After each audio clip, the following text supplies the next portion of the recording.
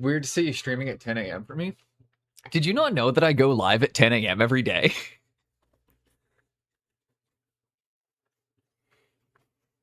It's kind of weird, but it's like, yeah, it's explaining that I was like, I actually do a really early time slot. Usually noon for you. How are you liking being on the West Coast?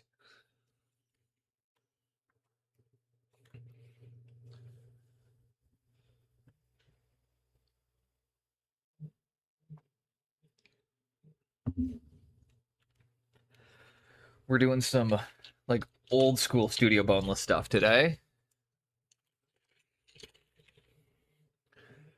When's the last time we went and decided, let's try and paint 32 models in a 5-hour stream? Maybe 6. But we got 16 with 2 weapons, and 16 rocking ye old sword and board. So I told my client that I could do this army probably a little faster than I probably actually can, but I don't think I'm going to be too far off. Hi, baby. Yeah, look. You can watch me on the TV. You can go and look out the window. No. The only thing you don't get to do is scream at me. Up and down. Nice how everything close by. Cost is a bit high, but I can't complain. Because I'm able to sleep on time for once. Costs here are a bit high. You do get used to them. There are lots of little tricks you're going to figure out. But yeah, cost of living here is quite high. I'm not going to try and sugarcoat that one for anybody who's ever looked at living in the Pacific Northwest, whether you're Canadian or American.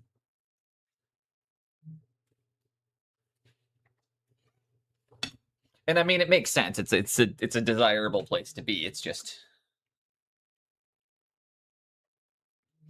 it's not an affordable place.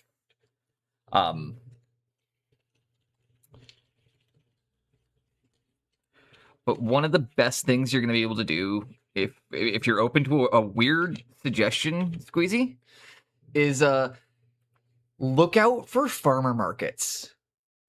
Farmers markets are a huge thing up here. People love to garden. People love to sell off their excess produce. And you can get a lot of really good quality produce for like a quarter of what you'd pay at the grocery store. People practically just give they're honestly, they're just trying to get rid of them. So one of the best things you can do up here in the summertime especially is the farmers markets, because it's a zone 9 climate, so you're going to have access to anything almost subtropical.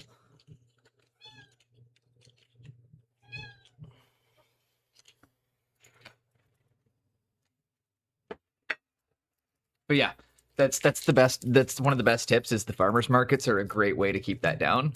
And another is we do need to find those for sure. It's a matter of when. That's exactly it.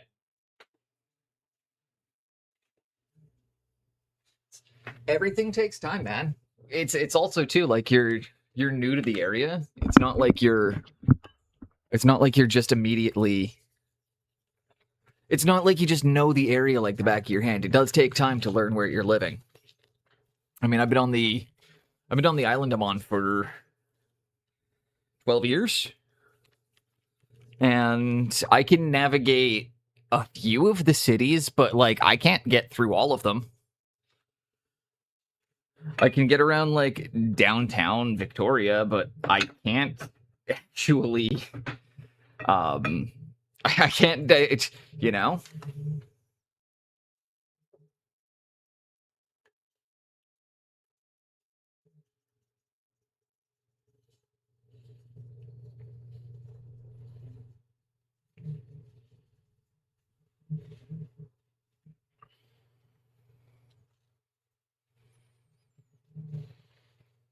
So the process for this is going to be super duper fast and lazy.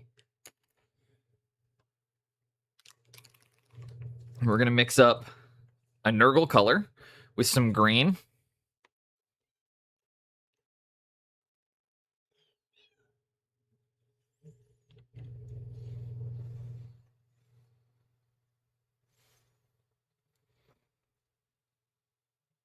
to get some green down. I'm gonna mix in a bit of this like tainted green. That looks pretty nurgly and thick. Oh yeah, bit of that in there. And then let's grab my mixie brush, big brush. What kind of color? It's still a bit too green. Bring a bit more of that taint in there. Let's taint that garden. Put our, oh, actually, let's add a touch of Ruddy Terra.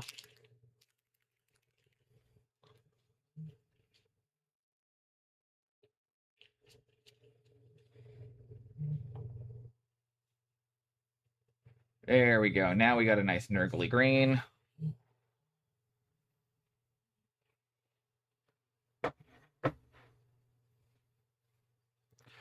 Perfect. Next up, I'm going to put down some orange.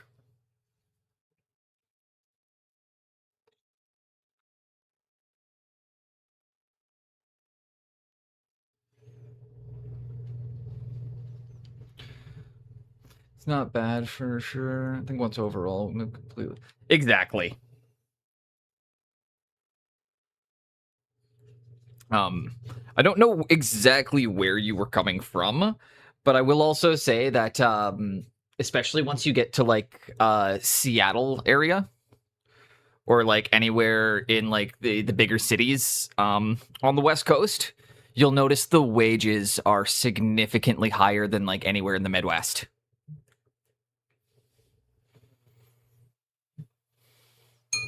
So that is one of the nice things too. Wages here often are like the wages here are a bit higher to offset the cost of living.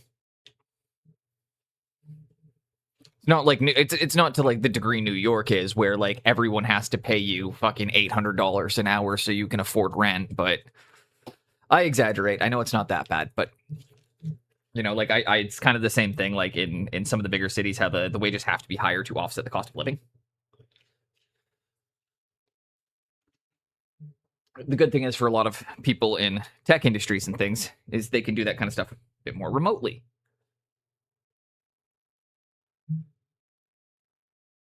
Okay, so I got two different oranges. I got my green. I need a brown. Let's throw a bit of Banshee Brown down. Moving from downtown. Oh, never mind. Never mind. Chicago kicks ass. Yeah, that's a little different. I was like, yeah. You know exactly what I'm talking about with the cities thing, then. But that's Chicago is. Chicago blows compared to Seattle. Oh, I mean, the Windy City is cold. Seattle's an amazing place to be. But no, I was just going to say is like I know that Chicago's got good cost of living to wage ratio. Weirdly, these are things we also know as Canadians. Mostly because we like to compare it to how things are other places. But okay, we're mostly just going to take some super dirty wet paints. And we're going to inconsistently just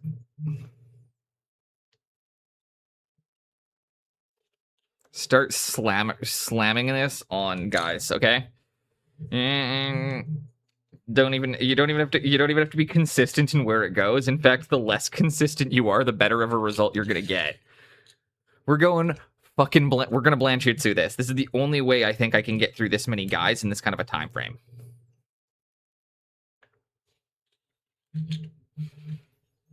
We already got everything with the base coat dark metal.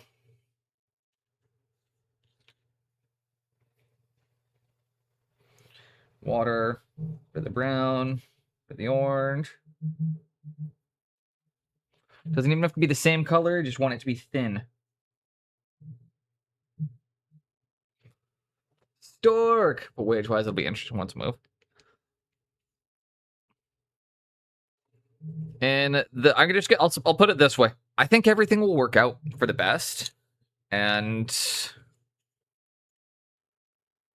you know, just, that's all I can say. Is I got a good feeling. But I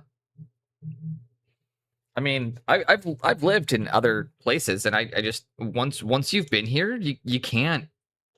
Nothing compares.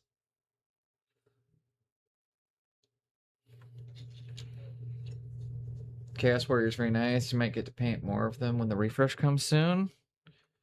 The refresh is already partially launched. Has it not?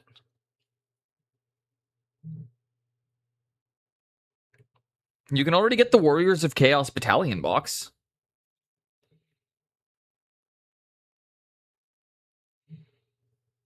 Unless my game store is just not sold out of original release.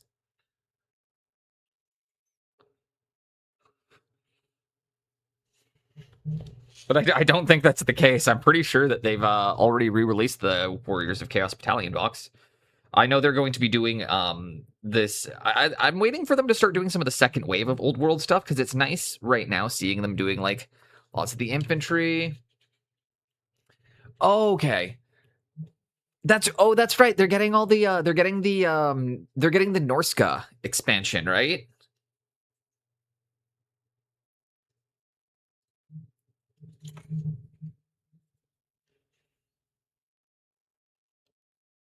Which, if that's the case, then I'm fully taking up Old World as my game. Or as like my big war game. Because Norska is one of my favorites, other than Giants. Which I don't think anybody would be surprised. We should go over this in chat. What are your Old World factions? Like, when you play Total War, what's up, Stulitzer? When you guys are playing your Total Wars, when you guys are totally making war on people, what faction do you play? Boneless plays Ogre Kingdoms and Norska. Those are my favorites.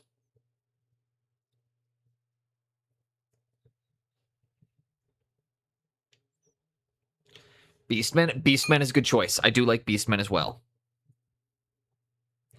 Beastmen's fun because you don't have to like do a lot of the it plays so differently than any of the other ones. I'd say my least favorite one I've done is Chorf. There's way too much going on. They added way too many bonus mechanics for Chorfs. They have a whole goddamn like Sim City game attached to their faction.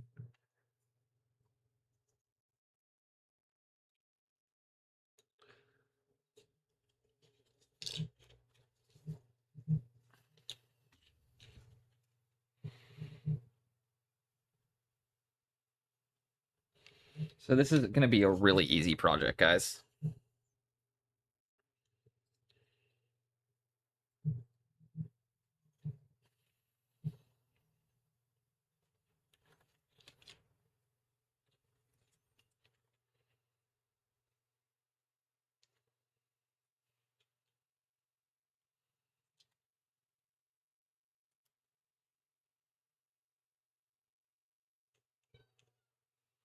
There we go. So we're going to go back to the beginning where we started. And as you'll see, that first dude just kind of... They showed off the new Cathay Cats, Tiger Warriors for Total War, more info at the next Skulls event. They need to stop making... Like, Total War is getting kind of obscene with its amount of expansions, I will say. So they better just... Like, they need to start just giving us stuff.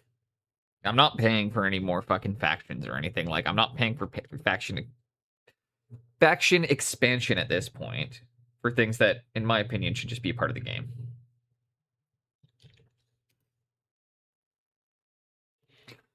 Next up, hit it with some orange.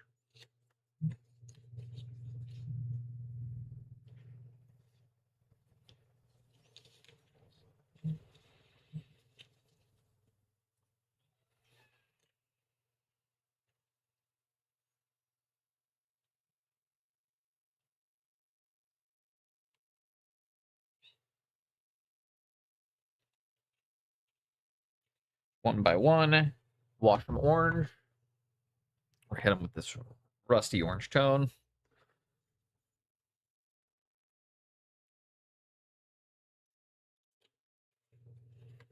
Again, you make sure, like, let it go on inconsistently. Not everybody has to have the same rust patterns, you know? Maybe some guys are rustier than other guys. Who knows?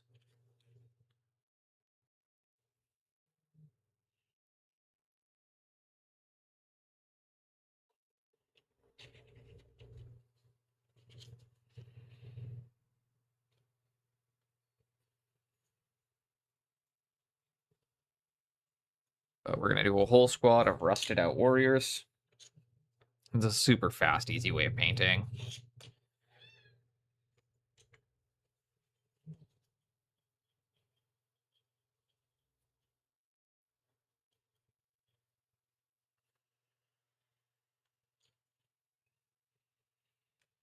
Sigurd, can you please stop screaming? You've had breakfast, you've had play, you've done everything you need. Now you just scream.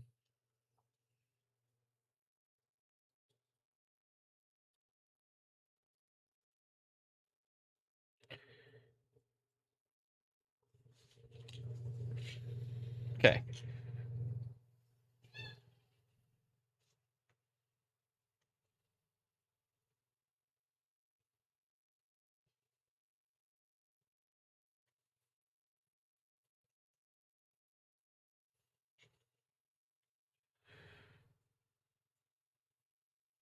And there we go.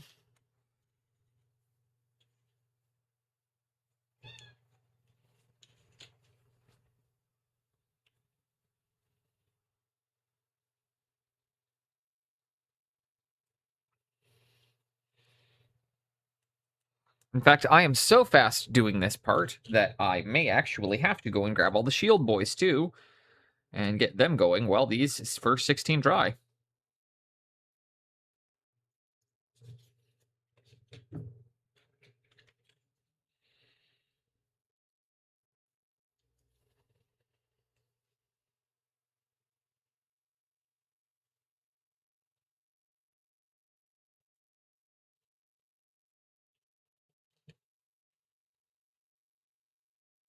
More.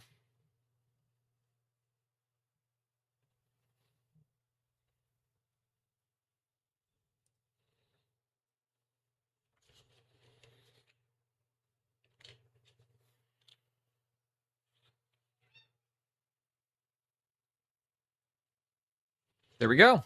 Now they're all coated in their first layer of rust.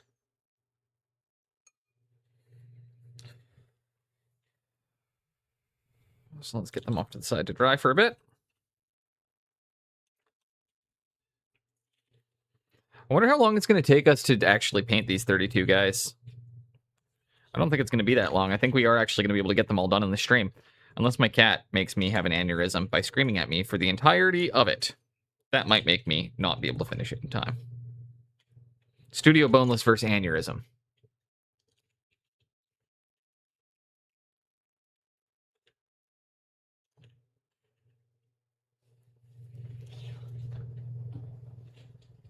Just got done walking in the snow. All right, guys, next round.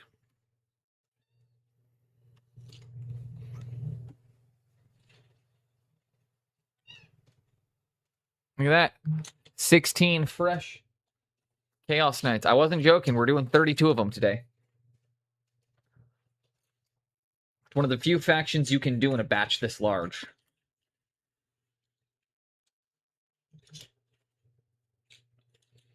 The trick is using some organization to make sure that you kind of know what you've done, where you're going, how you're working, and having just enough models to work yourself.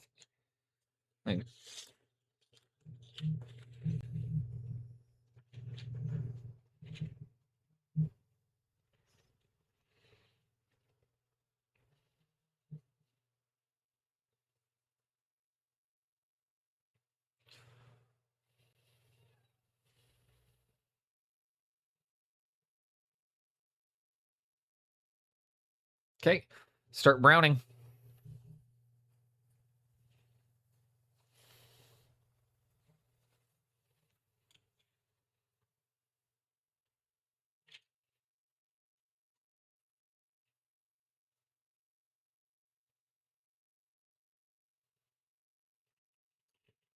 And you're just gonna dab.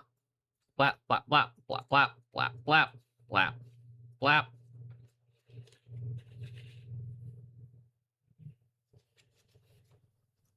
This will mute a bit as it dries.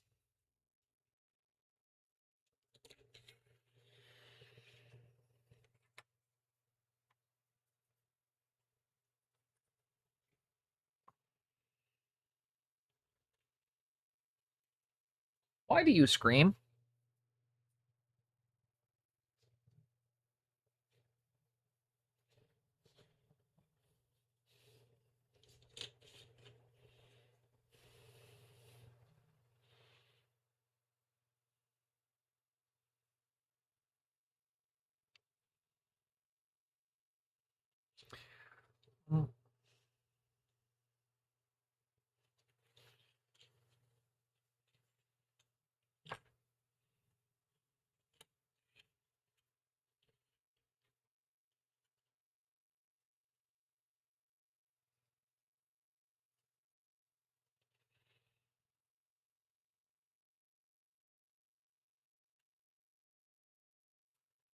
And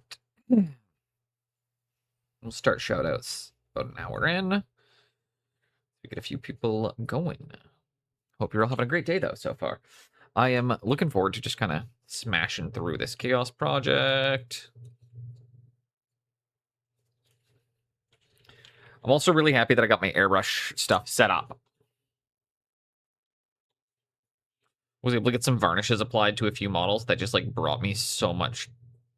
It calmed me down a lot, honestly. Like, having a varnish on Troll right now. Whew. Hard to explain how much that actually did for, like, making me just chill the fuck out.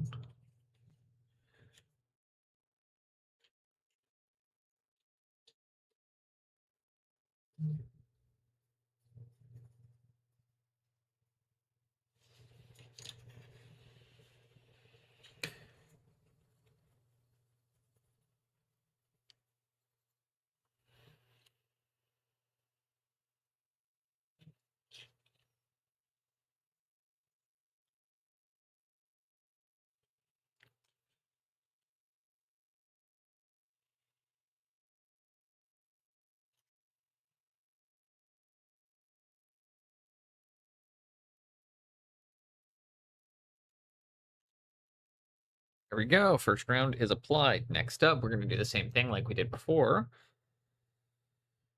We're going to start at the one we did first, and we're going to hit them with that kind of orangey wash now. We're going to mix up some more water. Or grab some more water for that.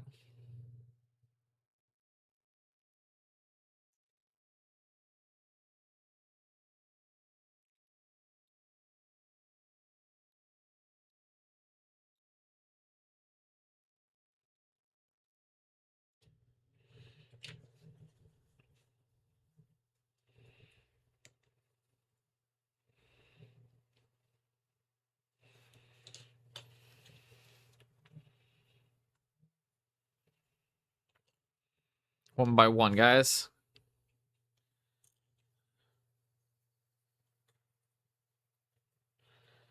And let those colors mix. Let them do their things. Yeah.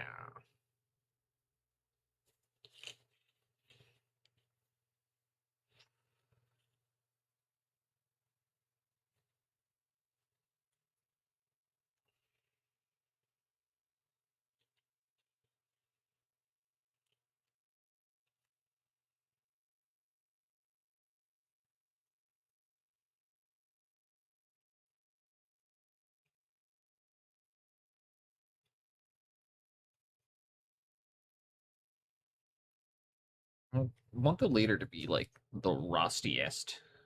I want them to look like they've been like going for the longest. Means their armor would kind of actually be in the worst condition. Something to think about when you're doing like chaos, right? Is oh my gosh. Wasn't expecting that. Sirs, we have a casualty.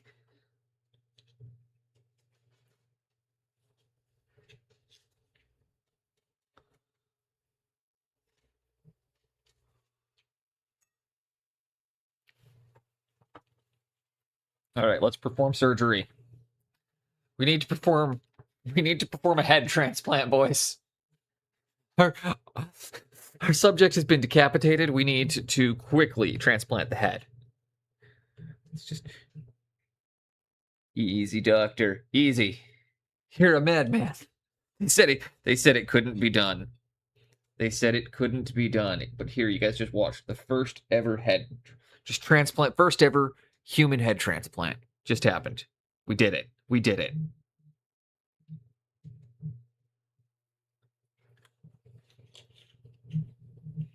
all to a Motley Crue soundtrack. Should have been a surgeon. Should have been a surgeon, boys. They don't make hands this steady.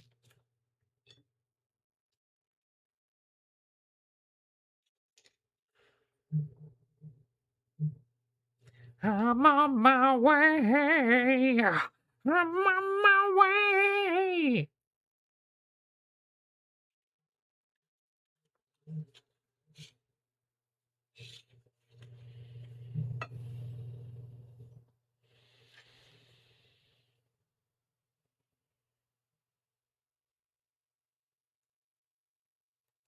Home, sweet home.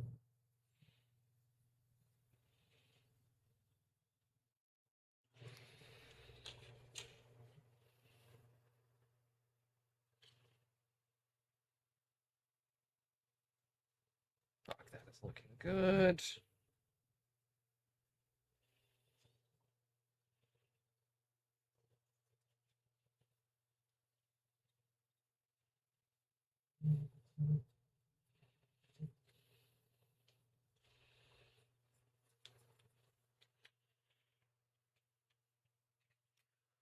Grime 'em up. I'm on my way. My way. Bit more water.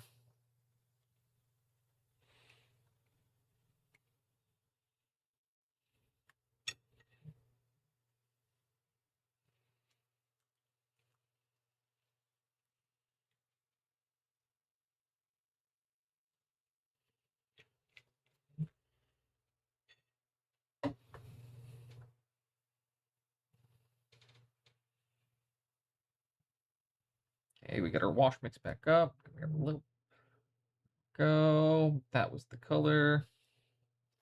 Don't know if that's the right consistency, but it doesn't matter. That's the beauty of something like this, guys. Even if it's not the right color. That's the best about doing stuff that's really weathered, right? Like it doesn't have to be consistent. In fact, the less consistent it is, the better this will look in the end.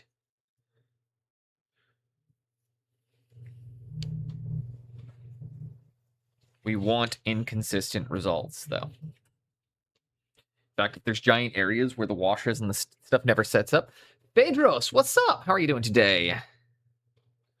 I'm doing great. I'm smashing some paint, living the dream, keeping up with some chill vibes. I'm trying to see if I can paint 32 Chaos Warriors in 6 hours. Thankfully, the client's request was a really fucking simple one. Also, I need to say something that's kind of funny to me. I've only ever known one other, I've only ever known one other person with the username Phaedros, and it was somebody I used to play Conan Exiles with, and I just have to stop. You didn't used to mod for a Conan Exiles server, did you?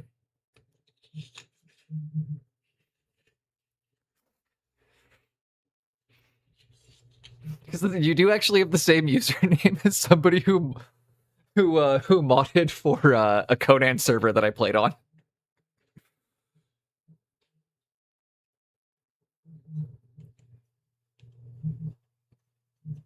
Or is it? No, it was not. So I thought it was too coincidental. You got to ask when it happens, right?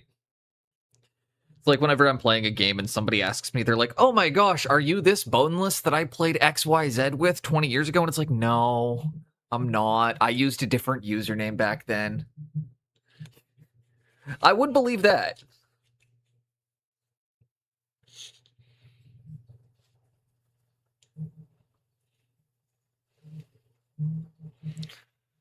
Hobbycore, I'm having a great day right now. I am trying to test myself to see if I can paint 32 Chaos Warriors in 6 hours.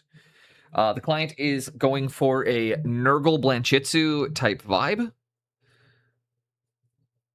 I figured if I could do the center, because I did the whole centerpiece for this army in about 6 hours, and I'm really happy with the result. We got minus basing. Basing's not done yet. But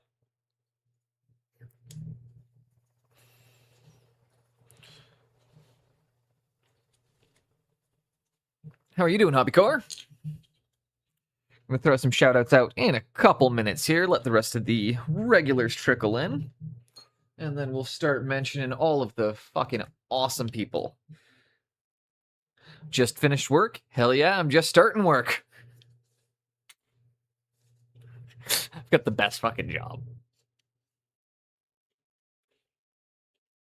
So we got those 16 drying, okay?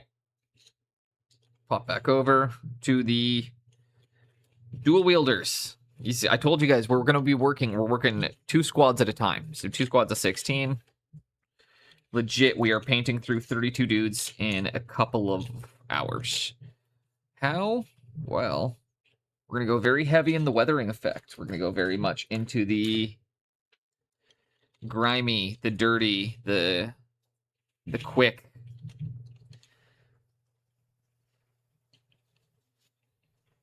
I'm going to show you guys how to get certain details to pop really, really fast.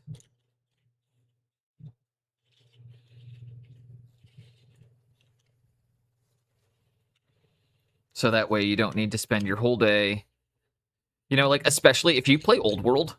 If you're an Old World player, you know, the model count in this game is too high to spend more than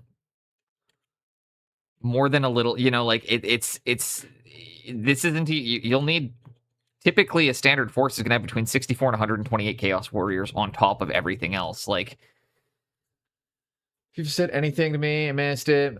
No stress. I'm just chatting at the air. Good. Next month is 7/12s. Ooh. I have like third of a Skaven for old. Exactly. So I like to make sure that people know that, like, when I'm doing Old World, I move fast. It's about, I'm not gonna win an award with an Old World army, but at the end of the day, if you play Old World, you're not gonna win an award with your army, because what you need to paint to get a nice playable force.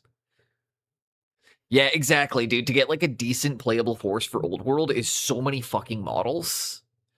That if you want to have a nicely painted force that you can play with, it will never be to an award-winning standard. And you got to just cut your corners, smile. Gonna take some green. Okay.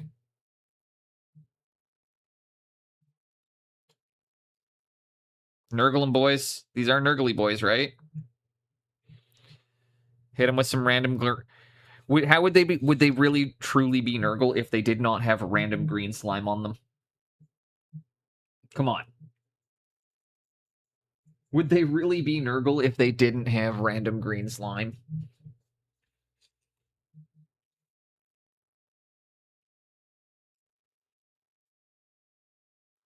It also just adds a nice additional effect to the weathering.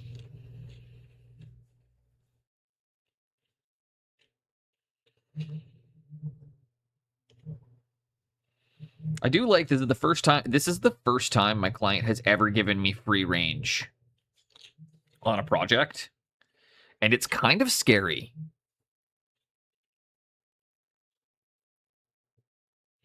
I've been working with this guy for a year and a half now, just over, or just under a year and a half, maybe a year and a quarter.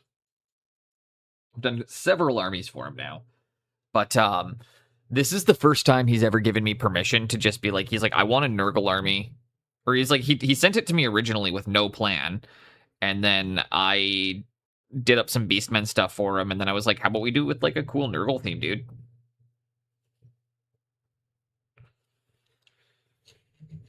You know? And he was like, yeah, that's cool. So then I sent him like 4 or 5 ideas that like I had. And he liked his favorite one just so happened to also be the easiest one to paint. And it's like, oh, thank fuck.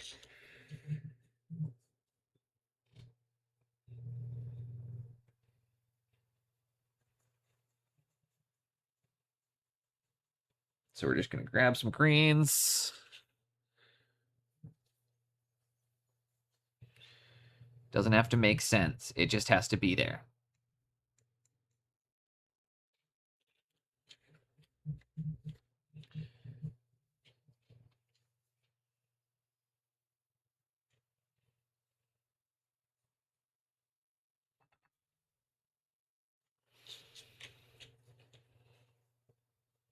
That's all, guys. Like, you're just coming through, slap some green down next.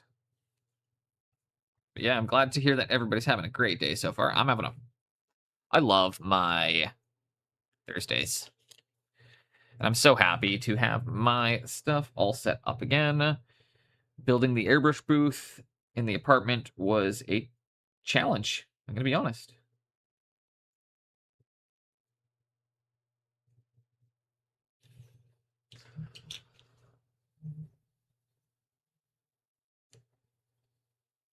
But we got it working. Got everything going. And yeah, was able to get a shit ton of stuff done.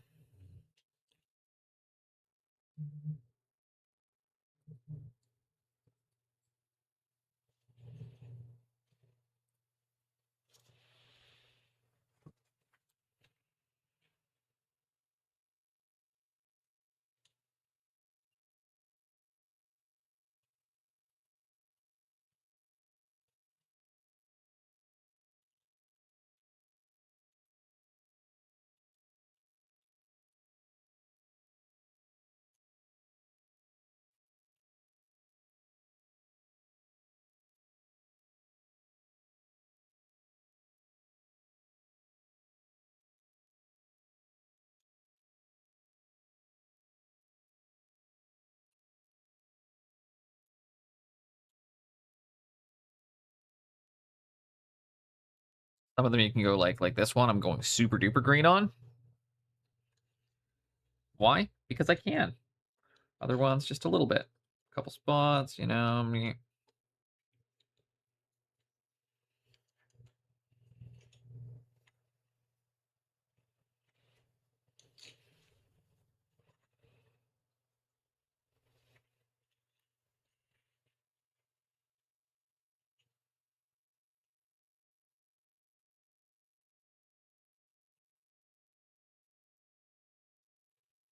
Here we go. Next round of green is done. Give those guys a moment to dry. In fact, all 32 of them need to dry for a moment.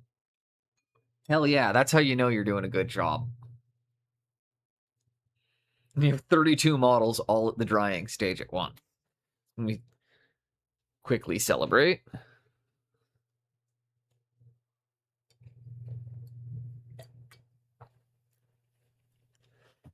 No one's redeemed it, but I have energy for it.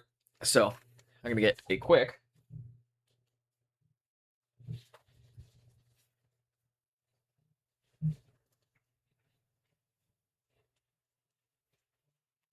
I'm going to get a quick exercise in while my models dry.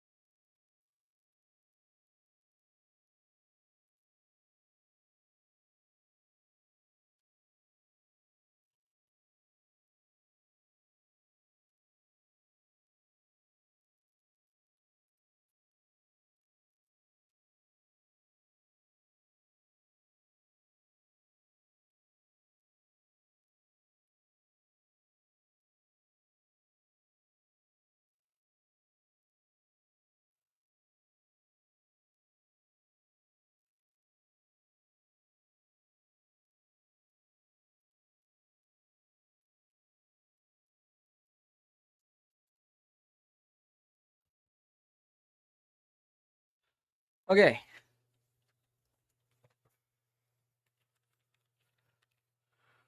Well, they're not dry yet, but they're drier than they were.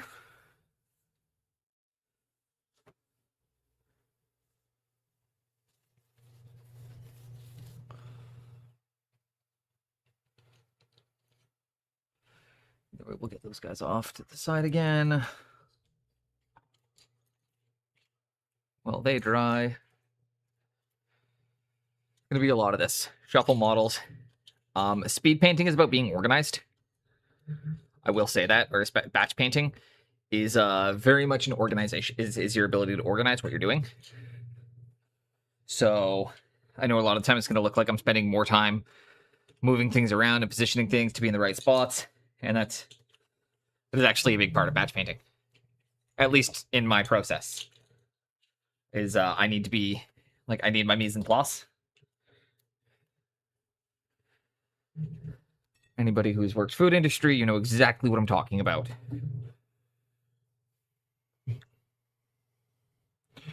But speed painting is a lot like line cooking in the fact that your mise will make your day, or your mise will make or break your day.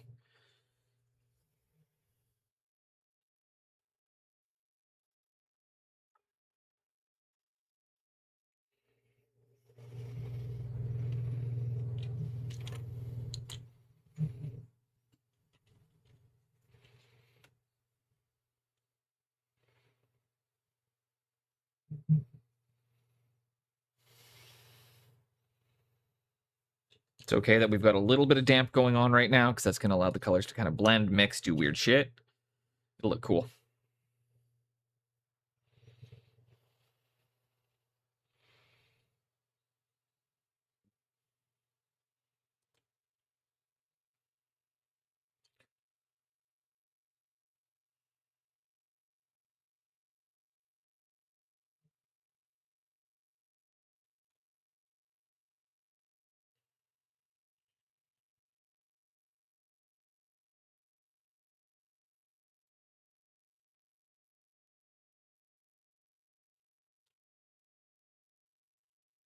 Et voila.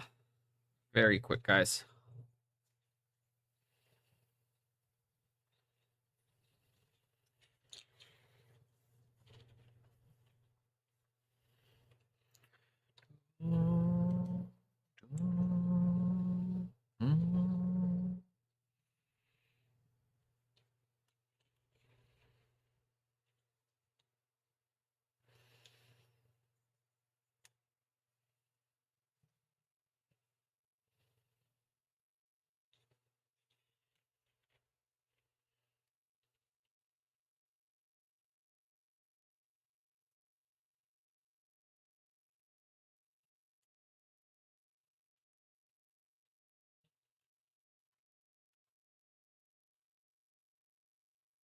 And axe. Grab axe. Grab head.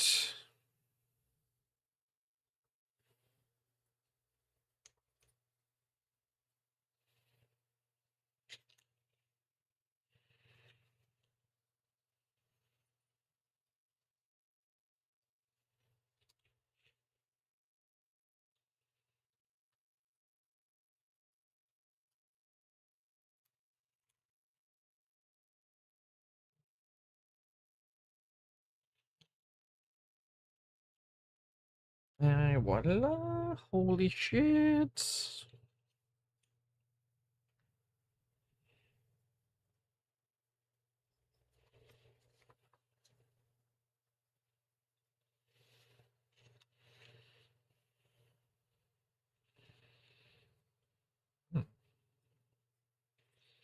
What song is this? I don't recognize it.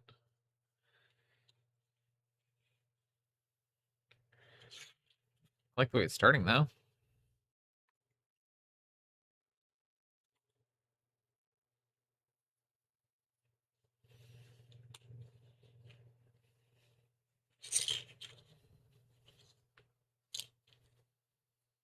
Oh, there we go.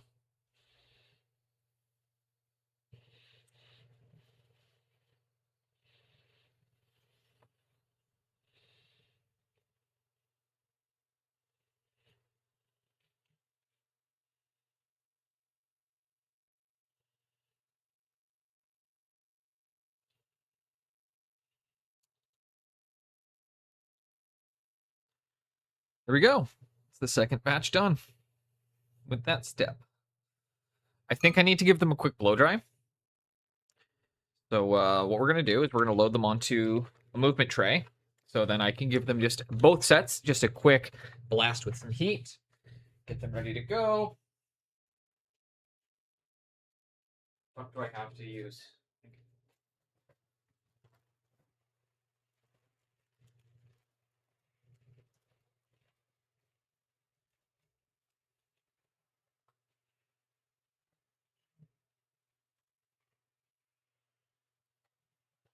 Good enough. That'll work. Need something with a nice flat bottom to transport quickly. Because I am about to blow dry 32 models.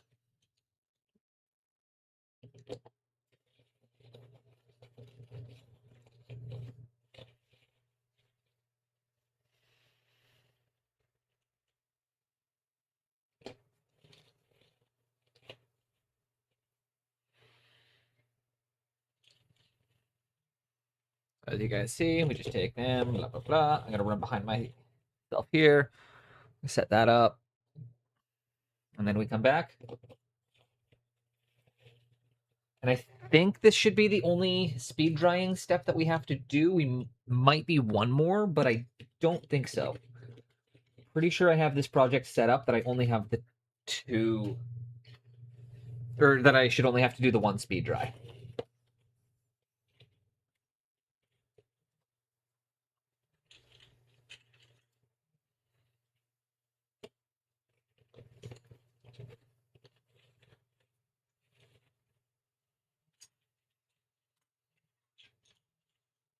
And we're almost done loading them up.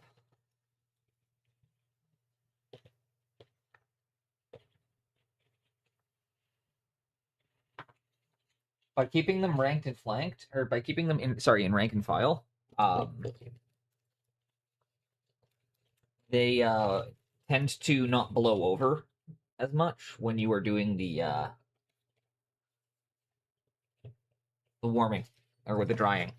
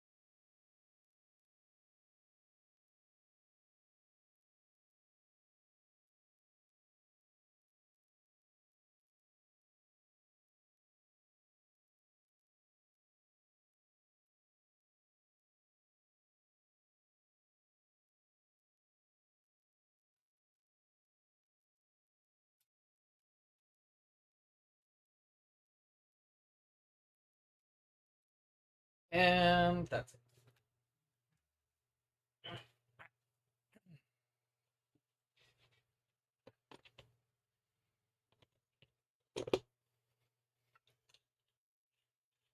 Go, they're all dry and ready to go now. Quick and easy. Also, moving the dry models is a lot easier because I'm not worried about fucking the paint up.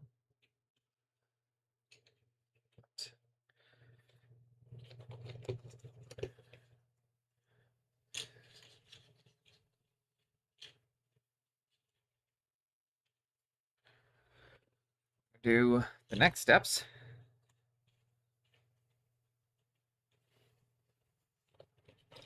And again, this is gonna blow some. We're gonna blow some minds here about how fast this is gonna come together.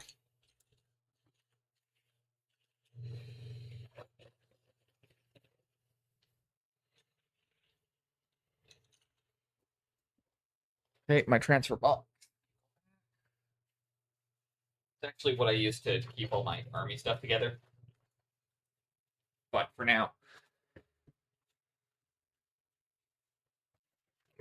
it's serving its purpose, doing what it does.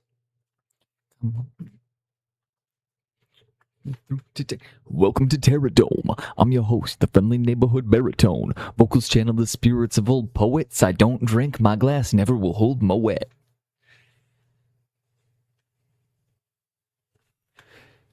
I'm 1/6 of a clique that runs shit while commercial counterparts are in constant conflict. Come on through today. I'm from Ida Wales.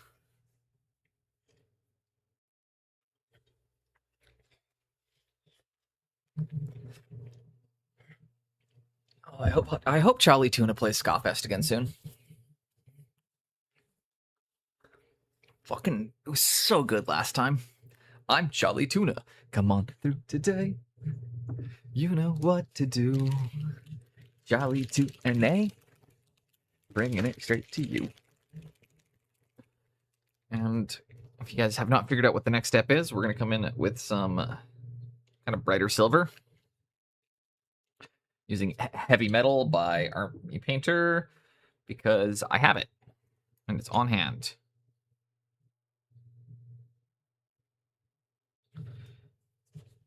And we're going to grab a dry brush or a stippling brush. Call it what you want.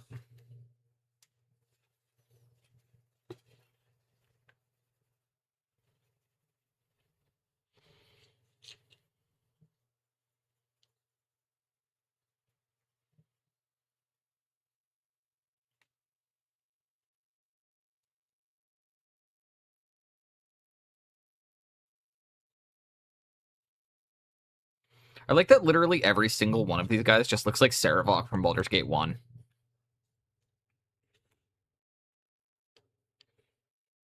I mean, technically as well, 2 and 3. I'm pretty sure Saravok has the same outfit, but I just love that, like, essentially all of the Chaos Warriors just kind of look like Saravok.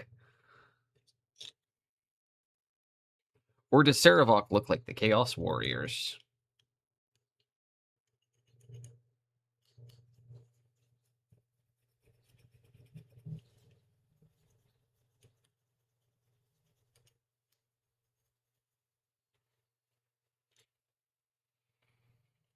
And one by one, you're just going to flick, flick, flick.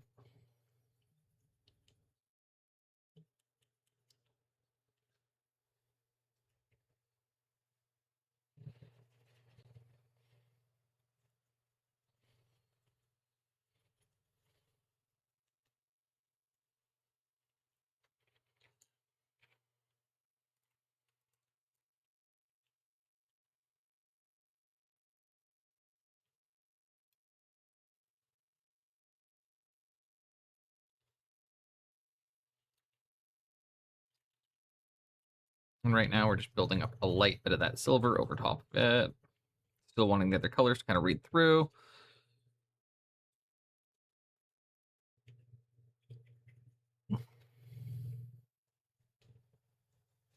Click, click, click. It's going to be super quick, guys. And again, like this is kind of the completed color we're going for. I'm actually going to try and go a little bit less green overall, which I might do by just kind of even right here.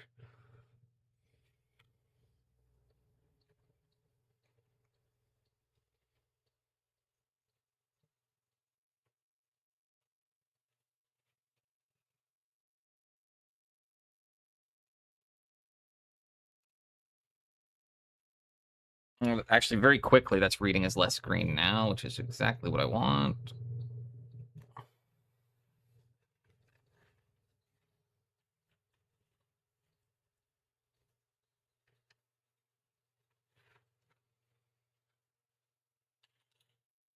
Here we go. Yeah, the Manticore Knight pretty much resembles what we're trying to do. Pretty quick, pretty easy stuff.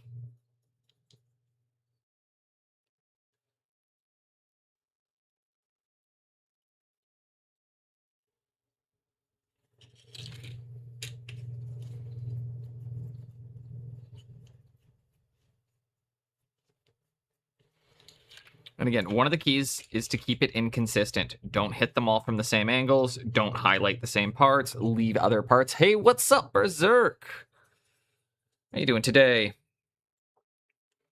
You know that bust you sent me? The really nice orc one? I don't know how to change my YouTube thumbnail. So the part of my stream of me reviewing that model ended up becoming my YouTube thumbnail for the stream. Just want to give you a heads up on that. I don't know how to change the thumbnail. I'm not trying to take credit for your work. So if you happen to see that, I'm sorry.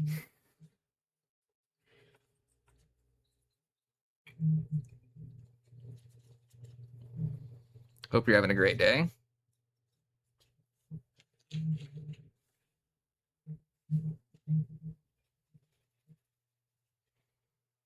Just let me DMCA you really quick.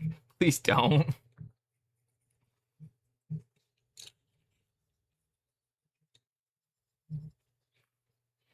Honestly, the one thing that it gets me about the DMCA too, like, is so I haven't had to deal with it myself, but for my friends that have, you know, I'm the kind of guy, if somebody just messaged me, if somebody, like, straight up, if someone just messaged me and said, hey, could you take that down? I'd be like, yeah, absolutely. I was like, I'd rather just delete the video.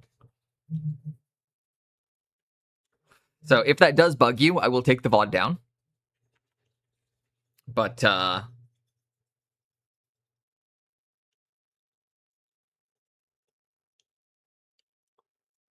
yeah. Just let me know. Like, if you want, I actually will take... No worries.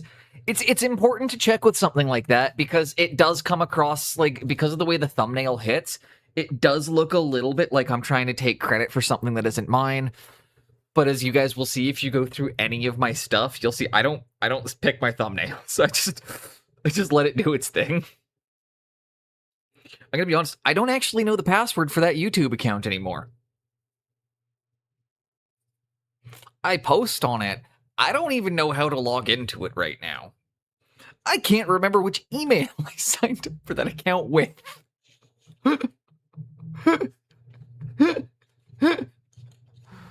I should figure that out at some point.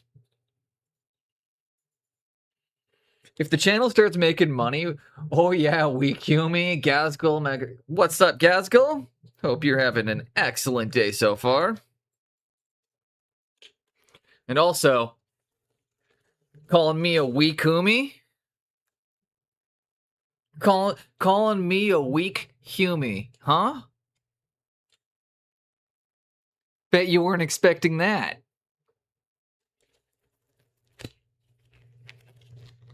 Is it bound to your Google account? Yeah, but I have 3 Google accounts, and I can't remember which one I signed up for it with. I can just check all 3 of them eventually, but it's effort that I don't want to put in.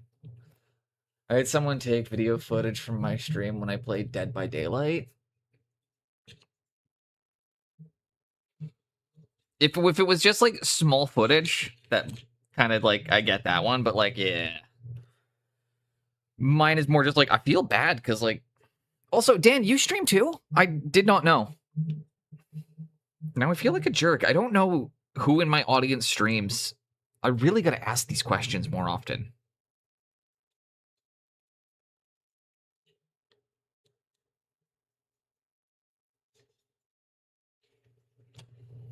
They were one of those accounts that... yeah. Yeah, see, mine was a little different. Mine is just, like, a YouTube thumbnail. I haven't streamed in, like, 2 years. I was going to, but work skill and motivation recently. I get that one.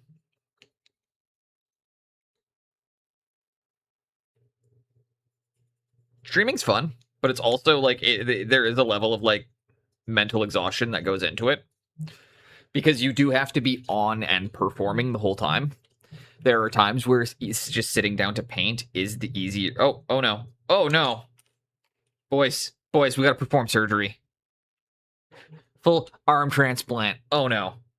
We've got an amputation here. We got a single amputee here. We need Dr. Boneless. Paging Dr. Boneless.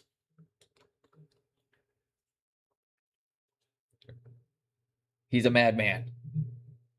He's a madman. It's never been done before. It's never been done. Oh my god.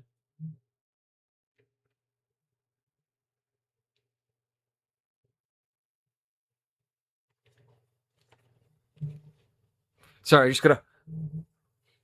It was so perfect. I'm gonna wipe that tear away, guys.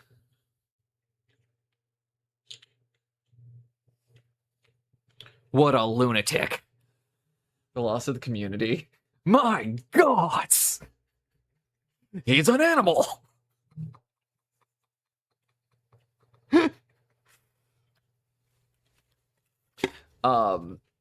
He's done.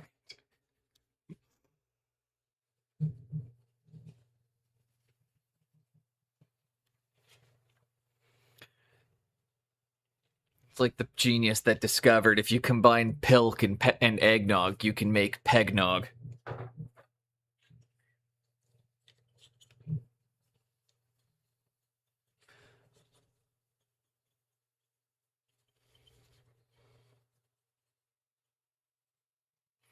Who was it that did the pilk commercial where you see them take the sip of it and they just look like they're about to vomit immediately? Was it Lindsay Lohan? Played Horror Video Society, was 4v1 like Dead vs Daylight. I've heard Dead by Daylight was one of those ones where, like, I heard it was a fun game. People really enjoyed it. My understanding is that it's got a really weird community, and a lot of them have left over the fact that there's this weird enforcement of rules, and people will ban you for using mechanics within the game because they don't like the way that, like, I've heard that it's just a very, like, if you don't play the game exactly the way we want you to play the game, we won't play with you.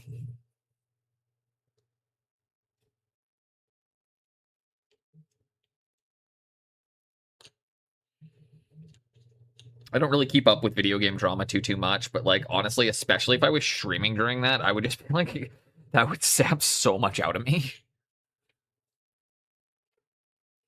Honestly, hello Boomino. Hope you're having an excellent day.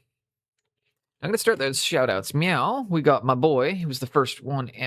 No, we're not. I'm not doing Twitch drops for fucking 15% off Crunchyroll. I want to shout out my boy Easy Peasy Lemon Squeezy, because he is fucking awesome. Now that we got some people in here. But yeah, we are having a great day so far. How are you doing so far? I'm gonna get these Chaos Warriors. I think I should be able to get them to a good standard within 6 hours. It's only 30. I mean, I only gotta paint 32 guys.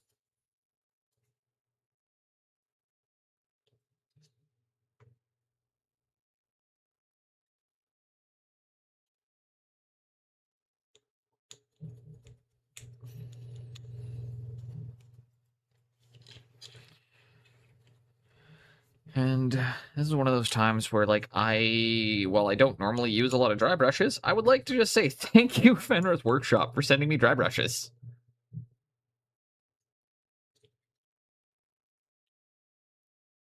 And kick ass. Like, honestly, I've been really pleased with all my Fenris products. VHS was 4 teens, 1 monster, 80s theme movie battle, craft weapon. Monster tries to avoid the damage. I do remember there was the Friday the 13th one too.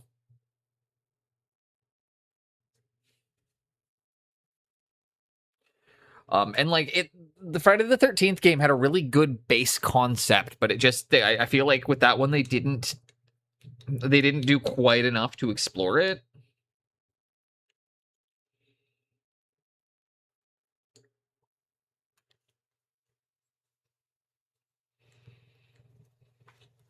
Kind of like it's like when they licensed John Carpenter for that, like, Toxic whatever. I don't remember. Toxic Patrol. I don't know. It's the new John Carpenter video game, and I found myself thinking that it's like, you know what would make for a way better John Carpenter themed game. Just want to tell you how amazing. I've not told Frog how amazing he is yet today. I was apologizing today for accidentally using his thumbnail or for using his using his imagery. The picture he sent me of his bust ended up becoming the YouTube thumbnail, and I'm not logged into that account and I don't know how to change it, so I have to apologize to him for that.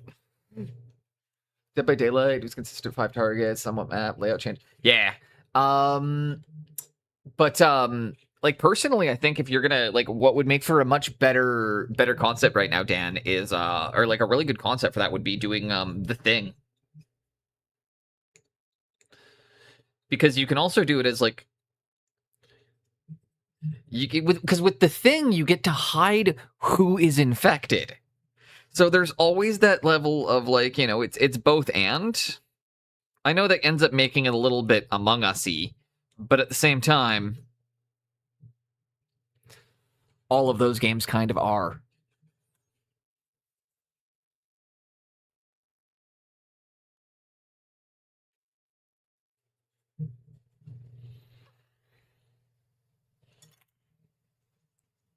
Dead by Daylight wasn't fun for you.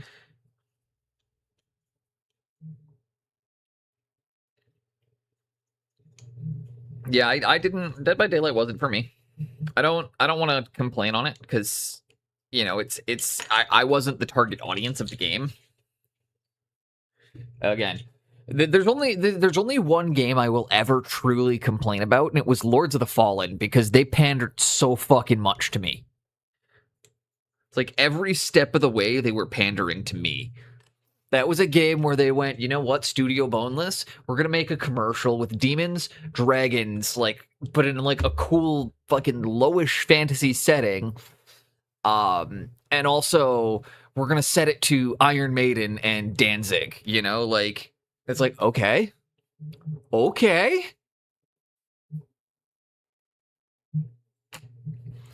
You know, again, that's the only time I've ever been mad about, like, actually been upset about a game, because that I was the target audience. There was no. It's the same thing like with a bad Conan thing. Like I am the target audience of Conan the Barbarian. You want to know? Wasn't that a Souls-like? It was a really terrible Souls-like, but I really enjoy Souls-like games. Like, I honestly, like, I love Souls-like games. So again, you got that's adding to it. You've got a Souls-like, awesome fantasy or awesome dark fantasy setting, heavy metal music. You know, like, you know that, like, it's like critical one. I tend to be very critical of things, but I can also take a moment to acknowledge that something's not for me, right? Like, and I think we struggle with that a lot more in gaming than we do in other aspects. I don't walk into the fucking bra store and complain that they're not selling men's pants. At the end of the day, maybe the bra store just isn't real. Maybe it wasn't made for me, you know? Maybe the store that exclusively sells women's underwear, I'm not the target audience.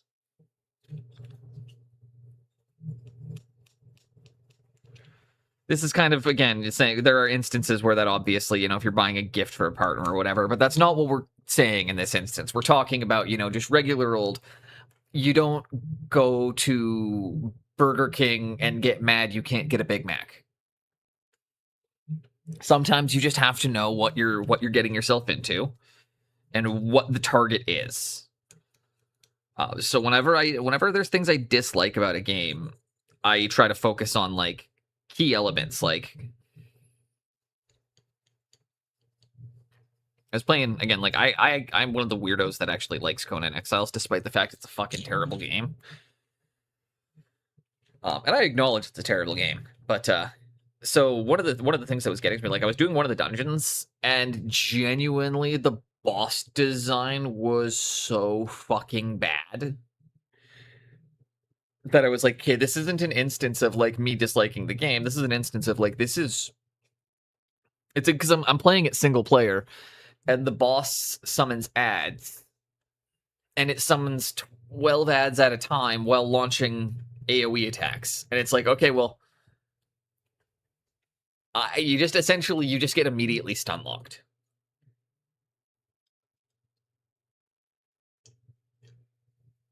Divinity. The new Divinity game is like, are you talking like Divinity Original Sin, or are you talking about Divinity, the upcoming game? Because the upcoming game, Divinity, is not going to be is probably not going to be co-op. The Divinity series is okay, yeah, Original Sin. Because I was going to say the Divinity series is actually a single-player action RPG, which a lot of people do not know. But Larian has I'm pretty sure like they want to do something different after Baldur's Gate 3. So it's a little bit funny that a lot of people are expecting another CRPG from them without the understanding that Original Sin is the turn-based versions of the games, whereas just the Divinity games is played as a single-player action RPG. And they're fucking awesome games. When I was talking about the game, I got pissed off that it was at Divinity. Honestly, Divinity is a fair one to get upset about because there are elements I love in the game, but there's also elements of just terrible, terrible design. For example, your ending choices are not telegraphed well enough. Everything leading up to the final battle is telegraphed perfectly, but the actual ending and the decision you make, it doesn't actually telegraph your decision and what the outcomes are gonna be. That's something that you got a blowout because you tried to dig a grave. See, I did mine the easiest way possible. When I got to the third act, I just went and hired after I murdered and killed and did everything I needed to do, I just hired a new minion and then had them go and talk to the person, and he's like, yeah, you've never committed a sin. Perfect. Come on in, everybody. Then we all walked through, despite the fact we were murder hobos. You'll have to speak up. I'm wearing a towel. Ooh, Marquis, welcome in, welcome in, welcome in. Hope you're having an excellent day. How are you enjoying your big box of orcs?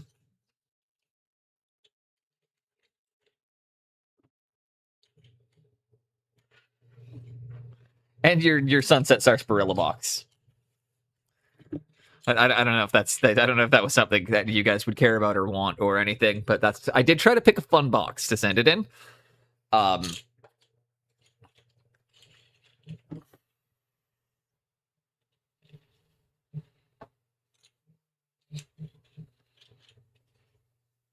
But hope you're having a good one, Marquis.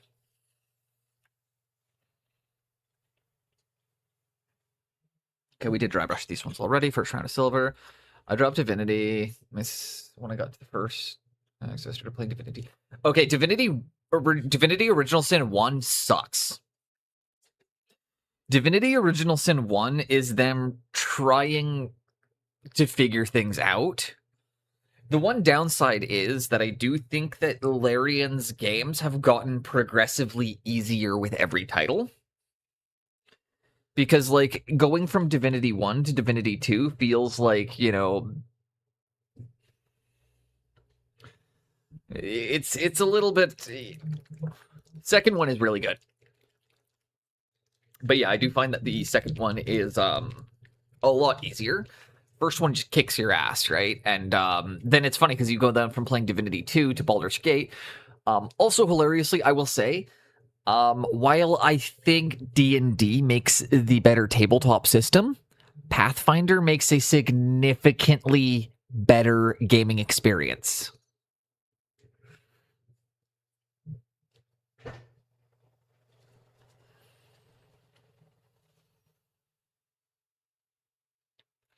I found that using the Pathfinder system made for a better gaming experience using action points instead of you can just have action bonus action. because it kind of gamifies it and gives you the ability to, be like, okay, well, I can like stack this, blah, blah, blah, how to get those like extra action points. I don't know. I feel like, Pathfinder, while a worse tabletop system, is actually the better CRPG, or makes a better CRPG than D&D 5th edition. I'll use all 3 actions to run. See, in Pathfinder, you wouldn't have to, because you would be able to take buffs to get your attacks down to 2 action points, and like you can stack up to, I think, 15. So like I was able to, by the end of the game in Divinity 2, I was able to stack 6 or 7 attacks per turn. I could move and get 4 off. Which again makes it more fun for a video game. For a tabletop system, less good, right? You guys kind of see what I'm saying?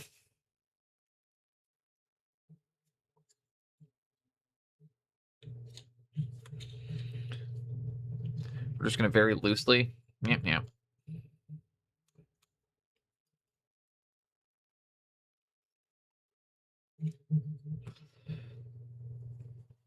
I think Baldur's Gate 3 was good because like my fiance, like my wife, she could not for the life, because during COVID I bought her a copy of Divinity 2 or Divinity Original Sin 2, and for the life of her it was just too hard for her and she could not figure it out and did not have a good time. And honestly, we didn't really get out of the first town. And then so like a couple years later, she got a concussion at work, had to take 2 weeks off, and because she had to take 2 weeks off, and because she had a pretty fucking, like, she'd given herself a major, she couldn't, like, she wasn't supposed to be, like, up and doing things, right? So I ended up getting her to start playing Baldur's Gate 3 because I knew about Baldur's Gate 3 brain rot. Unfortunately, it ended up lasting about a month and a bit longer than that, to the point that like we had to have the conversation being like, hey, you need to put Baldur's Gate down now. It's like it's like you got to moderate this.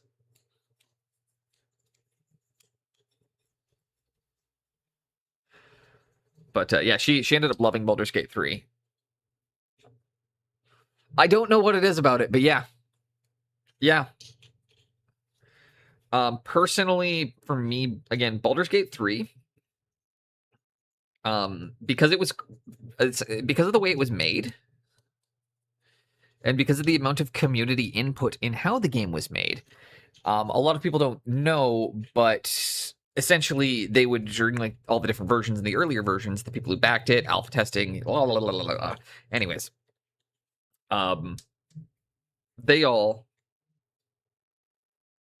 what was I about to say? They all had a lot of input in things that would change and what they liked and didn't like. And that's why romance ended up becoming the focal point of the game. Is you ended up being a lot of people wanting a dating sim. And honestly, Baldur's Gate 3 is more of a dating sim with a CRPG backdrop than a CRPG, in my opinion, because everything is surrounding the actual story of the game is extremely, extremely weak. Like, of all the Baldur's Gate games, it has the weakest story. But the moments it has very memorable moments.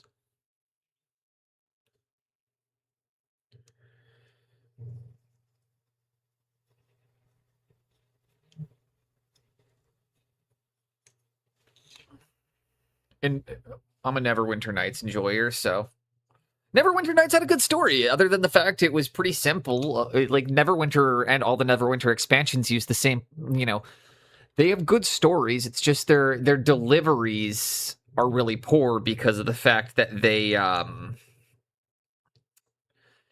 of their games fall into the 3-act. Act 1 is do the thing, learn the thing. Act 2 is get 3 magical MacGuffins. Act 3 and Act 2 ends with like, oh, turns out thing doesn't work, and then Act 3 is usually something big happens, or city gets destroyed, or blah blah blah, or then it goes into boss fight and trying to, the siege or whatever. The combat in Neverwinter's great, dude. Neverwinter's a great game. I'm actually speaking very positively of it. The part that I'm criticizing is that they use the same trope of get the magical MacGuffin. But the stories are good. Like, they're well written and everything.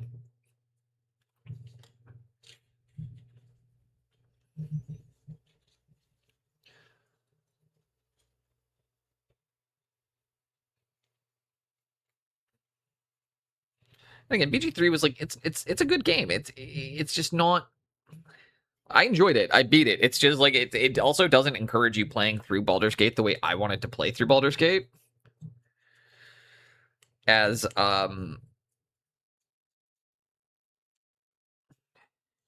really hard to do an evil playthrough.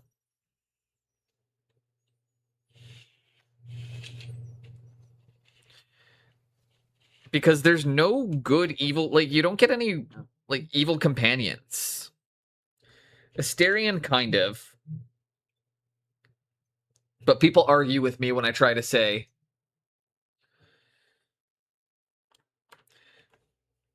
but yeah, your choices is like what? You get Minthara?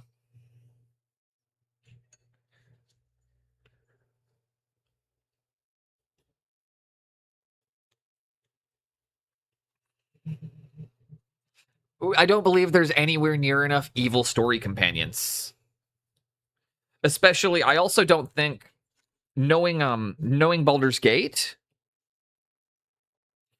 I actually just I assume the game's been out long enough that it's not a spoiler if I say this, right? Like I'm allowed to talk about stuff from the game. Nobody's gonna get mad at me if I do. Nobody's gonna click off the stream and write a fucking blog about why Studio Boneless is the worst person on the internet. Because he talked about something that happens in Baldur's Gate 3. Unfollows. No, so I don't think Dirge should be an option. Dirge should be mandatory. It's literally the only version of the game that makes sense. Asterion, when you ascend him as an asshole, yeah, that's fair, but also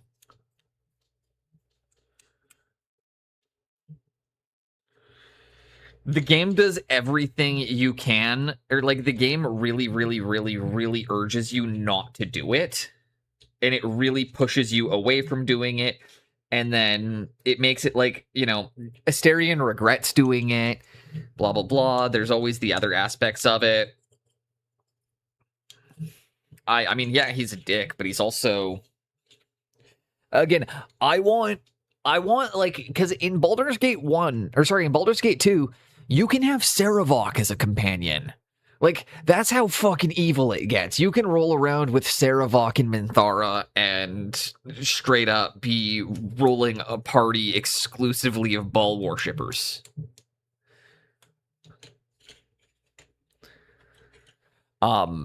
So that's more what I mean, right? Like, there's a level of, like, if I want to do an evil playthrough, but also, again, my big point is that you shouldn't be able to select other than for the fact it's a multiplayer game, but somebody in the party should always have to if you're doing it online, because, again, that's the only thing that makes the game actually make sense and tie it all together. The only way the Baldur's Gate 3 story actually ties together and is actually, in my opinion, a good story is if you play as Dirge. Why? Because that's the point of the games in the first place. That's also... if you don't know, you also play as Dirge in Baldur's Gate 1 and in Baldur's Gate 2. Or a relative of. Technically, you play as his brother.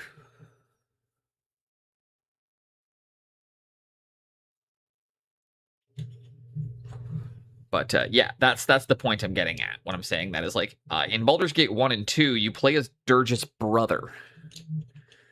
So it's kind of silly to me that then they're making it so it's like, hey, you know, this really important thing that actually ties all of our games together and would give us a reason to, you know, have some of these things.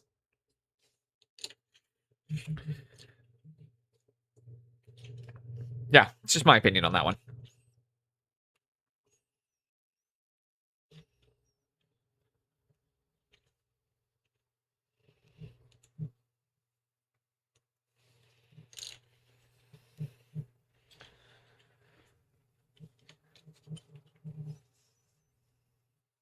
And the best part about it is I'm just a random guy on the internet. You're allowed to disagree with me.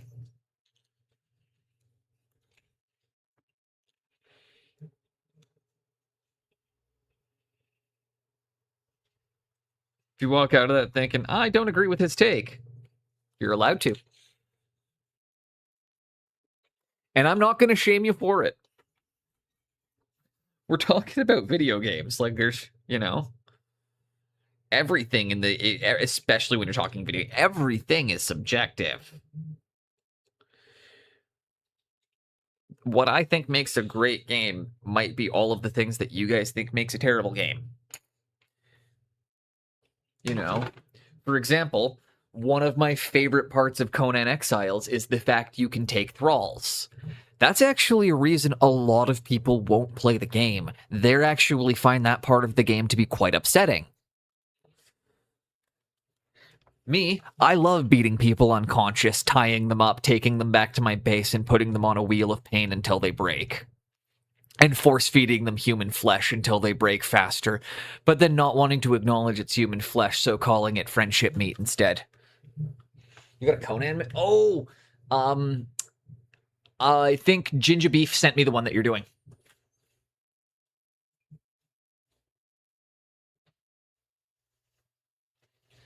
But yeah, that's just it, right? Like, is some people find the fact that, like, you know, slavery and cannibalism in the Conan games is like a core part of the gameplay loop.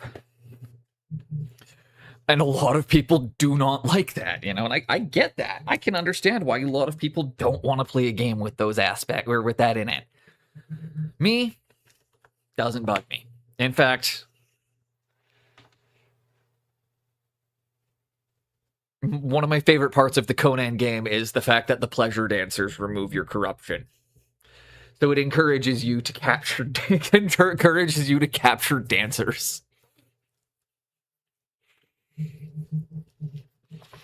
Like, yeah. So now we're going to come back to the original thing that we were doing here.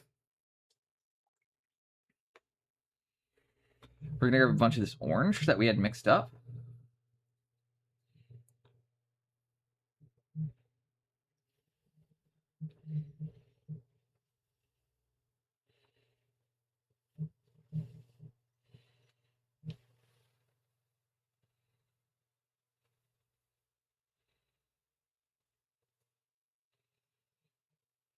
And now it's time to reapply, close the stream over these opinions, not just time for work.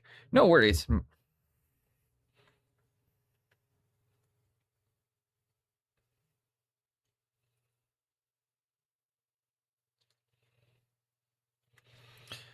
Now we're going to reapply rusty orange. My, what lovely feet. We'll absolutely get a workout in. I'm going to use up the bit of paint I've got here.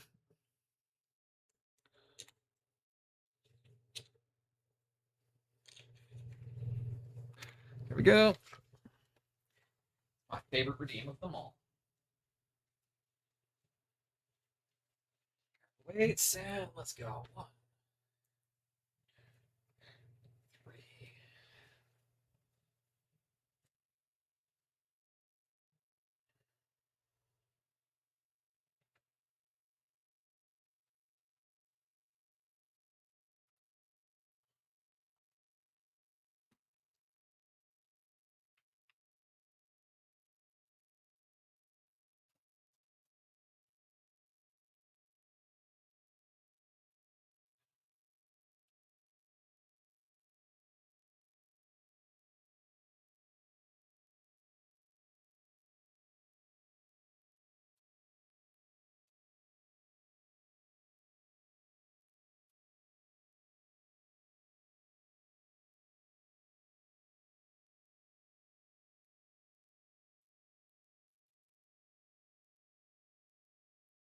we go.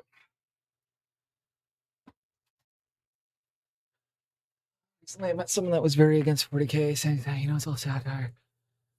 Okay. What's wrong with liking satire? You think we don't know? I'm sorry. The part that gets me the most about that Berserk is somebody going, "What? Do you think I don't know that, dude?" Baki.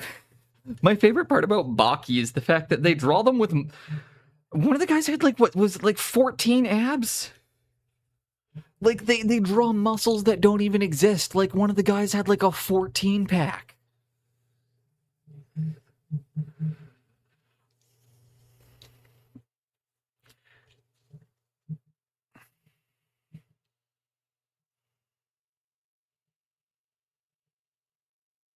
Baki's not my thing. I know people love it. That's kind of why I think that's why Baki works, is because it takes itself so seriously. So it's like I feel like they've never fully acknowledged that they're making fun of things, despite the fact they very clearly are.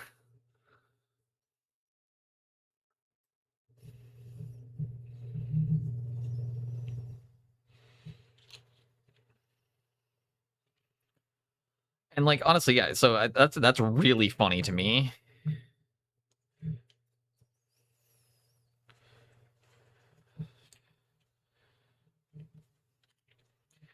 Because it's like you know, not every element of 40K is satire either. There are serious parts to it. Some of it is quite serious commentary, actually. Like what they don't realize is that like okay, like yeah, the Space Marines are a joke on like on a hyper fascist society. A lot of the Imperium is, but it's also not recognizing that the Imperial Guard is also a commentary on fucking British war tactics of attrition back in the 1940s and back in the First and Second World War. Like, it's a commentary on the wasteless loss of life that happens in war. I don't know. I think it's. I feel like it's satire that's just gone too far. Yeah, it's kind of like Starship Troopers, where the satire is so good that it's so satirical that it almost goes beyond, and the message gets lost. Like a lot of people, again, dude. My favorite joke in um in Starship Troopers is one that often goes missed by everybody. Where is Buenos Aires? What country is that in? Just for the chat here.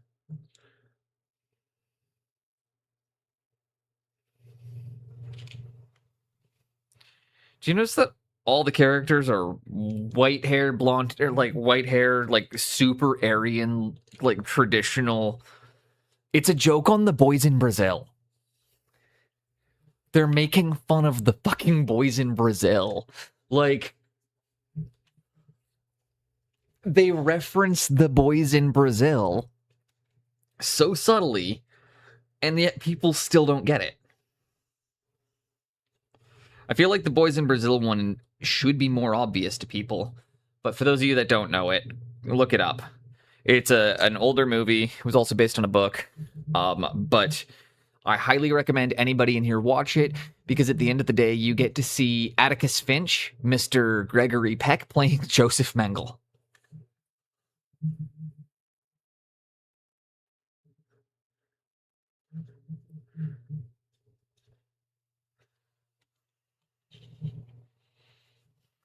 It's definitely worth watching just for that performance.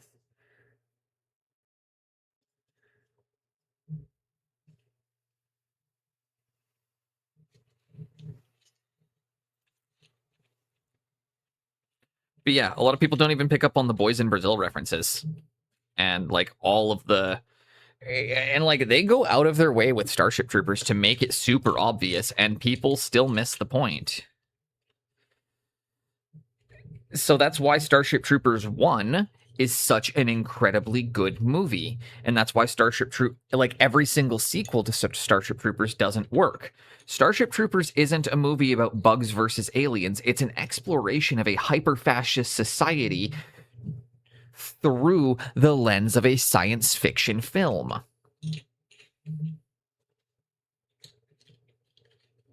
Same thing with Helldivers. Helldivers does a better job making it obvious. I actually think Helldivers intentionally tries harder to make it more obvious. That's actually one of the things that the devs did talk about is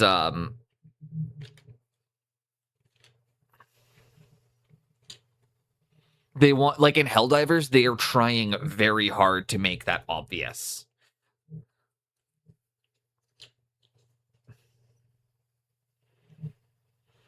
Up to the point, like, dude, do you know what happens if you flip? Because you know that you know what resource they get from the bugs in Helldivers is E710. I'm gonna take this out so you can see this. Put that upside down. What did it spell?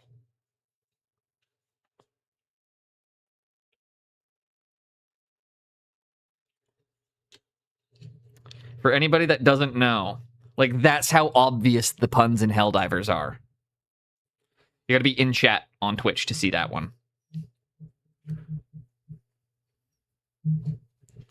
You flip 710 upside down and mirror it, and it spells oil.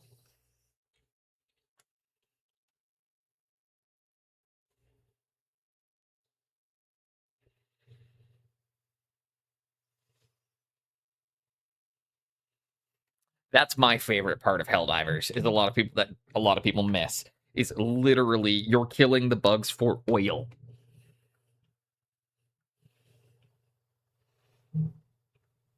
And they even spell it out for you, and people miss it.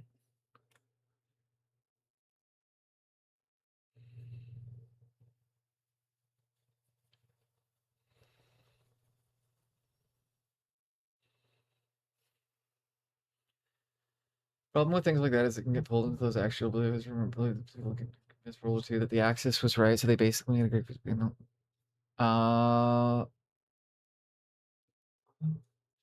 That's why I'm commenting on the downside to that is that it is because yeah, you're referring to is the pipeline, right?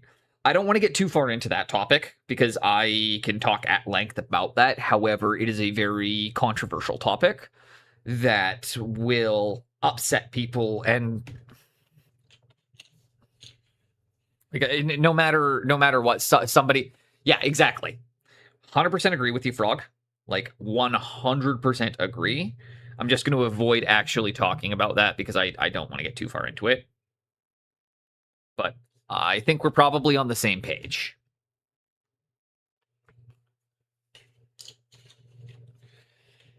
And yeah, it does become a lot of people, again, with the issue then, is because a lot of people can't differentiate the satire from the reality, you end up with people not understanding.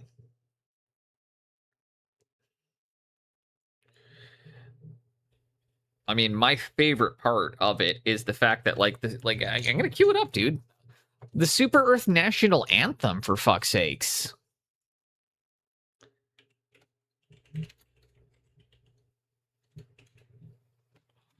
Yeah, we'll throw that on really quickly. Add that to the queue. You know, like it's. Do you ever actually listen to the lyrics of their national anthem? And these are things that people don't do, but they're all there for reasons, and that's why it gets frustrating when people can't actually realize these things and why messaging gets like why it gets so annoying when messaging gets lost so much on people.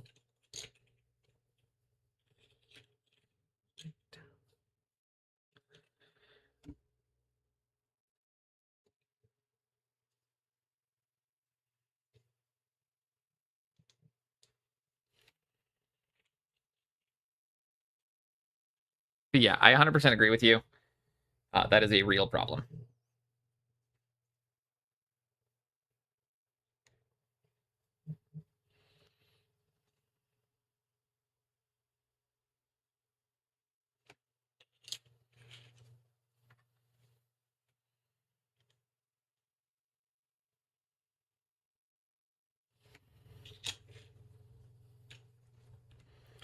Yeah, smash that orange paint. But yeah, it's exactly that, dude. Is even a joke that obvious is like the E710 things can be lost.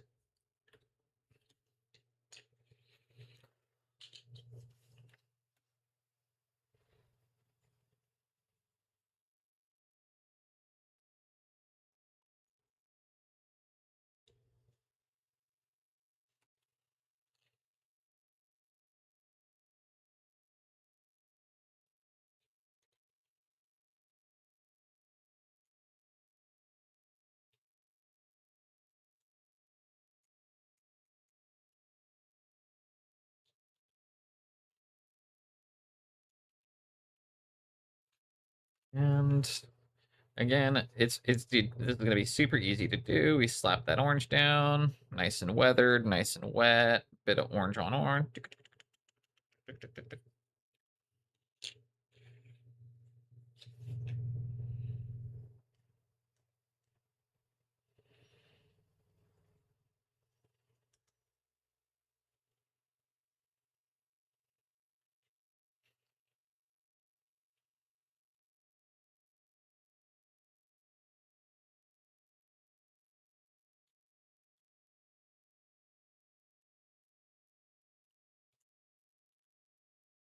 There we go. Everybody is covered in bullshit again.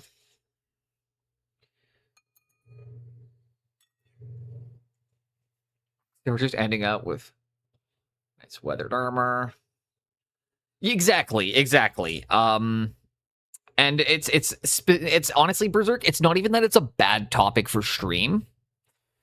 It's just that it's not a great topic for a miniature painting stream. And that's literally like I would even go ahead and say like it's not even like a bad stream topic. It's just I try to keep things, but yeah, again, we'll emphasize the point at the end here, that you're completely correct. Like, listen to the words of this. Our righteous cause, honor their death, do your part for the cause. Steadfast support of our regime is how humankind will reign supreme. No questions or doubts shall be allowed. Traitors will all be disavowed. Managed democracy is the true path. All who resist it shall suffer our wrath. White, yellow, blue, flying on all the worlds. Justice and hope are forever unfurled. Our way of life, galaxy-wide, paved with the skulls of those who've died. Unsinkable tide of Super Earth's pride, our torrent that can't be satisfied. We sacrifice for paradise. Anything less would not suffice. Like, again, just you hear the lyrics to that, right? Like, it is our way of life, galaxy wide, paved with the skulls of those who've died. Like, dude, it's not portraying the image of a healthy society.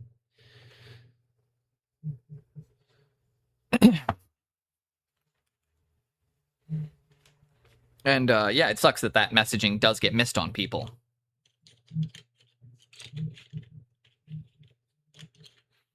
I mean, that's also why in the beginning when Helldivers 2 came out, they didn't want to buff. They wanted it to be a game. Like, they wanted you constantly getting blown up and dying because they wanted to show how little regard there was for the life of the Helldivers. Thanks, Dirk. I am having an excellent day.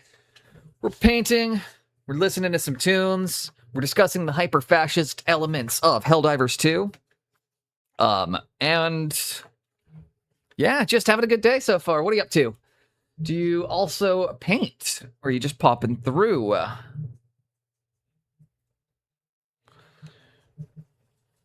But we're having an excellent day. Getting ready for the day? No. Excellent. Well, appreciate you popping in. Man, how you doing? I really appreciate it. I just want to say, man, I appreciate that you actually went through and listened to my VOD a bit and gave me feedback on my audio levels for the reading stream. Because I want to see the dwarf. Hell yeah. Hell yeah, I do. Do you got a link to your Instagram?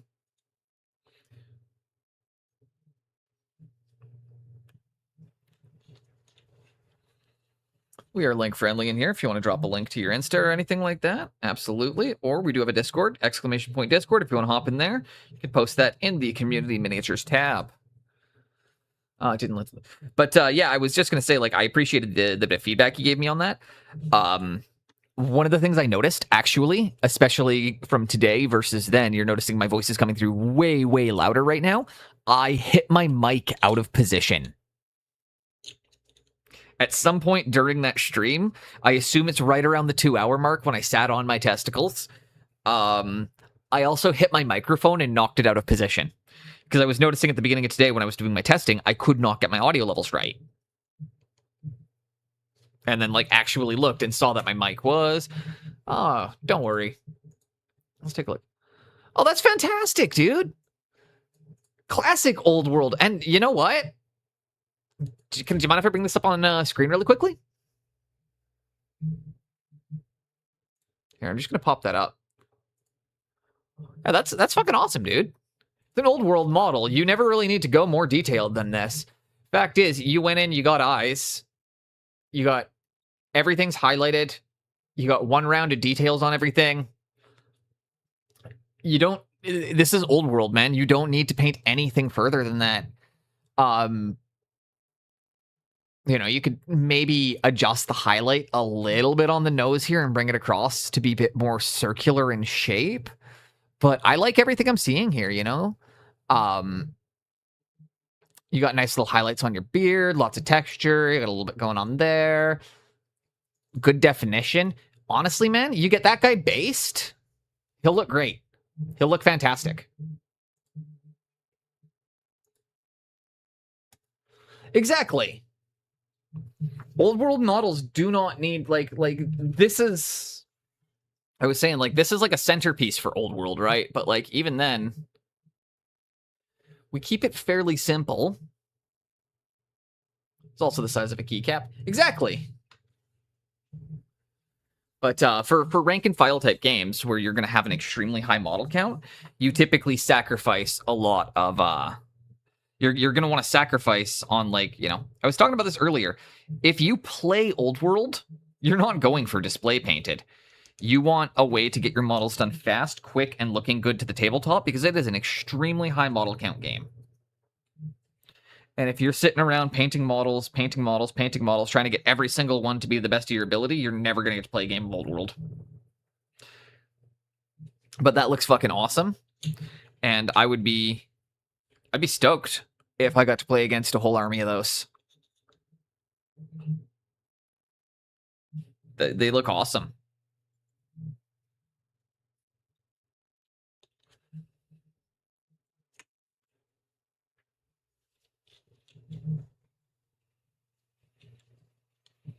Oh, no worries. It's like I think it looks great, personally. I do display painting sometimes. But sometimes I just want to get a model to the table too. And The reason I like what you've done with that dwarf is it looks like the perfect balance of effort and speed. Unlicensed Conan? I want to see it. I want to see it. I want to see. I want to see. I want to see. Let me see your unlicensed Conan. I found a model that I was going to do and get 3D printed, but I changed my mind because the helmet's wrong. Ooh, that's pretty good. I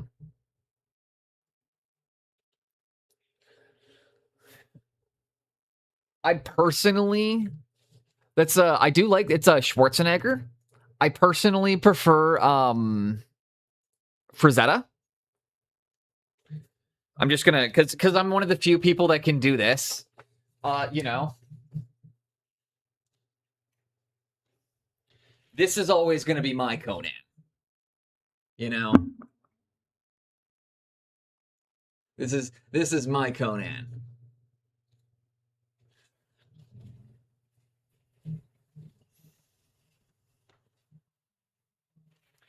I do love the Arnold Schwarzenegger, but at the end of the day, if it's not the Frazetta design, it's not Conan to me. That one's kind of more along the lines of like a cross between Schwarzenegger and Boris Vallejo.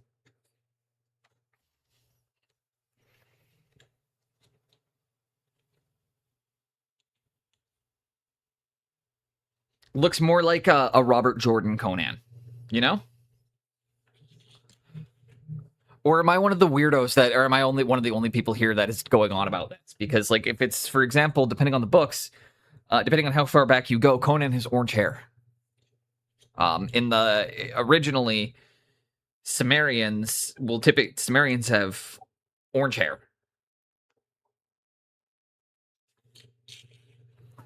And the Picts are African. Which is kind of funny because Pickland is literally like the northernmost part of Scotland.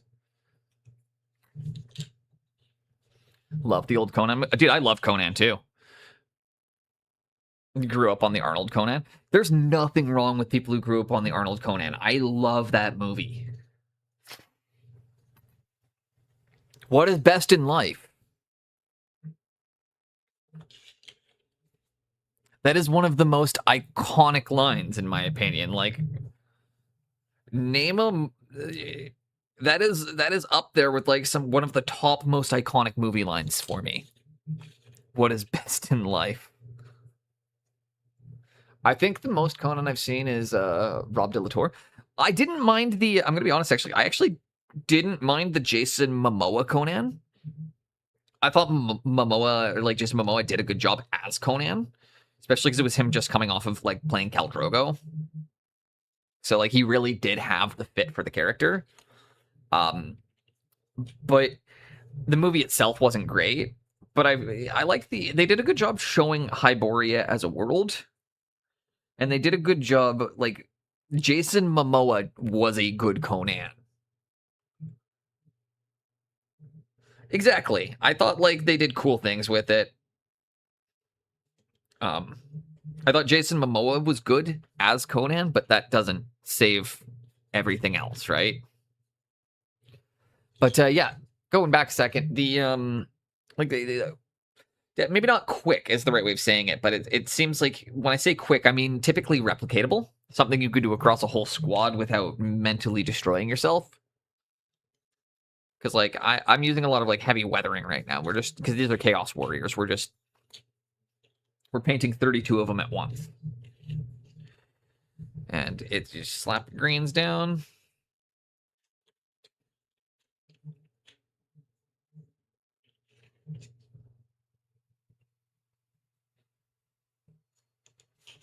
And then when they dry here, we actually just come through, dry brush them one more time with our bright silver, and then the armor's done.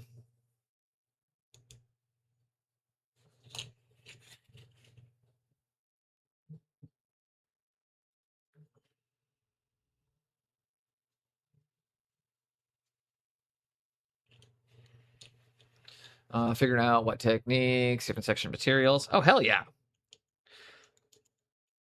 So I've painted up dwarves before, and they're one of those ones where you gotta kind of just... I find the best way to paint them is to block in all your details first. So just worry about getting that base coat down. And then maybe, like, hit it with a wash, maybe a contrast paint. But also, have you ever used, like, slap chop?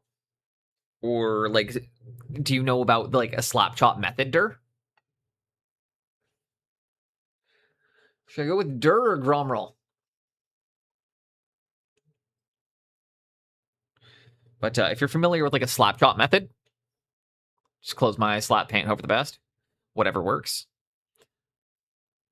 That would that could definitely help as well, which is essentially just using prime them black, dry brush them with white to pick out the details, and then contrast paint them.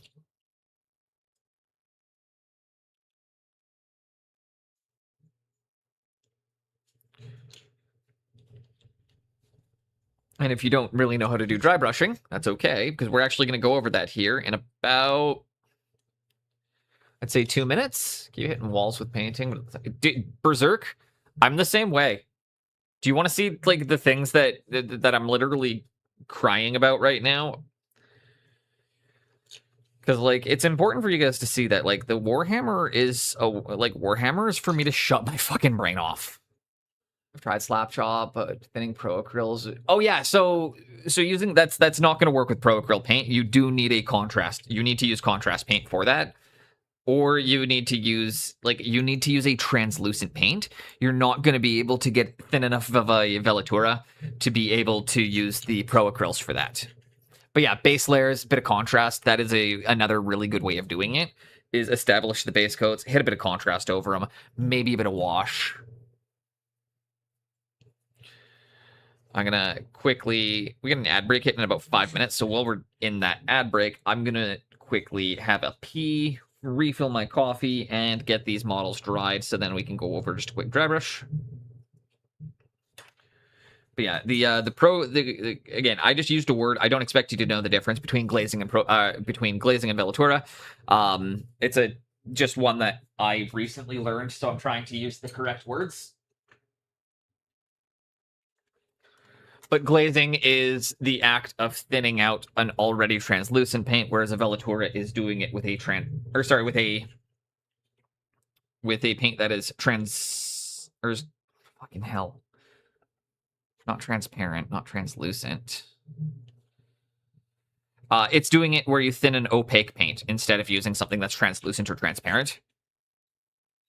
So right now, like what I'm doing with the green here, this is Velatura. It's not actually glaze. This is me applying an extremely, extremely thin acrylic.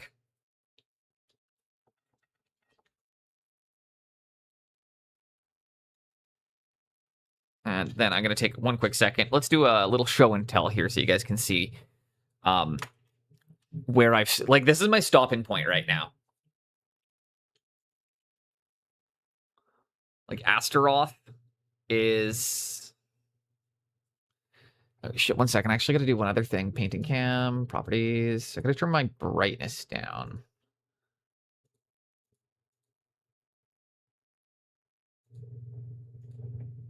Here we go.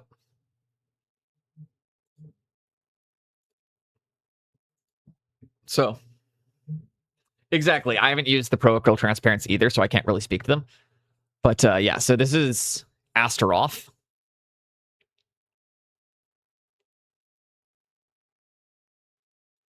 Honestly, he's pretty close to being done, but I gotta get, like, he's like 95% done. And getting that last 5% is just, like, killing me. Yeah, he's the one who I wanted to do the clicker taking a shotgun slug to the face. And that's why we sculpted the brain and the head blowing off the back. We've also got this guy sitting at about 80%, or I'd say 80, 85% done. Where is he? Where's he hiding on me? Where are you, you little bastard? Here you go. This guy here sitting at about 80, 85% done.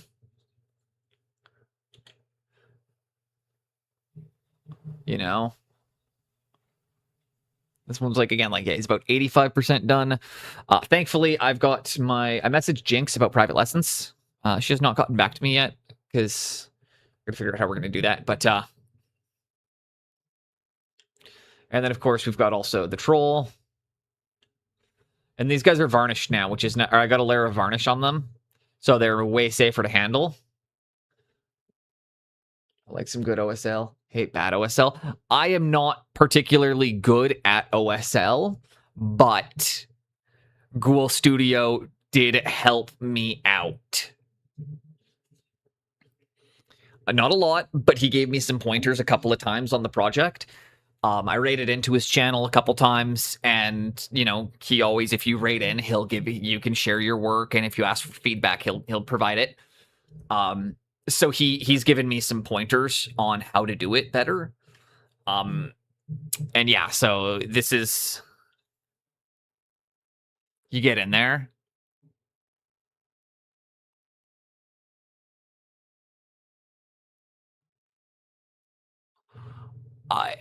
I'm not, like, object source lighting is not my strength, but I had an extremely, extremely talented award-winning guy who's known for his OSL give me a couple pointers here and there. And I've also, again, like, Pascal Ruse has been helping me out. Jinx Studios, Gravenly Studio. Yeah, Ghoul Studios. Grave Paints is also really talented, though. He's fucking awesome. Okay, quick ad break. I gotta pee. We're going to have a quick coffee, and then I'm gonna make sure these guys are dry.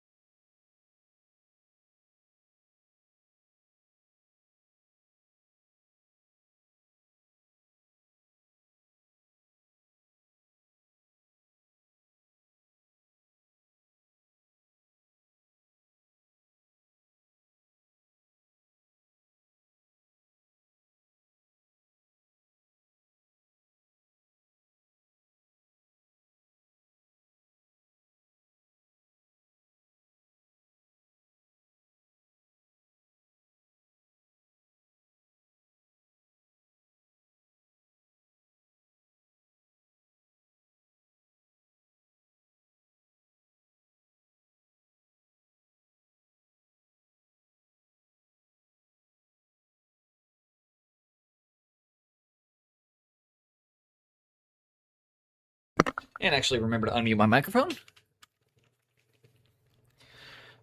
There we go.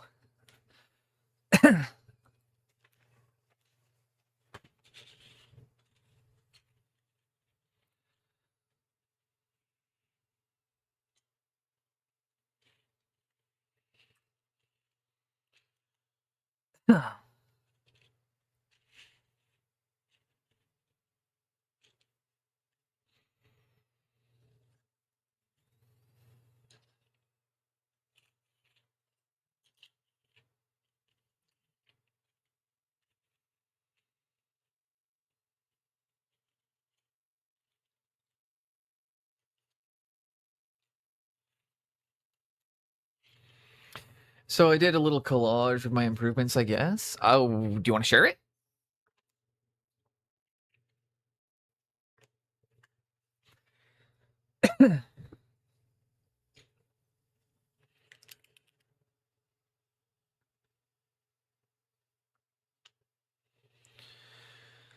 And then we're going to take our bright silver again.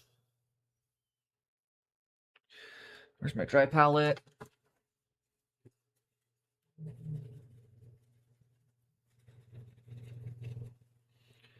And let me just...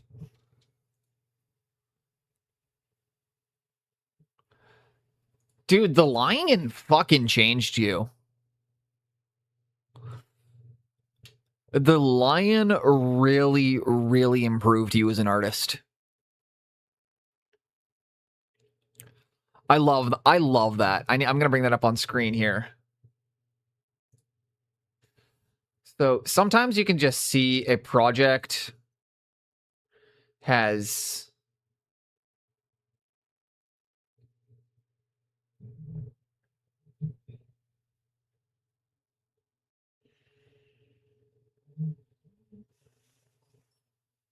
You know, like you can just see the growth.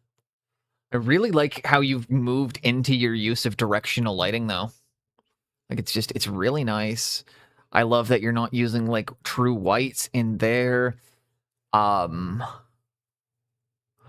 think you could glaze out a little bit of your metal and then reapply your highlights. That's about it.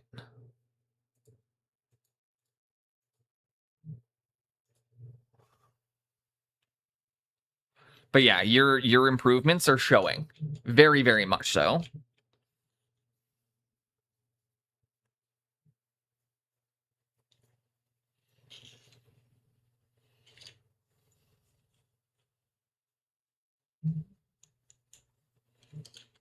Just a little flick down the front of the armor here.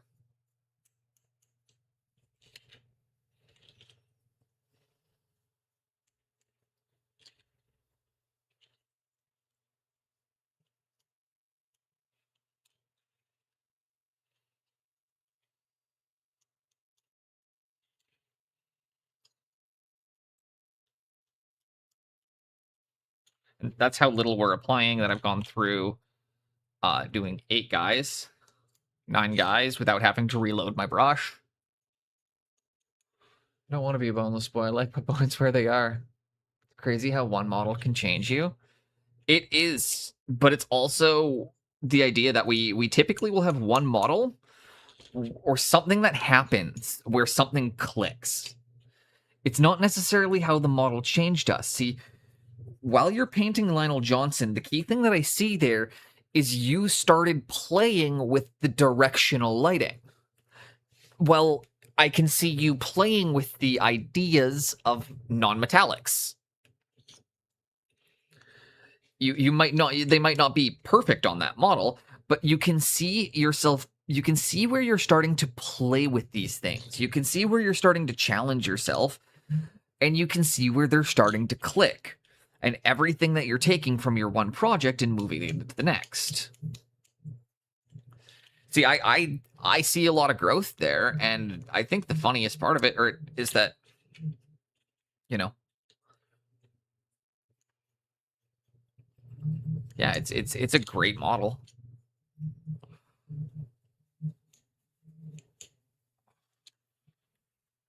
You know, I could show you guys some of my old work, and you'd be like, "Oh God, really, Boneless? You used to like, yeah." I think Marquis. I'm not sure if Marquis is still in here. But he's probably one of the few people that owns some of my old painting at this point. So he can probably attest to the fact that it took me a while to get to where I am.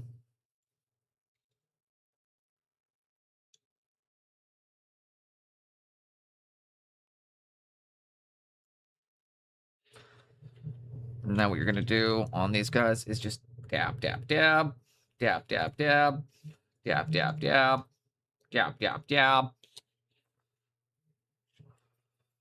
dab, dab, dab.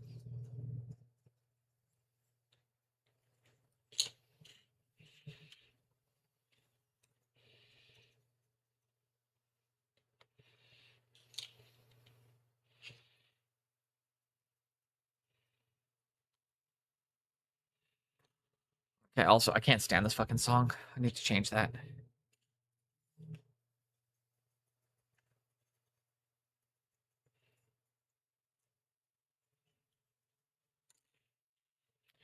That was my first date with my partner, for those of you that don't know, actually. Here's a fun story for you guys. My first ever date with my now fiance, like where we actually went on a proper date,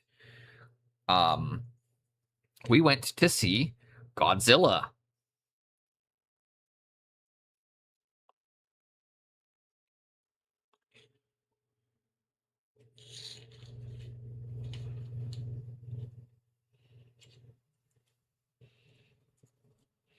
The one that came out in 2019. Yeah, back in 2019. I can't remember which one it was. I know this song was in that one, though. Which is why the memory just came up. Because, yeah, this was the first date I ever went on with my partner. We went to go and see Godzilla together. I'm sure the future's going to be Imperial Knights. And I'll, do you want to see one of my Imperial Knights? Berserk? Nice thing about metal models, I can experiment, change myself, script them if they don't work out easily. Oh, dude, honestly, you can just paint over. Half the time, like, most people think that they need to strip models, but it's actually just not. Honestly, you can just slap another coat on over top. King of Monsters? Yeah, it was. So we went to see King of Monsters was my first date with my now fiance.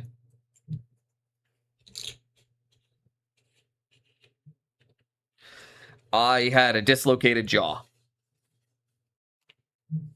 I showed up to the date with a dislocated jaw. I went to jiu-jitsu before thinking I could get a quick, good workout in. And I tried to pass somebody while they were trying to do something. And it was just one of those, magical moments where their elbow came across and they got a perfect elbow right into the button. And for those of you that don't know what that feels like, you can taste the sound your ears are making. But he got me good enough that he dislocated the TMJ.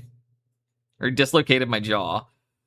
And I had to get it. So I quickly got it popped back in by one of the guys at the club because, of course, I have a date. She shows up to pick me up because she wanted to drive because, we were going to go together. And yeah, she wanted to drive that day. So I already have my license pretty much. So she shows up to pick me up and I'm sitting there with a fucking ice pack on my face trying to bring the swelling down.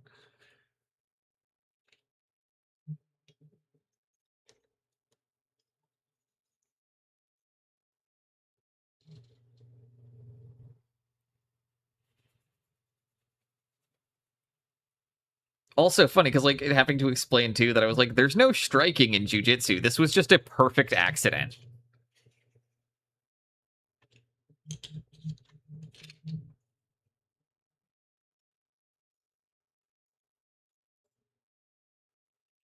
Okay, we've got the metallic armor done. For now, at least. There's one more step, but this step actually comes way later on. Now we need to put that away. We need 2 colors. Brown. You look like a cut of Thank you for the fuckable follow. meat. Are you? Thank you for the follow, Gromrel. I appreciate that a ton.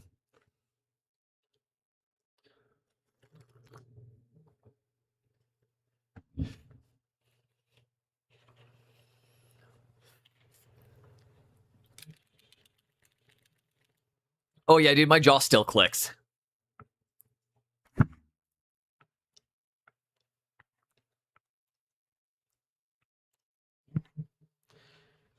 Yeah, I got it to pick up on I got the popping to pick up on the mic there. I'm not sure if you guys could catch that random little. But yeah, that's the sound. I have a fake set of fake teeth because I had a Berserk.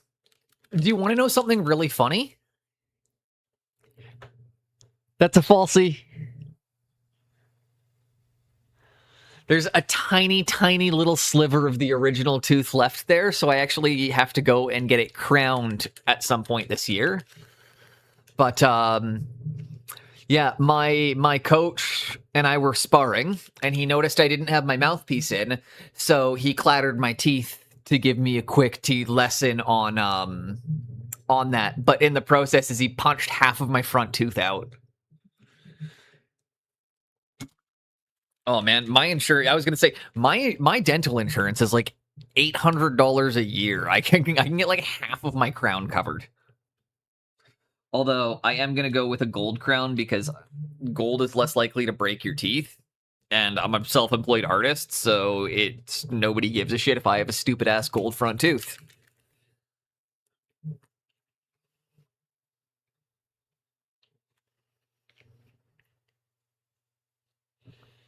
My fallback plan for Twitch is I don't have one. I'm just gonna keep doing this until I don't want to do it anymore. Then figure out what comes next. Okay, I'm gonna take we're gonna take a Ruddy Terra.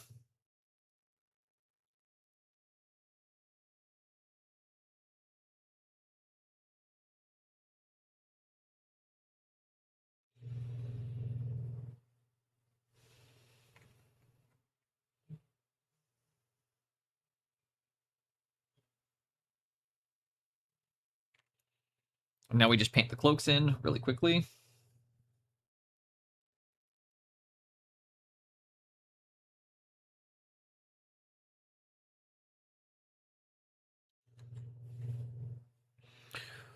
During a boxing match, so I actually won by losing my teeth. Oh, hell yeah, dude. The only actual boxing match I tried to go into,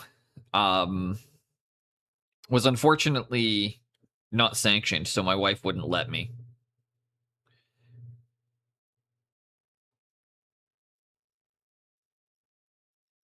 About halfway through signing up for it when she like really made me fucking think it through.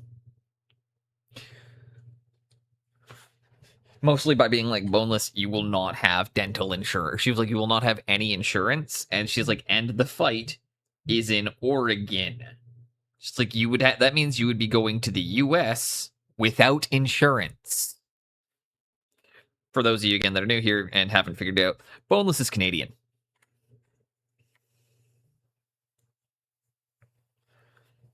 I am Canadian.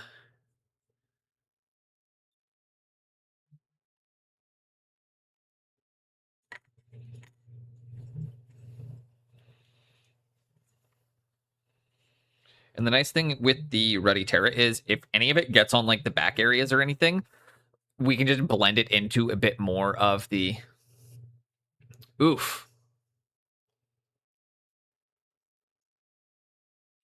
I get them in my hand, but like you can almost it's funny because you can always see people buy it by then they got the 2 really big knuckles and then the 2 little ones. Oh, so Berserk again. You're kind of newer here, so you probably don't know the story here. And it's a fun one to share. Boneless was my nickname from boxing. I had to retire from boxing because I have Ehlers-Danlos syndrome that got diagnosed very late in life. So I got injured pretty badly. I was training for a few years. Because of my age, we were going to skip going amateur. And so I was going to have my first pro fight booked. I was getting trained up for it, training my ass off. And then I found out I had pretty severe hypermobility disease that is getting progressively worse. And I had to make some serious lifestyle changes. So we stopped fighting, started up an art studio. And then the first art studio failed. So then I started up a second art studio. That one failed. And I'm on my third art studio now. And this one has been running for about a year and a half pretty successfully. But Boneless was my nickname because I was so goddamn bendy. My sparring partner, one of them. Well, this is one of my it's funny because like it was a small gym, so pretty much we all kind of like just coached each other and worked with each other than the one guy who was like actually a head coach. But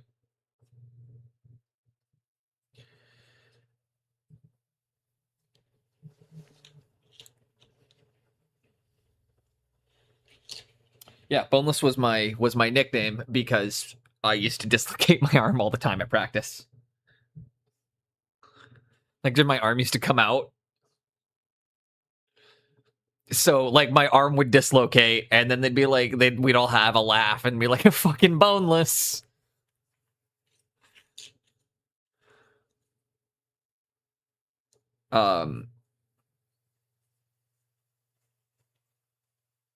But it was kind of funny because it was like the one guy was like the reason it happened the first time is because the one guy blurted out, he's like, yo, you like Ivar the Boneless. And then it just stuck.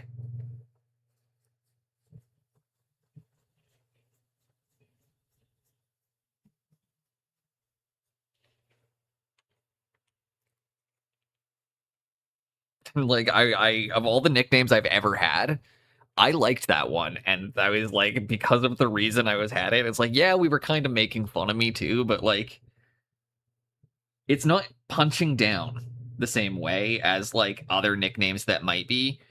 It's more just kind of embracing my limitations.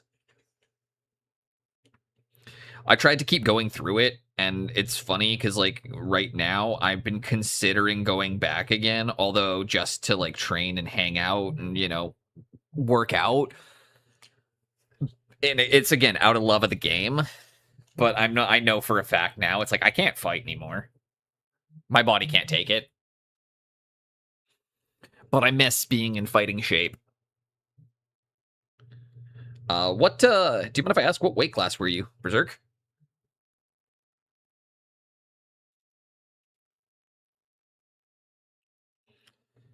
Boxing is one of my loves.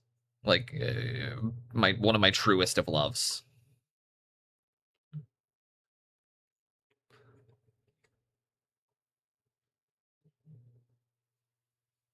I love boxing.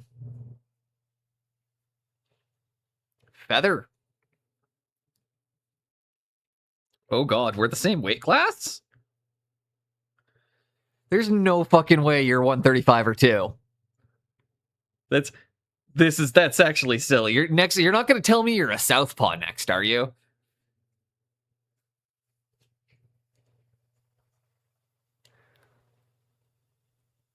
For those of you, again, who are thinking really weirdly, in boxing, featherweight is 135 pounds, where in MMA, featherweight is 145 pounds.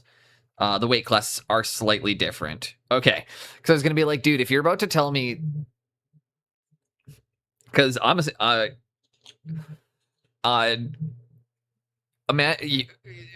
Berserk, imagine how... I gotta lay this out for you. Imagine if your sparring partner was a southpaw Philly shell who had a 78-inch reach at 135 pounds. 6'2", 130, or sorry, 6'2" with a 6'6" wingspan. I got the 78-inch reach at 135 pounds, but I also am a southpaw, and I fight out of. I like to fight shell. I'm 6'2". So I'm 6'2", and I've got about a 6'6", 6'7" wingspan.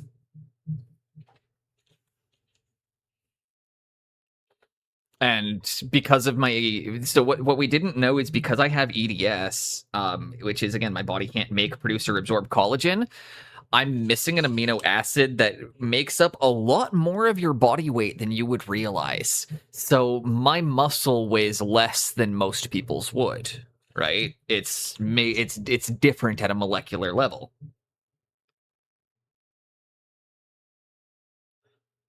There's an entire amino acid that's just missing from my body.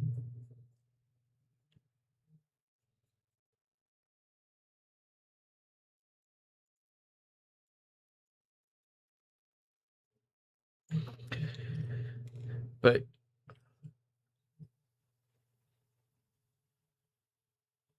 I can't tolerate fat. No, I I can my body gets my body can go disproportionately light for the build. It's really weird.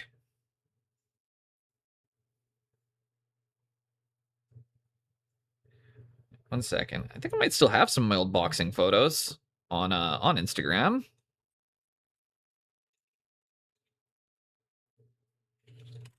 Take a second. Let's see. I don't think we've ever shown these off before. Let me take a look.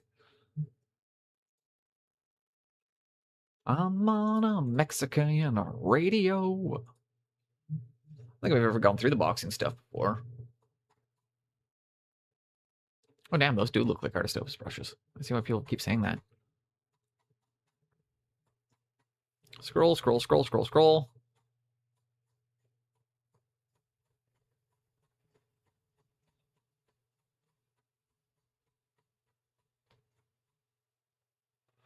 I'm a little heavy there, but that's the day I broke my stuff. Um,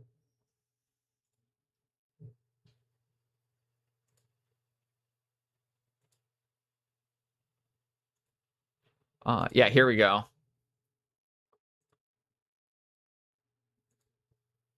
So that was me back in boxing. But that's imagine having to deal with that stance. I was so fucking awkward. But also, like, that's what I mean when I'm talking about, like, how flexible I am. Oh man, I miss this shirt. I wish I still had that shirt.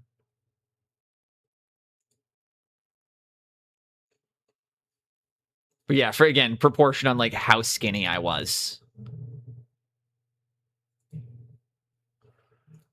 There's me getting parried and countered.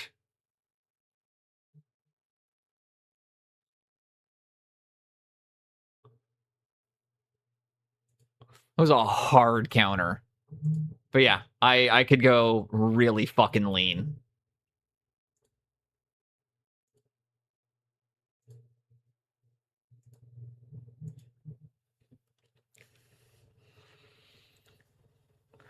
A lot. I can go a lot thinner than people are like, right?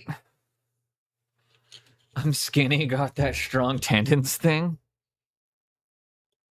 I don't have strong tendons. I'm just, you know what? Like, my coach used to say I was the best Philly southpaw in the region. And I was going to say, Berserk, that's like, I was a huge featherweight, right? Like, if you saw that, and you would be sitting there being like, there's no way that guy weighs 135 pounds.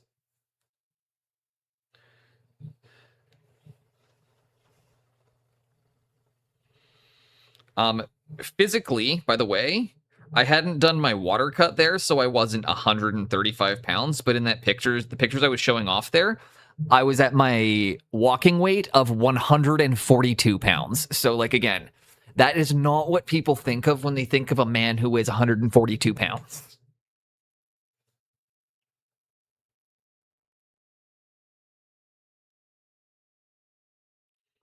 which I could go down to again for the EU here, 68 kilo. I used to cut down to 68 kilos. And I walked around at 70 kilo.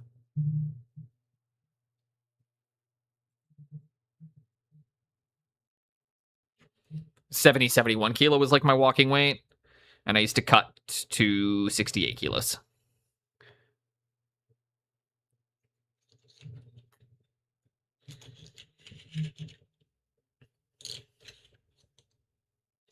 And yeah, no, Frog, don't feel like you want to show. If this is just me just talking, showing off, having some fun here. Don't feel like any obligated at all. We're just having fun, especially because I know boxing stuff can give out way too much information about a person. So don't worry, okay? We'll keep it focused on experiences and that kind of stuff without needing to see physical proof. 140 pounds look hella different. Yeah, again, it was one of those things where people see that and they're like, "There's no way he's this fucking there's no way he's that light." My coach was making me. He used to make me run 5K, which is not that big of a distance. Everybody in here knows. Everybody in here does the 3.2 mile. We all know that one. But I wasn't allowed to open my mouth. So one of my warm-ups he used to make me do was I had to run 3.2 miles or 5 kilometers without opening my mouth. So he used to make me practice running while breathing through my nose. I got really good at shooting snot rockets. I don't know that they loved that I was constantly shooting snot rockets on their treadmill, but fuck it.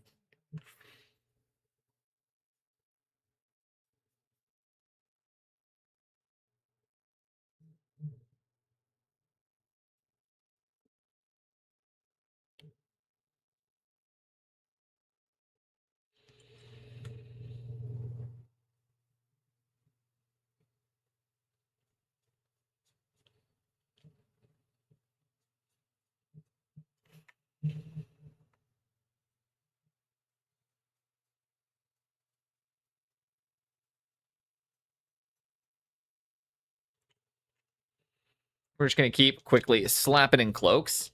That's kind of what you got to do right now. Get a little paint, grab your color. One by one, we're going to start working up all their ivory cloaks.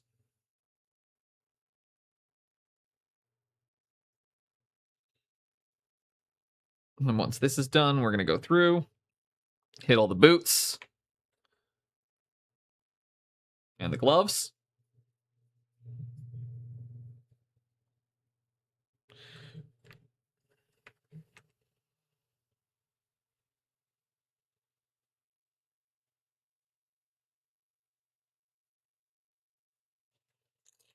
You guys will see. You guys will see. It's a fast process. I did pretty consistently hit over 100 kg benches back then, though, but my feet skills for ass, head movement was on point. Yeah, my entire thing, Berserk, was to try and stay out of the pocket and just tag you and tag you and tag you. Like, I was just so jab heavy. I ate a really good jab and a really good straight. Pretty much nothing else. My 1-2 is fucking excellent, though.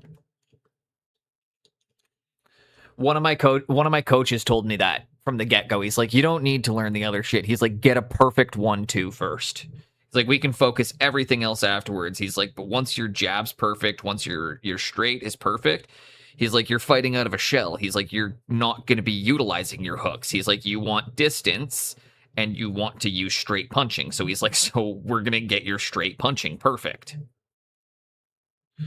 What people don't realize is the reason I fight out of a shell. Do you know why Philly shell is popular with southpaws? Or why I use it as a southpaw? It's a defensive thing for me.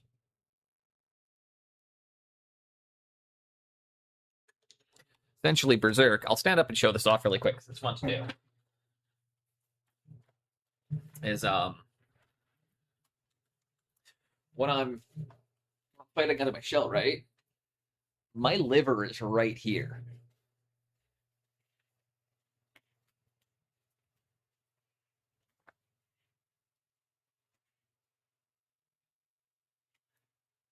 But I'm still pretty quick when I need to be.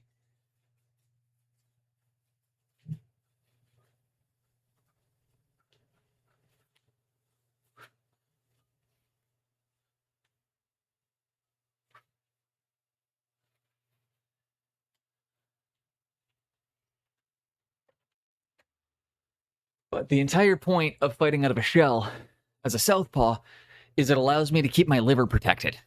Because you can punch me in the face all day long.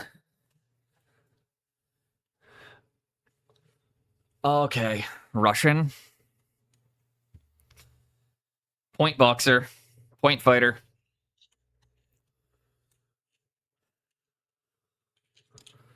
I don't love the Eastern European, like, Russian style of boxing myself. I find it to be like too point fighting-y.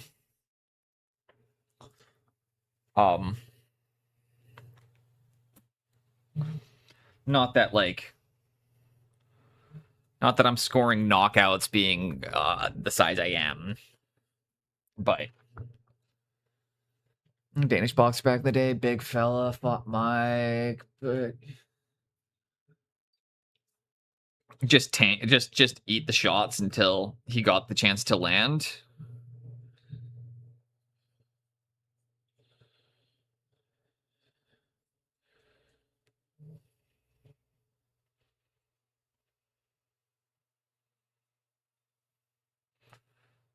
I don't know why, it just reminded me of this story that I heard once.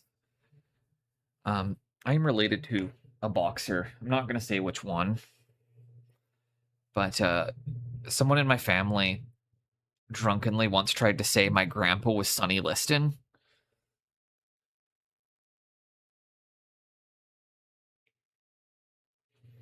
And I had to be like, could have you at least picked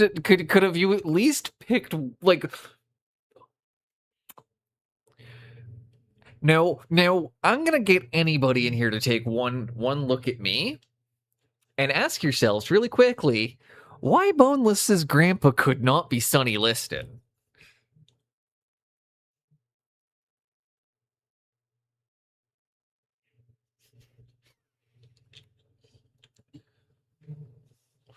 The footwork in the Russian style is incredibly hard to witness, like a moonwalk. Oh, rather, he was also black. It's also just was not ethnically Irish Danish. Welsh.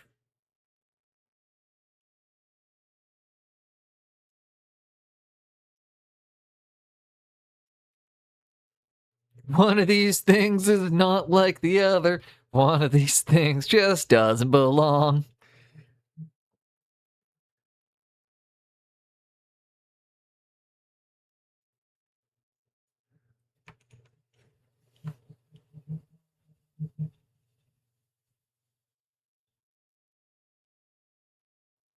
Hell yeah. Dude, this is some classic Studio Boneless stuff today, right now. I'm actually feeling really awesome doing this. For those of you that don't know, the batch paint, speed paint thing has been my kind of what I'm known for up until recently. I used to I spent most of last year and a good chunk of this year just running insanely large amounts of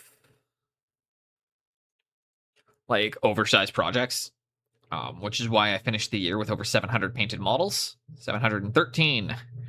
That's my tally for 2025. We're already past, so can't remember exactly what I was at. I did 54 elves, plus I know I'm at about 120, 130. I'll do a proper count later.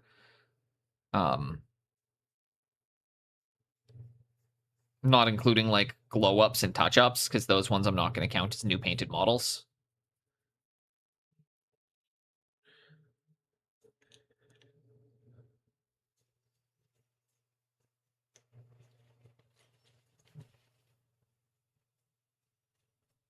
Fucking love this song. Run the Jewels put on such a good show.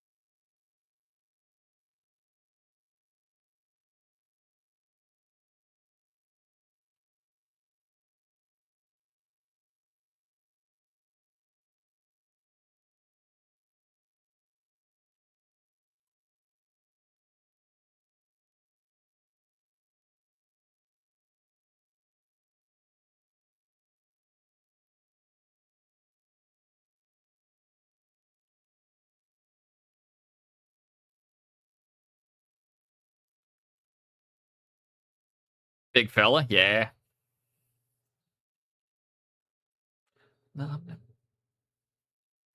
Sorry, I got really into that for a second. I really like that song. They did this one live too, and it was really good live too. Born out the ether, I just appeared out the cloud of reefer. There isn't something that describes Studio Boneless.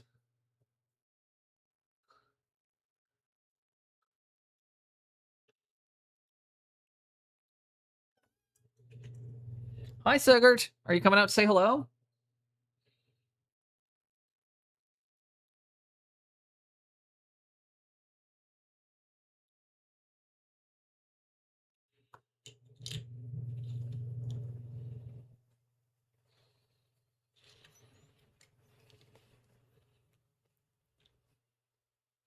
Oh, dang. That's all the cloak's done on the first round.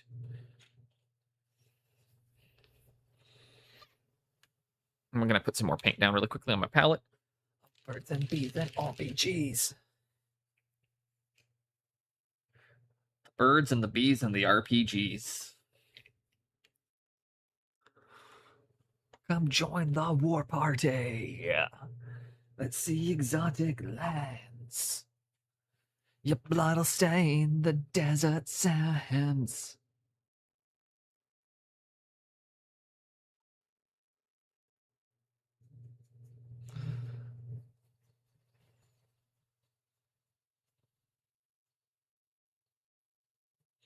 And got the cloak looking good.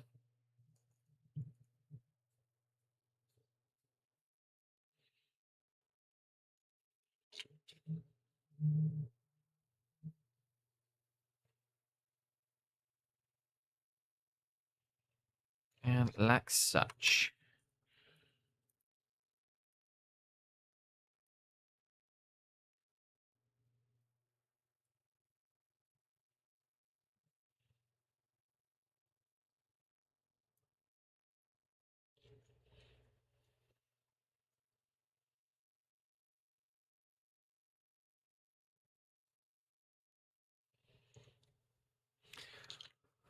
Hey, first, a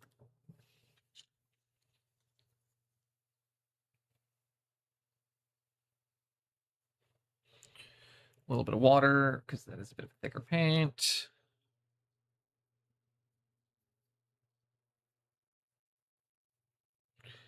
Just enough to get it flowing off the brush nicely, though. We really don't need that much of it.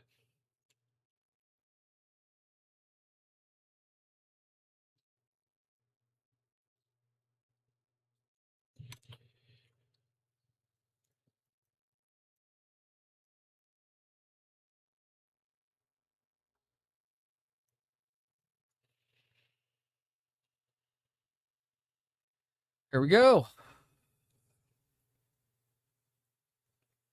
Capes are not super exciting to paint, but again, we're going to work them all up to ivory. It's going to look good. It's going to be fun. This is one of those steps that just has to get done. Only got one more base coat color to apply.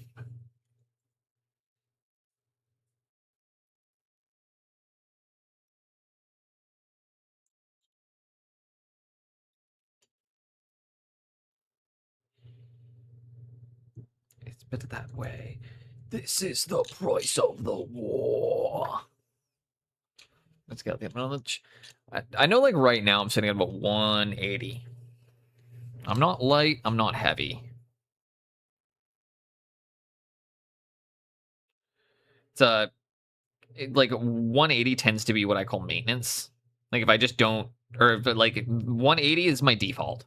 That's where my body goes if I'm not like doing any maintenance work, or if I'm just kind of like, you know, lift a bit of weights, kind of eat healthy-ish, don't monitor my food, you know, I'm not tracking. Still drink pop, you know, that kind of stuff. Like my body will sit at about 180.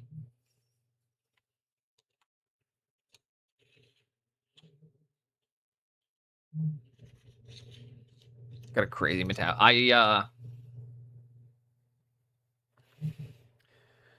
That's fair. I don't.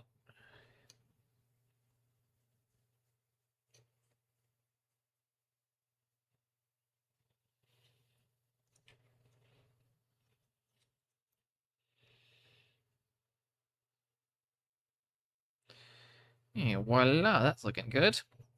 Also, so I think we're gonna do another reading stream. I think that the next one is gonna be not next Monday, but the Monday after that. And that one we're gonna do some Conan.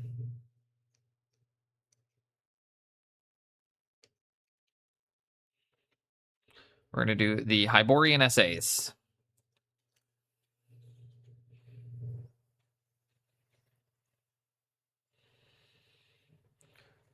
I'm also gonna make sure to make some tea ahead of time for that one, so I can have some nice like throat soothers. Maybe don't have any puff or don't have any bubbly water during, because that definitely did not help me preserve my voice either.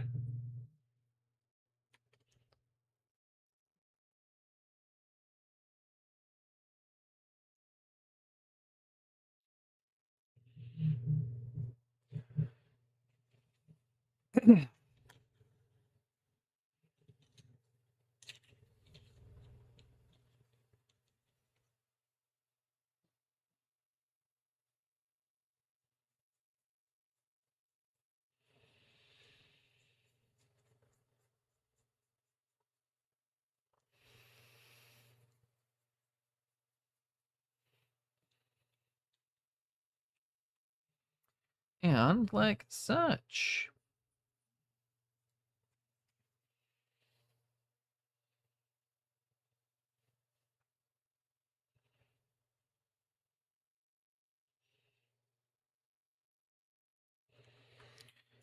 Make sure you get out of the chair 45 minutes. Yeah, exactly. Get out, rest my eyes a bit periodically. Also making sure though during the process that I'm just going to be taking the time to actually like drink water, drink tea. I might try a more comfortable chair for that one. And I might try to I might have to adjust. I might adjust myself slightly for that one, just so that way we can get the, how do I best explain it? I might make some adjustments so I can keep better posture and things too. Because I slouched so much during that stream that I like my back cramped out for the next 2 straight days. I've got 9 more cloaks to paint. And then I'm going to stand up, actually, and do exactly what we just said there. Have a little stretch.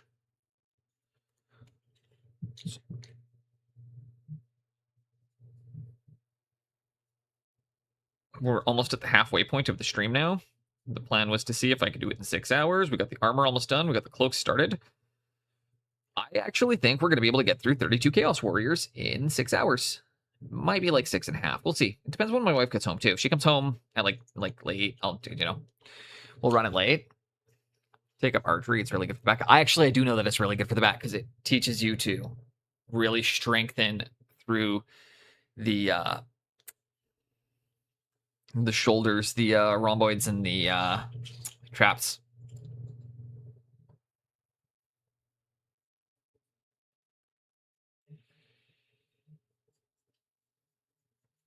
And the shoulders as well, because you're going to do a lot of training of all of your rotator cuff as well. For those of you that don't know, the rotator cuff consists of 4 muscles.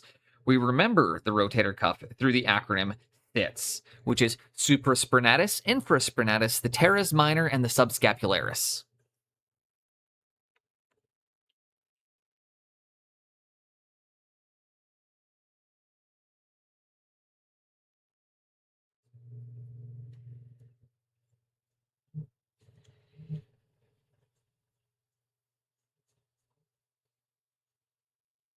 One of the usual suspects haven't popped in yet today, but it's been nice seeing everybody who has been here so far.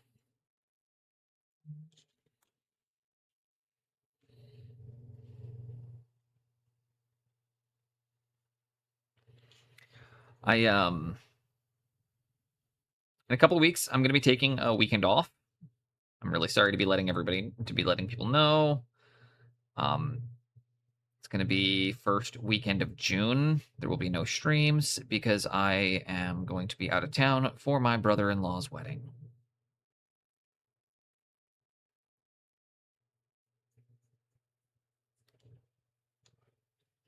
So just so everybody knows, we're going to be taking a weekend off in the beginning of June due to my brother-in-law's wedding. Plus we got Scafest and things. My schedule tends to get really spotty in June. And June tends to be a month where I'm like I tend to take a lot of time off.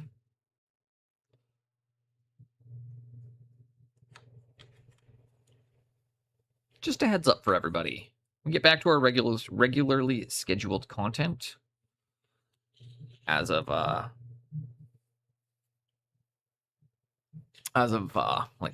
yeah.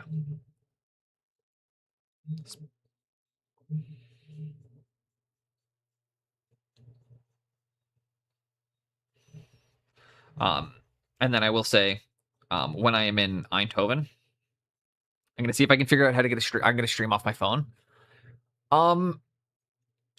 Only June. I do this every year. I do let people know. June is my vacation time. I do my stuff in June.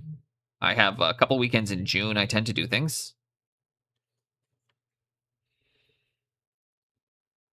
I miss a stream here and there periodically right now, but I try really hard to be on schedule.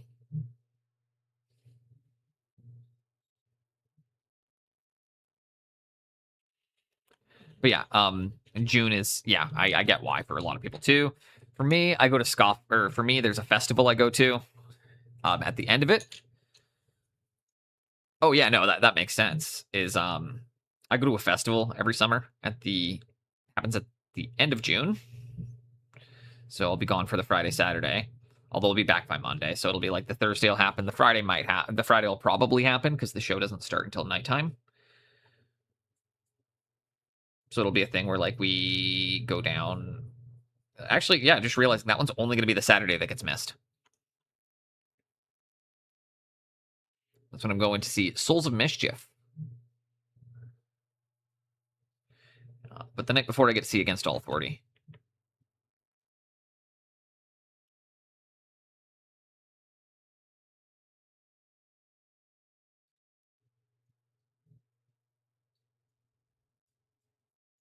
Welcome to the United Snake, land of the thief, home of the slave.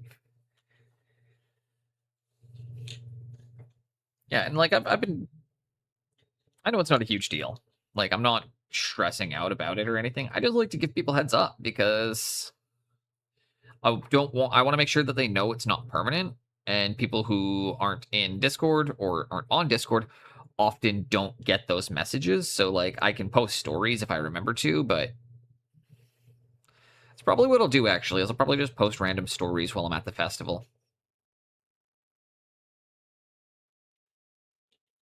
Give you a bunch of my IRL shit. And then, yeah, beyond that, we are... What's going on? Is anything else happening? Anything else of importance happening?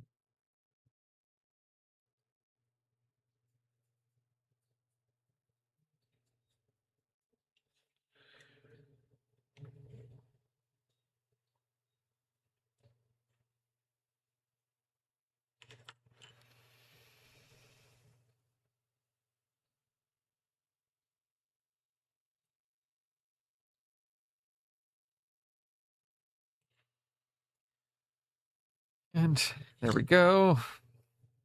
2 more, and then we've done 32 cloaks. We're about to be done 32 white cloaks. We've already done 30 of them. This is 31. 32 gets us all of them. Base coats on the white cloaks. Probably wondering, wait, white? Yeah. Oh yeah, you never start brighter than this. You always got to start from nice dark color for an ivory or a white cloak.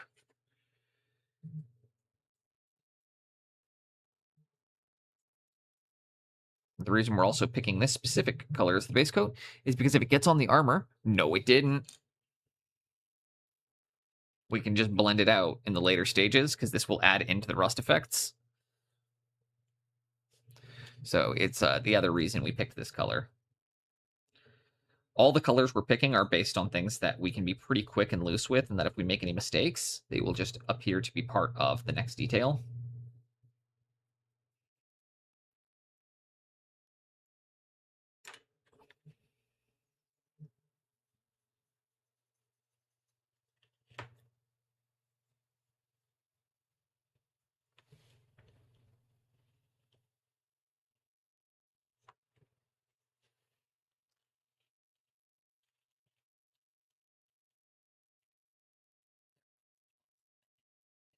Billy Joe would surely go. He'd work him to the shed and still be on his feet. What? Bearded, I absolutely will hydrate. Thank you very much for that. Thank you for looking out for my health.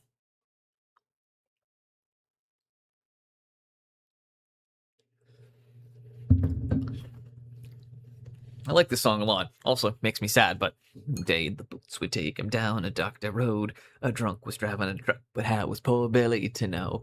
There was a swerve, there was a thunk, and that thud. The only thing left were Billy's boots in the mud. Cheers to your health.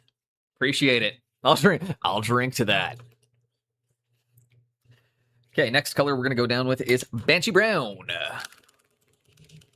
Golden Cloaks, Gun Chaos. Yeah, this is literally, we're going to do Chaos Gold Cloaks, essentially.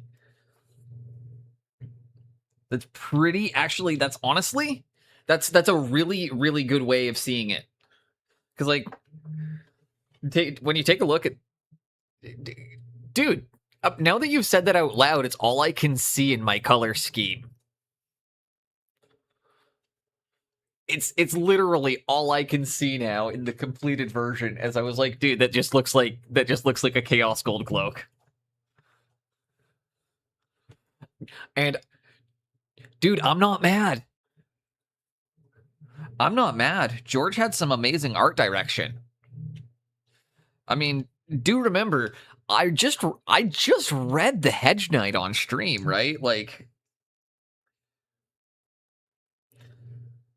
I'm not going to be mad if you're seeing George R.R. Martin in my work, okay? That'd be like walking up to somebody being like, oh man, your painting really reminds me of Frank Frazetta. Oh, I'm sorry though. And it's like, what do you mean? Why would you apologize about that? That is a massive compliment. At least that's how I view it. You know, if you're looking at my work and it's making you see, you know, George R.R. Martin, then I feel like I've succeeded. I've done something very right. You know, I've captured a specific feeling of that it captures the specific feeling I'm going for. You know, which is that gritty fantasy. We're not going for something nice and happy. Like, we want something gritty and grimy and, you know, kind of brutal. And if you're seeing anything from Westeros and you're getting, you know, being like, oh, this reminds me of that, it's like, okay, well, then you're seeing the inspirations of a brutally dark, violent world. And saying that these guys look like they could fit right in there is like fucking demons they're like demons.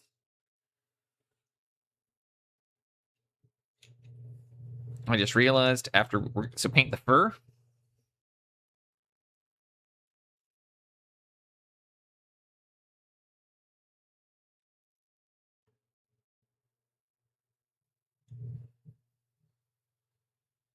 Boot.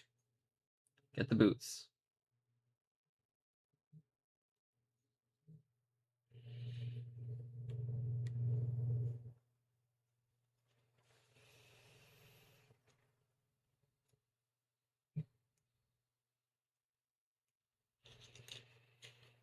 Boom. Once I've got all these colors in, we can start the next steps.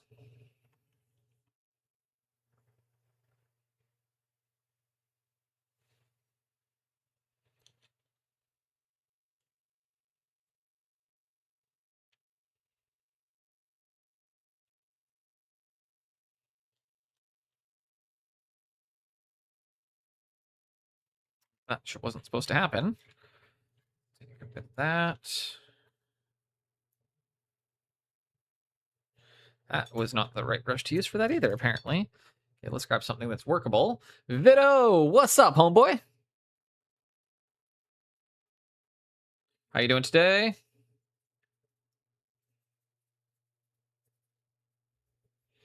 Throw you a shout out here when the ads are done.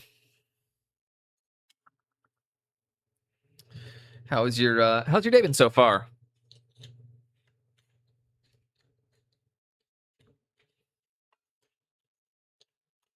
I'm gonna drop to an easier brush for this because I'm gonna have a bit more control. But yeah, how are you doing?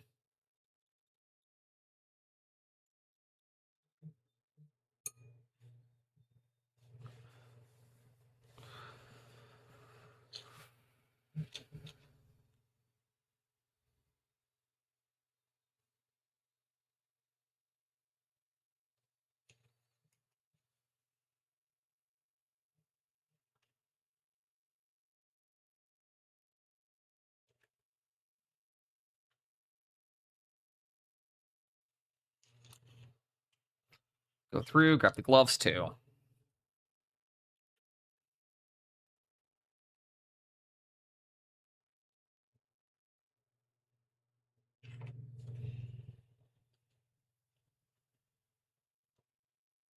If you get any on the metal armor, it's fine. Can I whine about brushes? Absolutely you can, Bearded.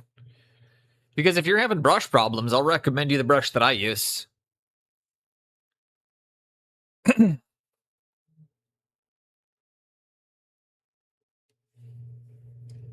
Said it a bazillion times and I'll say it again now. Any green side of the dirt is a good day. Some are better than others for sure, but they're all good ones. You know what?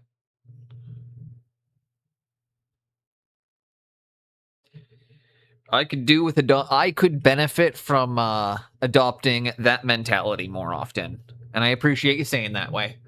Why is a size 0 and a 0? Why are some zeros and 0? Because there's no standardized brush sizing.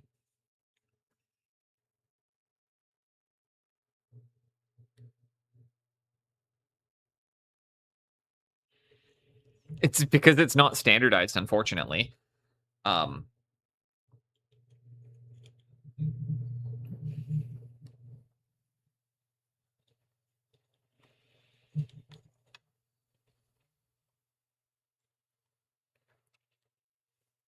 So what is a 0 then? Small. Pretty small. This is a 0. The brush I'm using right now is a 0. When I hear 0, honestly, Like a good size zero brush. This is an arrow tipped, but so mine has an arrow tip means that you have a flat end and a pointy end. So it's nice because you can get the softer bits without actually fucking your tips.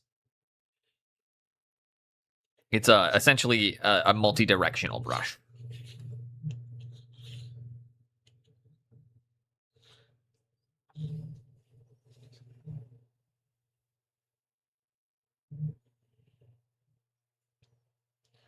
But I'm glad to hear that you're doing well, Vito. And quick shout out to anyone that does not know Mr. Vito. He's a really good painter, really rad guy.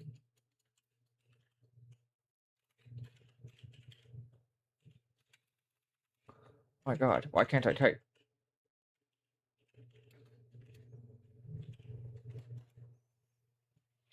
Shout out, Mr. Vito number 9.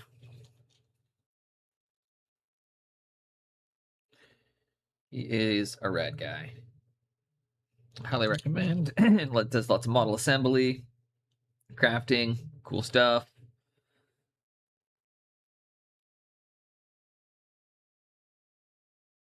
And he's a big hip hop head as well. Should also mention that. So if you are into hip hop or old school rap or you're especially boom bap, I think it's fair to say like the stuff you listen to leans more towards like boom bap and southern style.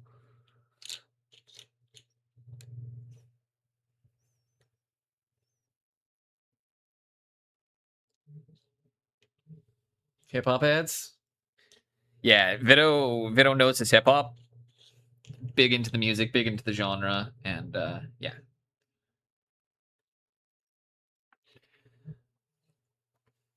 It's kind of cool though. Like when I saw Rugged Man, right?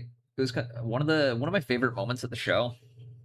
I don't know if I've actually talked that much about seeing Rugged Man recently, but when he was doing Uncommon Valor, he spends a lot of time in the crowd. I'm not sure if you guys know. Spoon Handle. Where's next on my shout out list? Hello.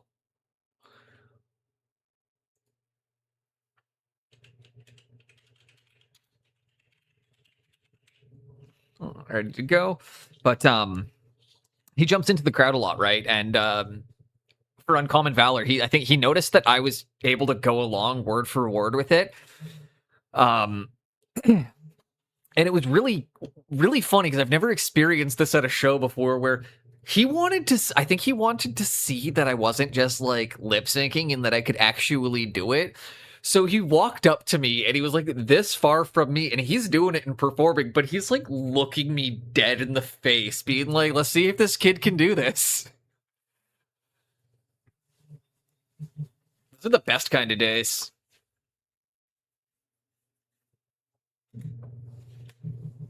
As long as, you didn't have to get up stupidly early. Those days tend to be rad when you're like, oh, I get to go back to bed.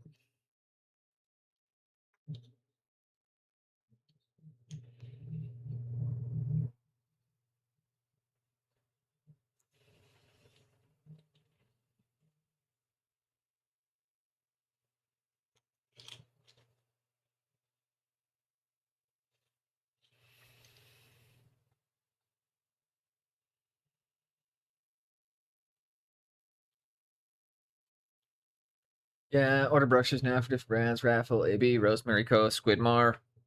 Mine are from Fenris. I've linked them before in chat. I like them because they're really affordable. They sent me these to review. So for starters, always mention this was a one-off sponsorship that I've then continued to plug months for over a month beyond this. Just so you guys are aware, I only had to plug them once. Everything beyond that is I've done of my own choosing because I'm quite happy with them. But yeah, the ones I've got from Fenris Workshop that they asked me to test out, for the price point, I think that they produced an extremely high quality product.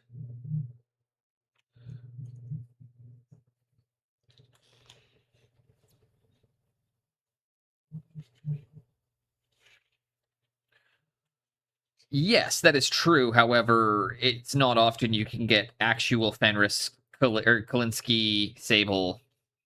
Or sorry, you can get it's not often you get actual Kalinsky Sable for about $6 a brush.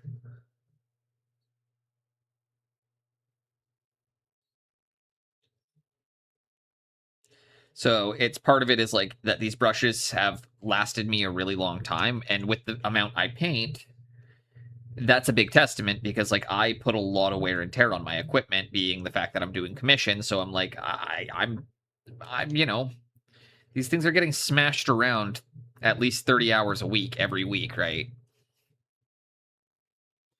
So, well, yes, there's always the element of you have to learn the skills. Good tools make a difference. And I grew up in a family that tried to tell me that if I wanted to learn how to draw or if I wanted to do X, Y, Z, if you were actually, I grew up under the expression, if you were actually good at it, you wouldn't need fancy tools. You wouldn't need if you were actually good at these things, you wouldn't need X, Y, Z. So I always had to work with the shittiest of the shit equipment growing up. Whether it be, cleats that are the wrong size and don't have the studs in the right place for the sports that I'm playing because my parents wanted to get me a pair of $10 cleats. Or, refusing to get me anything that's not just a Bic pen. Yeah, exactly. And I don't like that expression either, but it's what I grew up with, which is why now I'm like, good tools make a difference.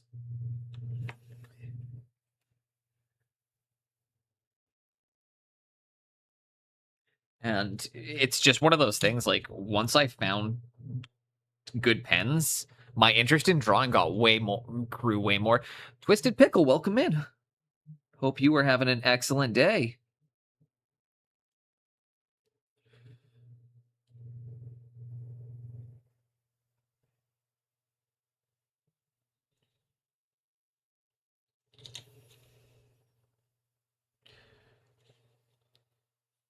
Bit of water, bit of paint.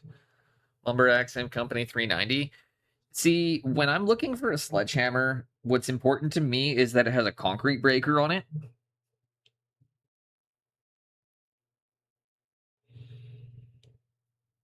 So for those of you that don't know, that means it'll have one big flat head and one end that kind of comes to a bit of a point, like a rounded, blunted point. So that way it's for breaking concrete. It's like something people that buy tools at Harbor Freight would say. I don't know what Harbor Freight is. That's not a thing here. I will need a bit more. Can I have some context? Oh, I'm bouncing back a little bit. Bouncing back. That's good to hear. Hopefully you're doing. Hopefully we get it better and better and better. Pros use Pro Tools. Dude, I do not know a profession. I do not know exactly. Honestly, Spoon, exactly.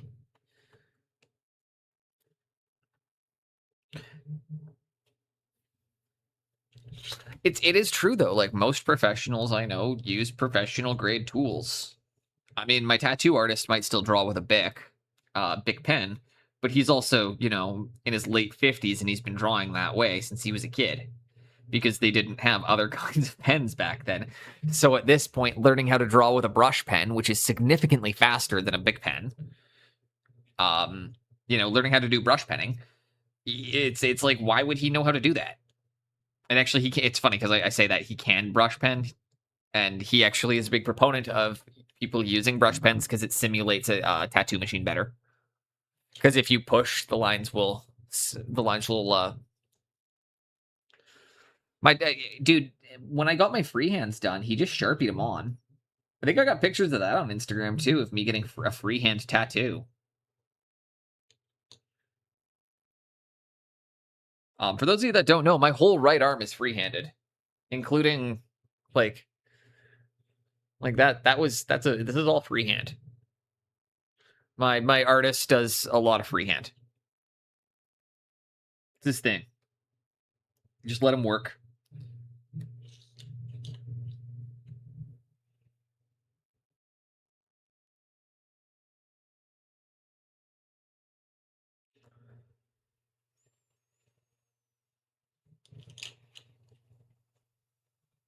Not everybody likes his method because he doesn't do a lot of pre-drawing. Does sometimes, but honestly, he's only pre-drawn one tattoo for me, and I prefer all of the freehand stuff. Although the one he did on my leg, I will say, it's less about loving it and more about the fact that I just had to get a cover up done. But I'm honestly at the point where like I might just black out my calf, or I might do a blackout.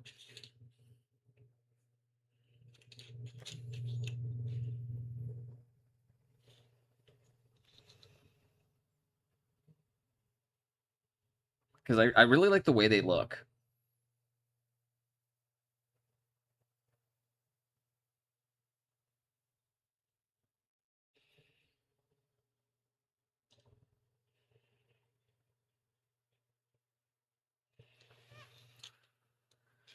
Right forearm, head 2, creative Viking, and hand poke. Yeah, that's pretty much it. Is I told mine I want to like I told mine essentially the same thing. Is like, okay, I want it done in a traditional Oseberg styling.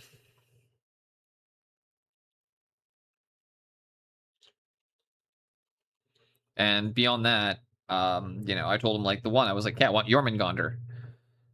So he did Jormungandr swallowing his tail around the ditch of my arm and in my elbow. And then I was like, we got boots and flowers on my shoulder for my older brother who passed away. And then I got the one on my hand for my adopted sister who also unfortunately passed away.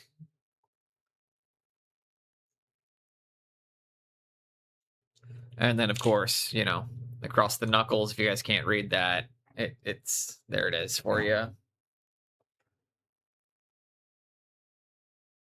Yeah. There you go.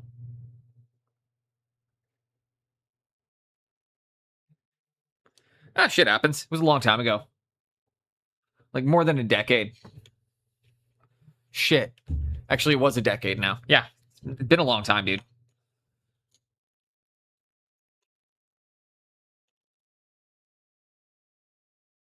It's an unfortunate reality.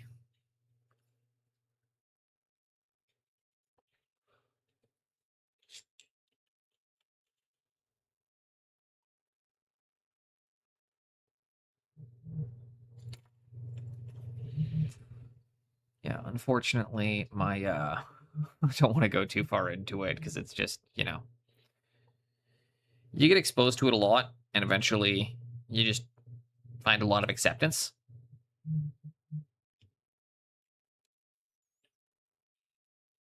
And it's unfortunate, but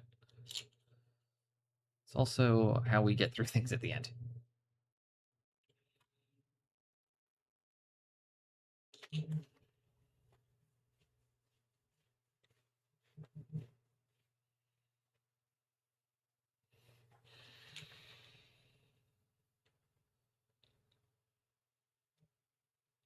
So we woke up with an ant infestation yesterday. Thankfully, I worked my ass off all day, and it is now contained to one small part of the house. They're not showing up anywhere anymore, which is good because they were crowding my office area. But yeah, I dealt with them, got that fixed up. It was my entire day yesterday beyond, like, I did priming, shopping, and fucking extermination.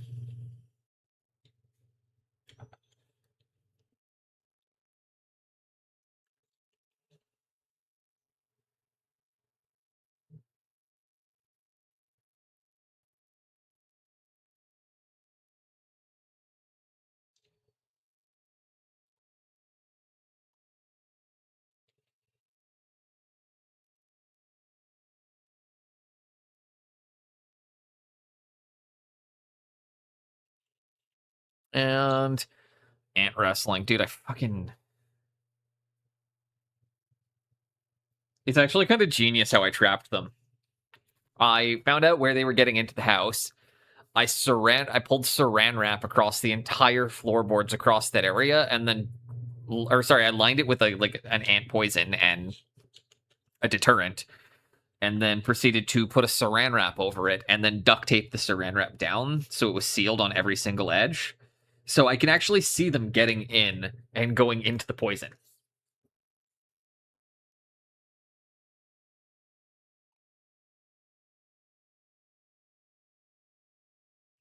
Now they just need to bring this back to their queens.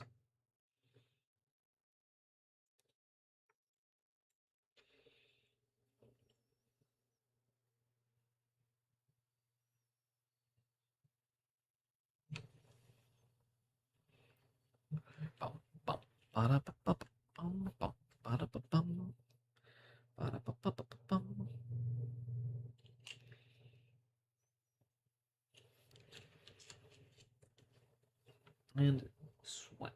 Blah. I cannot believe how far we've gotten through this project, considering we just started this. Worst I got to deal with is a hornet. Yeah, I mean, dude, again, it's not a big deal. I grew up in the kind of places where you learn how to deal with these types of problems.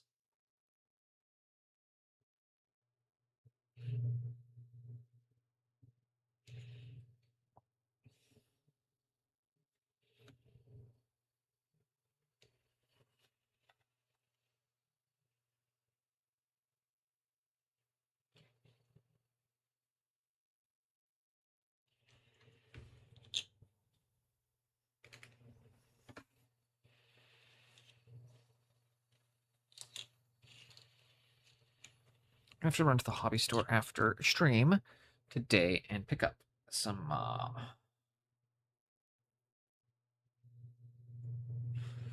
soft tone to finish these guys off.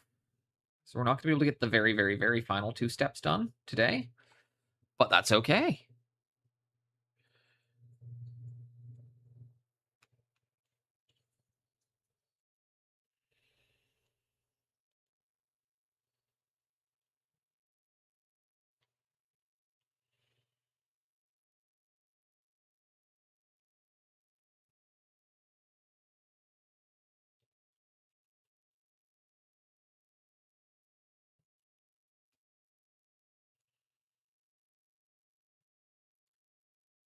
Be right back, fetching a snack. Honestly, I should again reward myself here with some bubbly water.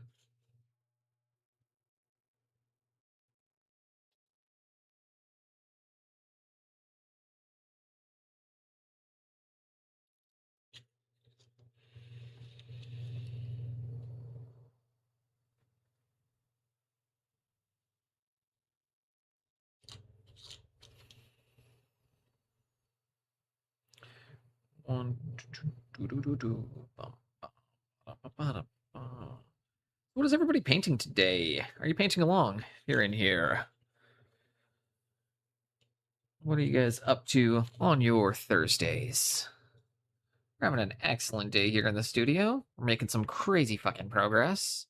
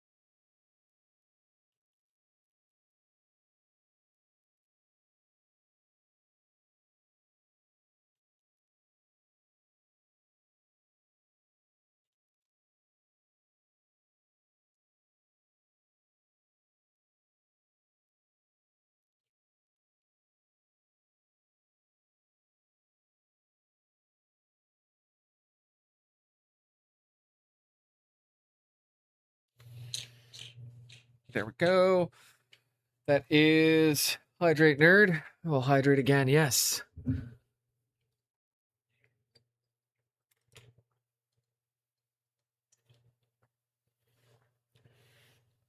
Funnily enough, though, Bearded, when I say bubbly water, I was about to say, I mean something completely different.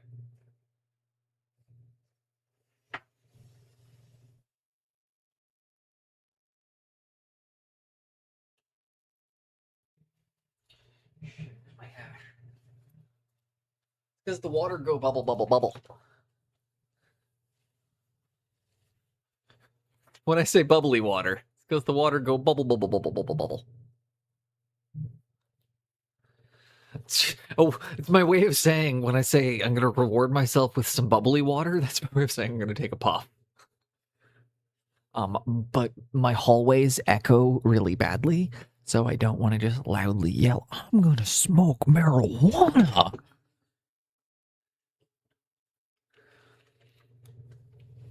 So, you know, the polite way is, well, I'm screaming. Oh, so this is some UK cheddar cheese with a nice little ball of Lebanese hash.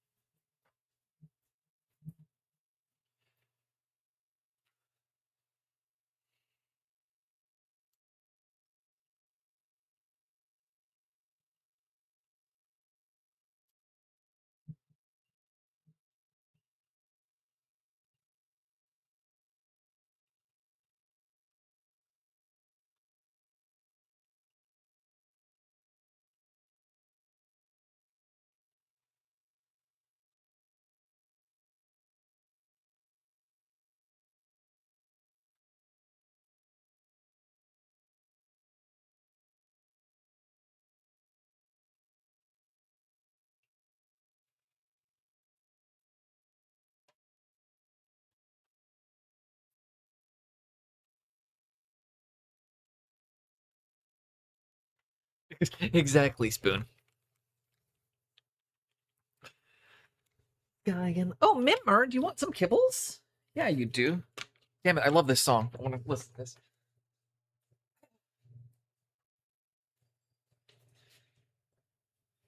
Yeah, have some kibbles. Handsome. Oh, is there my other handsomes? Sorry, guys, both my handsome boys are coming out. Second, this is a treat. This is a very rare treat. You get both of them at the same time. The orange one's a wobbly boy, which is why he walks funky. But yeah, you get both of them. There's a special. That's a treat right there. Although, Sigurd, why don't you eat out of your bowl instead? Hey, eat out of your bowl, and your brother can eat out of his bowl.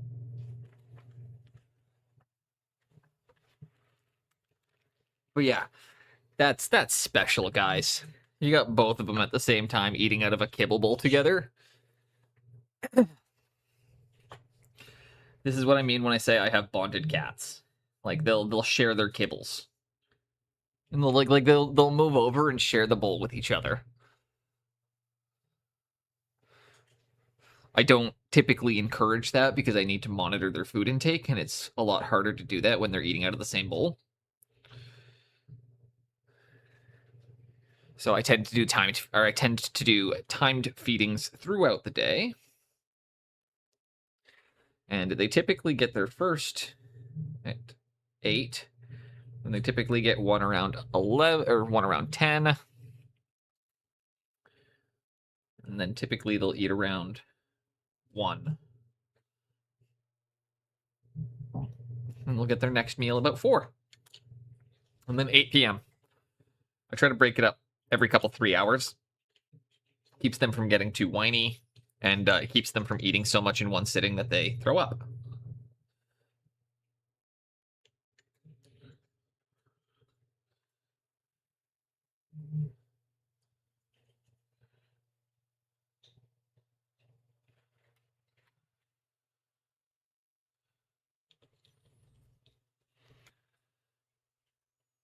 Can't smoke. I would eat myself to death. Get the munchkins times 10,000. Yeah, I know a lot of people don't. A lot of people can't. I was talking about having like EDS earlier on stream, so I do deal with a lot of chronic pain.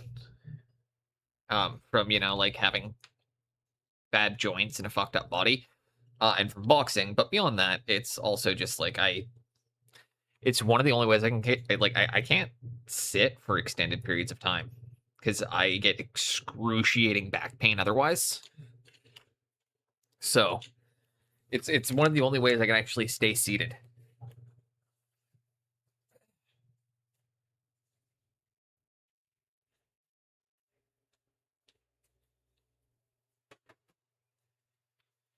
Not the only, but like it can take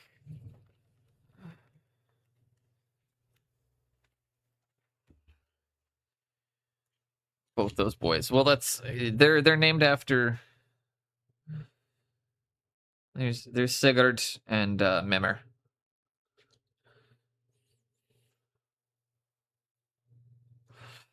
I kind of love that the Danish guy has like the most like North American name for his cat, and then the North American guy just has cats with the most Danish possible names.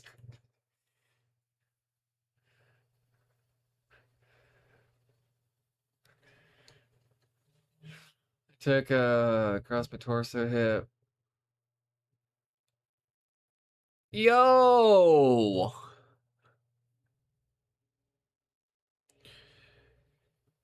Bearded, were you a structural mover?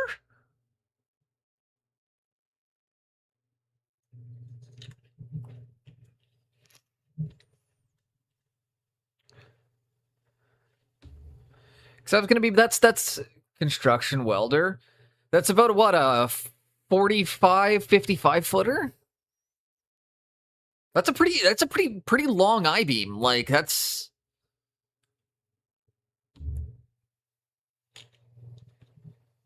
oh man, that's brutal.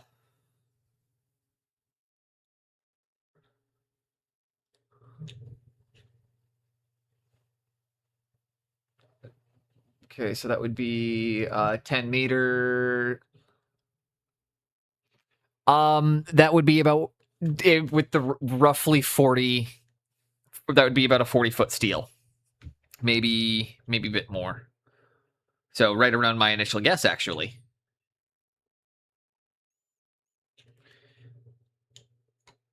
I know the weight because we used to have to move them.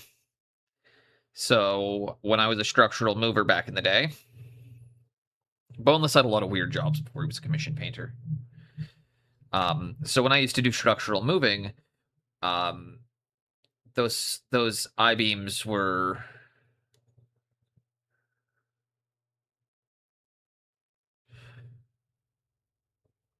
they were nasty things, man. But we had to know the lengths and the weights of them because we were often like we had to use pickers to move them. We didn't actually have proper cranes either. We did everything with fucking pickers.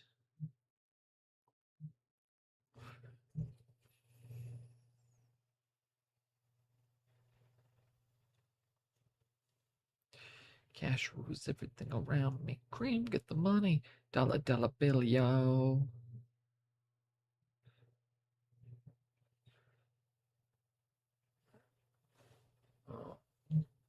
Mm. Oh yeah. For me, the injuries are just brutal. I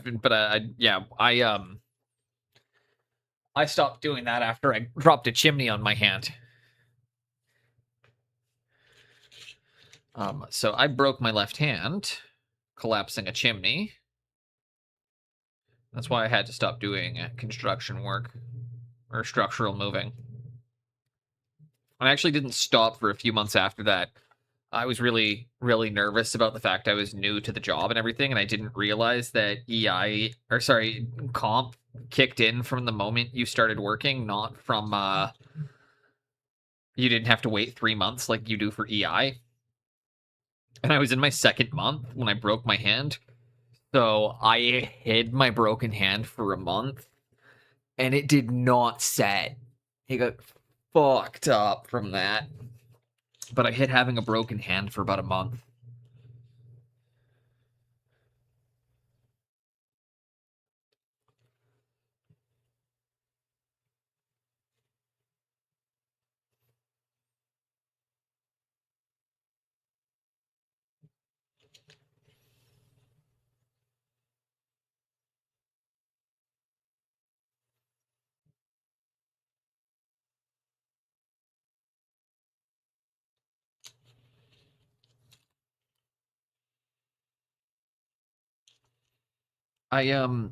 So this, I'm not sure if anybody else has seen these. I'm kind of just not to overly just change the topic on everybody, but I found myself like I keep getting ads for the Goblin Hobbies stamp kit. It's the one done by Goobertown and somebody else, and I can't remember what their name is, but I thought it looked really interesting. I'm not usually for those kinds of products. I'm usually Mr. Work your brush. But work your brush skills up instead. But the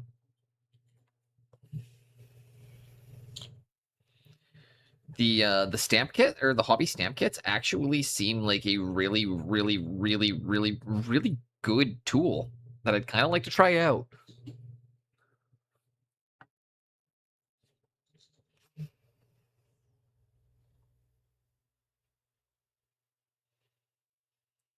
Not sure what anybody else thinks about them, or if anybody else has seen the ads or has tried them out. I don't know. I'd really like to try them out. I might buy one to demo on stream and not tell them ahead of time that I'm a streamer.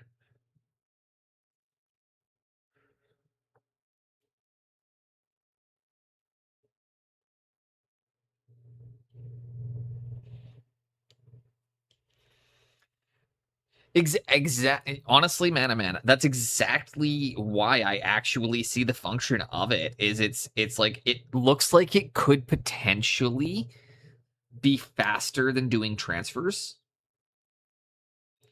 And if you're able to do it using specific kinds of paints, then it would be a lot easier to get that like painted on effect that we want when we're going for that transfer. I get to see this band in a couple of next month, actually. Was just talking about it. Seeing them at the end of June.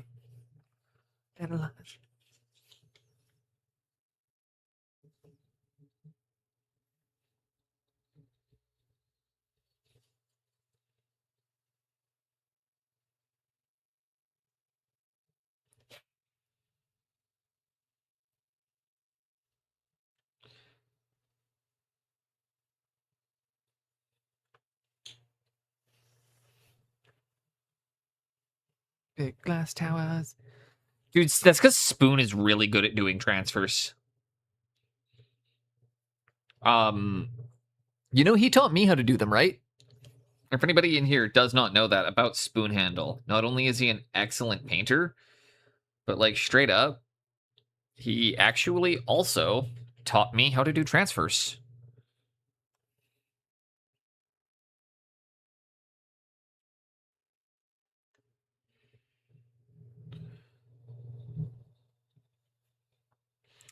I'm nowhere as good at them as he is, but I've gotten way better. Yeah, he's also just an awesome person. I don't know if he's still here. I don't really care. I'll keep talking him up anyways.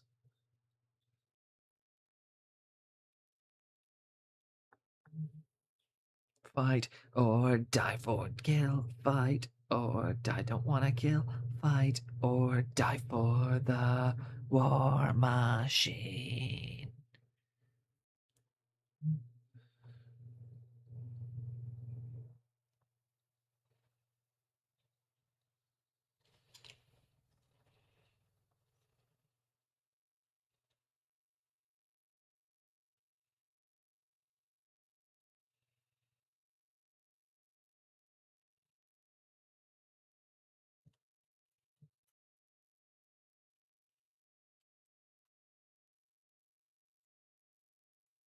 And there we go. We did all the ones with shields.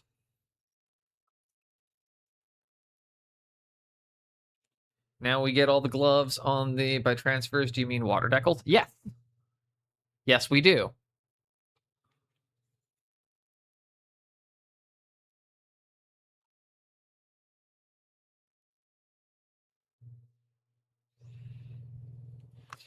Are you offended by the terminology we're choosing?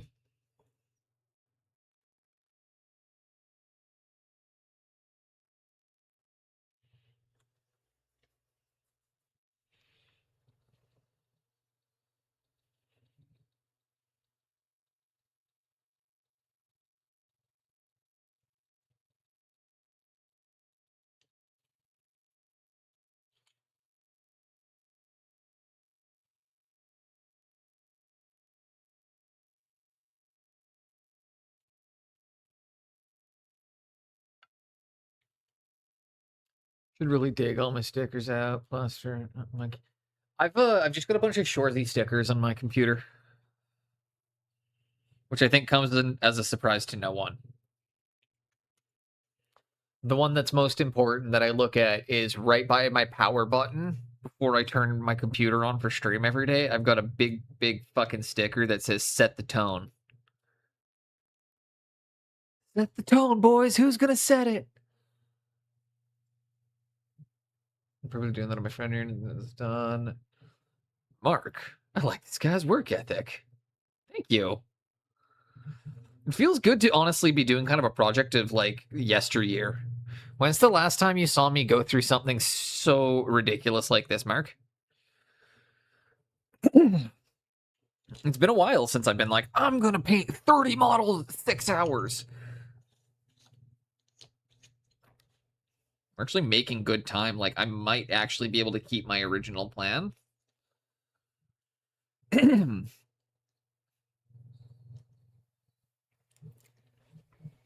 got just a little over 2 hours left to paint today.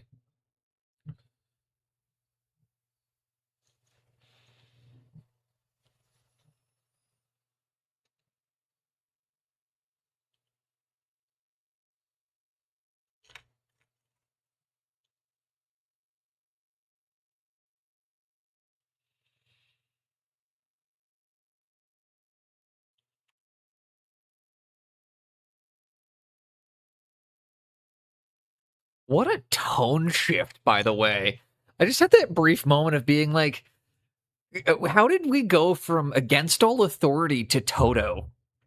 Like, what a. I was just talking about setting the tone. This is not setting the tone. We're gonna.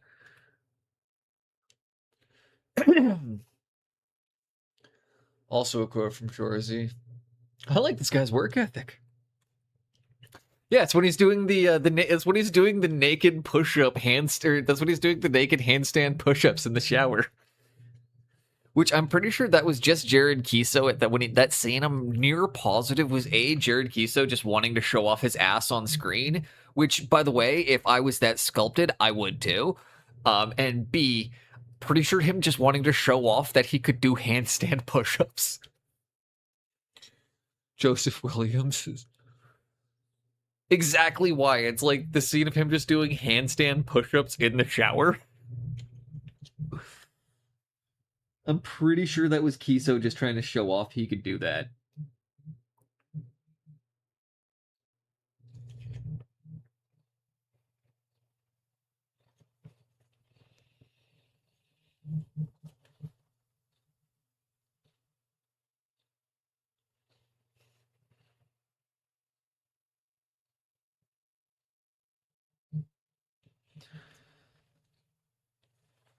Okay, that's the gloves.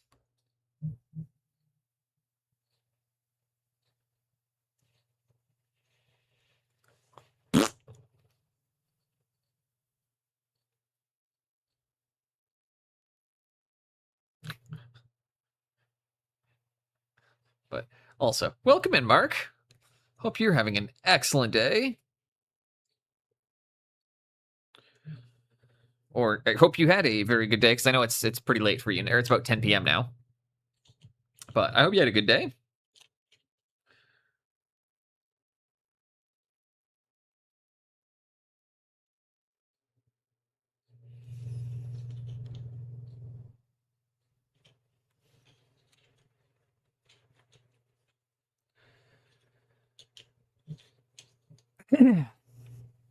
Rained all day, but it was good. How are you doing?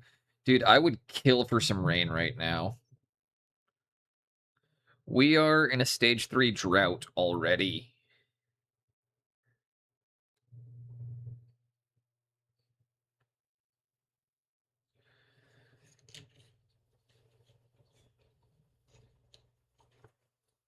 I would love some rain.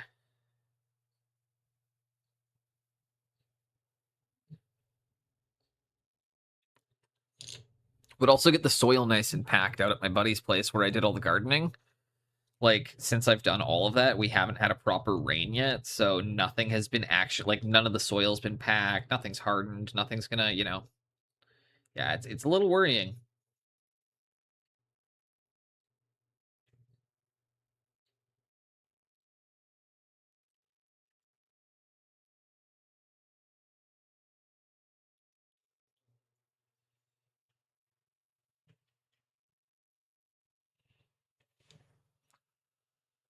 Out of interest, does the rain taste salty? Here? No. The sodium does not go into the air during the evaporation process. The reason Mark is asking that is because where I live is a temperate rainforest, so the rain actually comes from evaporation of ocean water.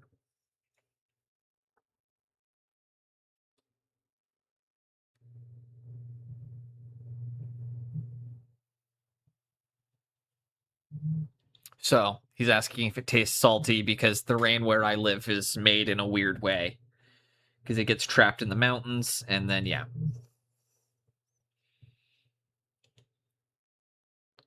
No, dude, that's a good question. The answer is no, because the sodium doesn't lift into the air with it.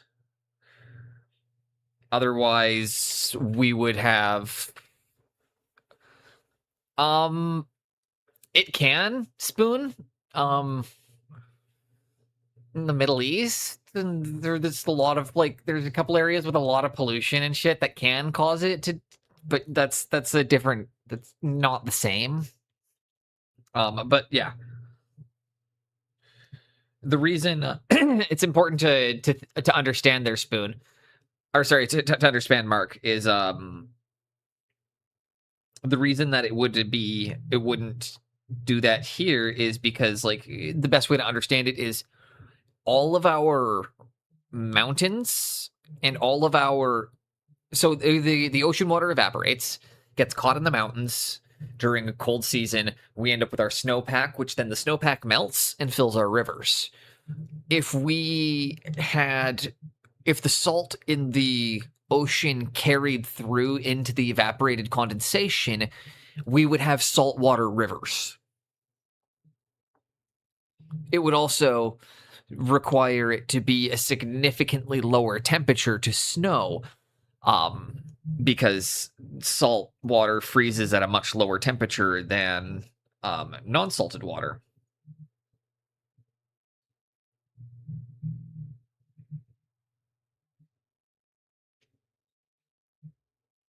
Happy May Day.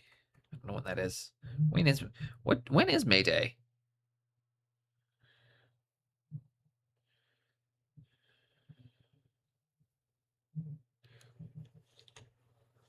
So salty. No, it's honestly it's a really, really good question, and I like that I'm able to answer it because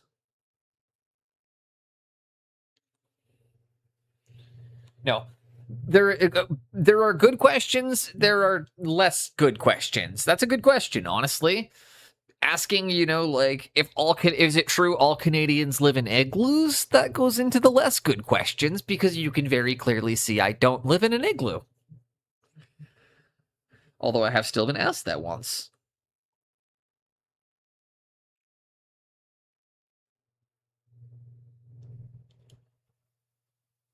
It's like, you guys know I'm only like 40 miles north of Washington, right? It's not like you cross the border and it just turns into a frozen hellscape. In the summers, you don't. So that's the other thing, Mark. It hasn't snowed where I live in almost 2 years. Maybe 3. But it hasn't snowed in several years here.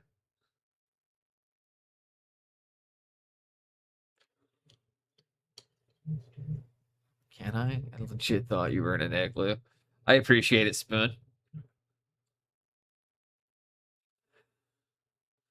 Oh man, I am not looking forward to this. As I was mentioning earlier, I'm going to my brother-in-law's wedding in the beginning of June. We're going away for that. It is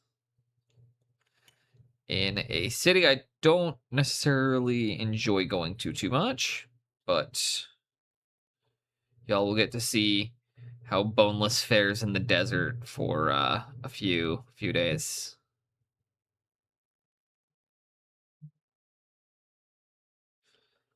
It's one of the, if it was not for pretty much the only reason I'm willing to make the exception on the travel right now is it's a wedding. And my wife really wants me to be there too. So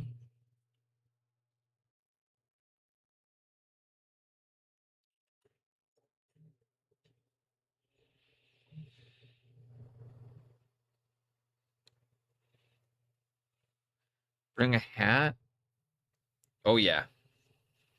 Dude, my hair is nowhere thick enough for desert sun.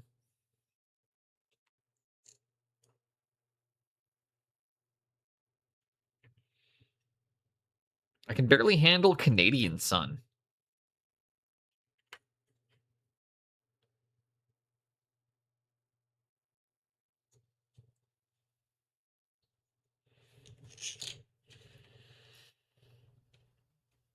All right, I got 12 more guys to do the fur. I'll be pretty. Actually, it's funny. Funnily enough, Spoon, I will not be that far away. We are going to be in Vegas for the weekend. We're gonna go into Vegas for a weekend for her brother's wedding. They just wanted to elope and do it the easiest way. But I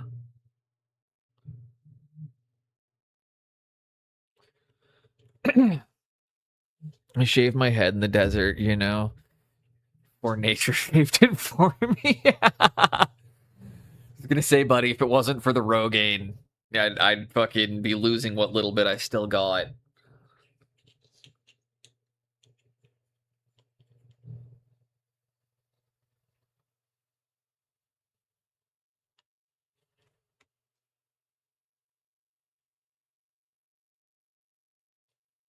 I just wanted to look like I could grow hair if I wanted to. Although it is coming back a bit. We'll see. We'll know after a year. You know, it takes about a year before you'll start noticing significant results. It's also been 6 months, and I am noticing that my hair's thickened up quite a bit.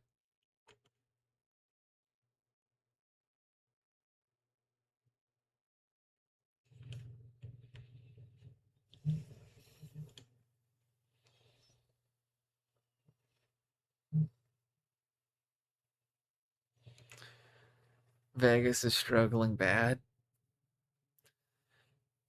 Is it because it's how come? I don't know anything about it, Spoon. Why is Vegas struggling? I assume because like younger people drink less and don't gamble. Well, I mean, actually, that's not true. Young kids are getting hooked on gambling, but they don't need to go to Vegas to gamble anymore because like everybody just uses gambling apps now. And now I'm just realizing out loud that I'm like, they're competing with a generation of non-drinkers that use gambling apps instead.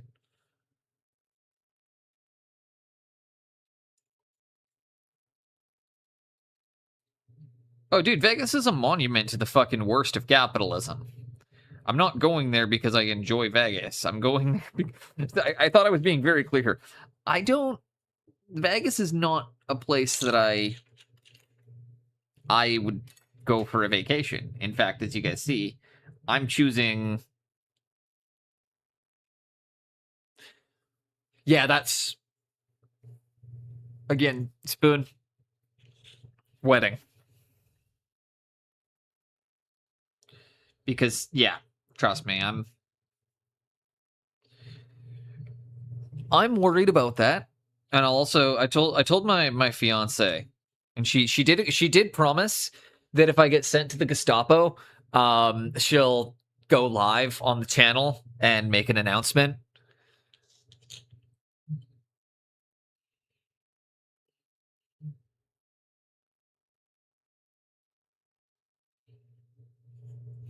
But yeah.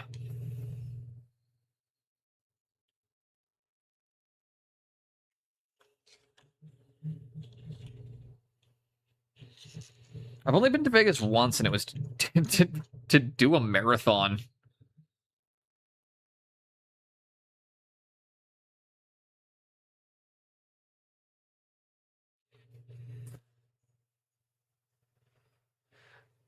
I didn't go to any of the shows when I was there. I just drank and drank and walked around and drank. Saw one of the best fights of my life ever. Guy looked like guy was like kind of looked like slash size of Francis Ngannou. Watched him take out 3 dudes, and then because I watched the whole thing, he starts approaching me really aggressively, like he's about to fucking start swinging on me too. And I literally just like hands up, was like, I didn't see shit, man. And then he just gave me a thumbs up, and then kept going, like turned away. Vegas was fucking awesome. But I was like, that man was about to clobber me for a moment.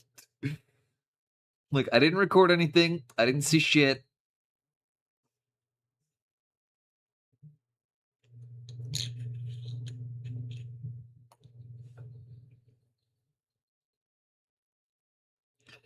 That's what you do in those situations. Anytime anybody's approaching you like that, I didn't see it. I didn't see shit.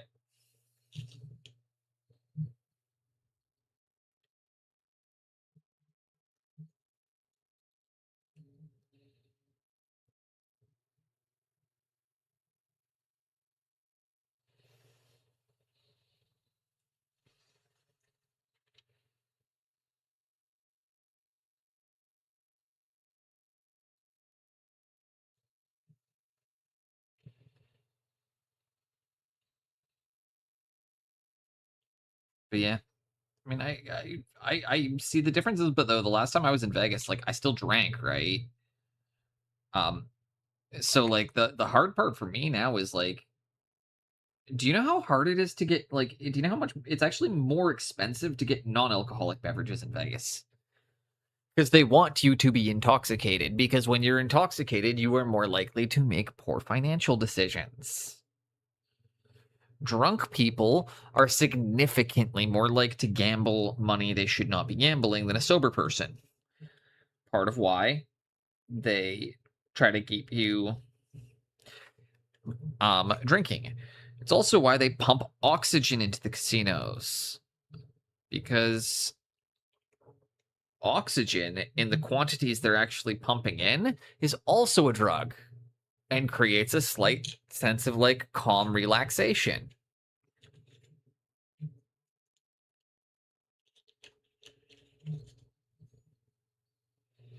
It's using the same principles as the masks in the airplanes. And no windows, so you don't know what time it is. And no clocks either.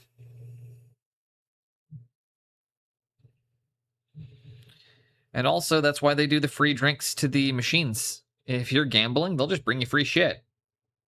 Keep them drinking, keep them at the machine.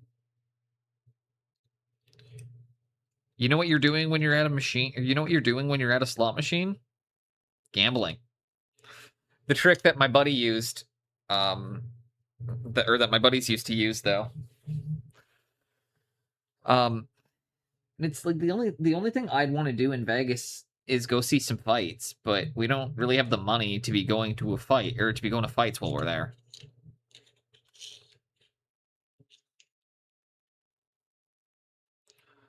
And like I looked up Verco's Vault. It's cool, but it is really far off the strip. Like it is really far off the strip. And I don't like going off the strip or like Fremont area. Like, it's keep it to where it's like, yeah, keep me in the tourist section of Vegas. The rest of Vegas is kind of awful.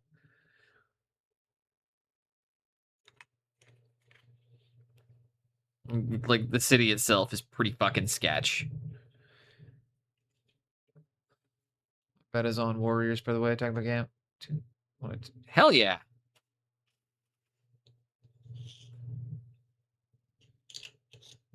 Gloves.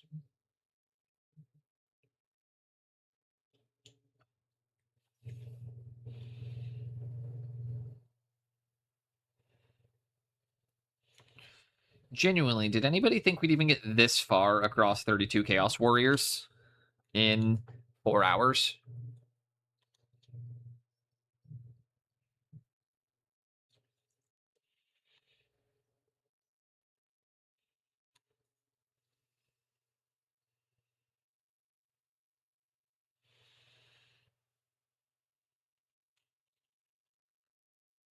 Lost fishing around ahead.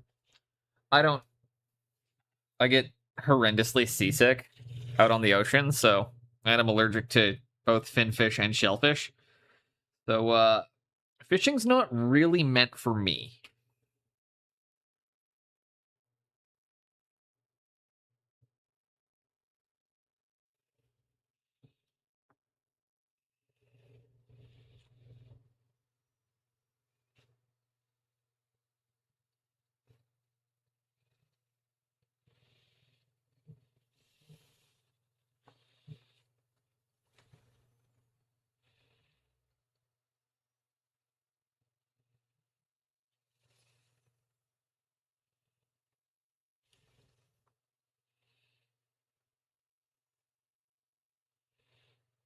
And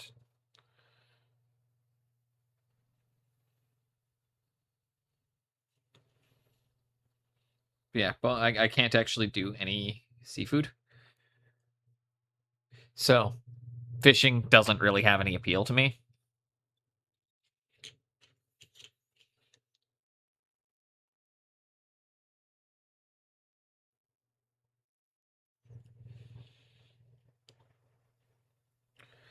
Although, I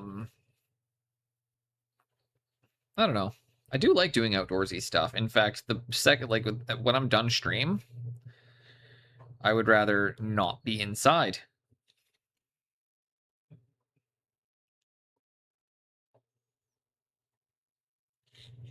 Clean cut American kid. And we got some ads running right now. Might run and have a quick tinkle.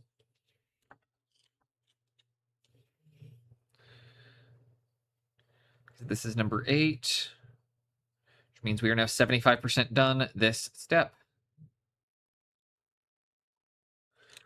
So yeah, now is a perfect time to pee at the 75% mark. I'm a nice guy, I'm so polite. Take a bath every day, and I can hear all the people say, what a clean cut American kid.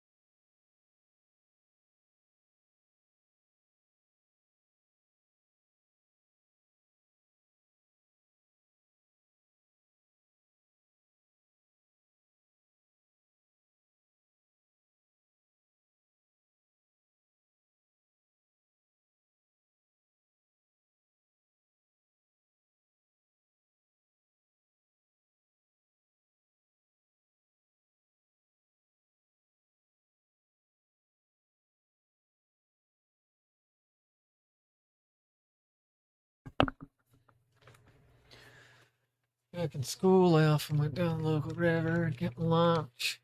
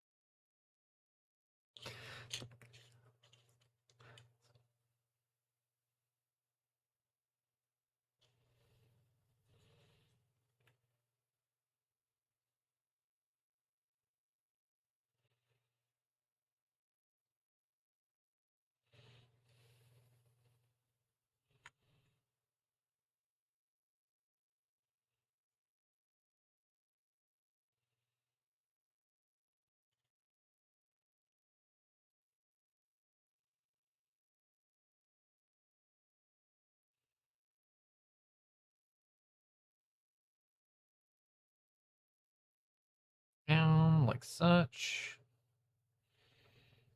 Get the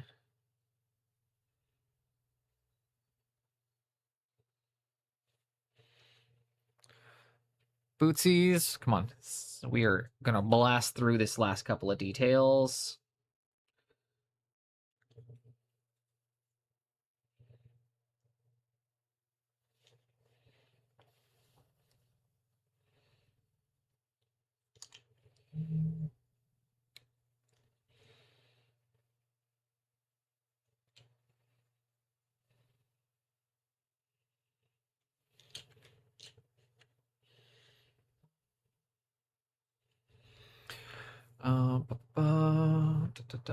Do I have enough of that brown on my palette still? I think so, actually. Oh, hell yeah. Okay, yeah, no, I got lots more. Swing your again, I'm moving very quickly, guys, for those of you that can see. We just want to get that color established across all of these guys. So if you're painting along, let me know in chat what you're working on. I am going to be moving on to the next step here, which will be stippling up and hitting a quick dry brush across the furry details. And then we're going to come in and we are going to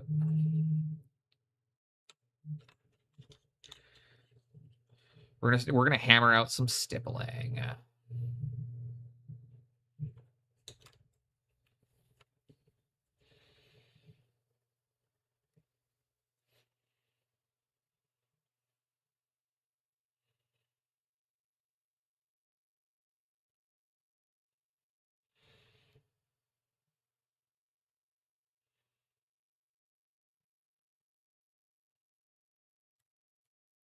Got that.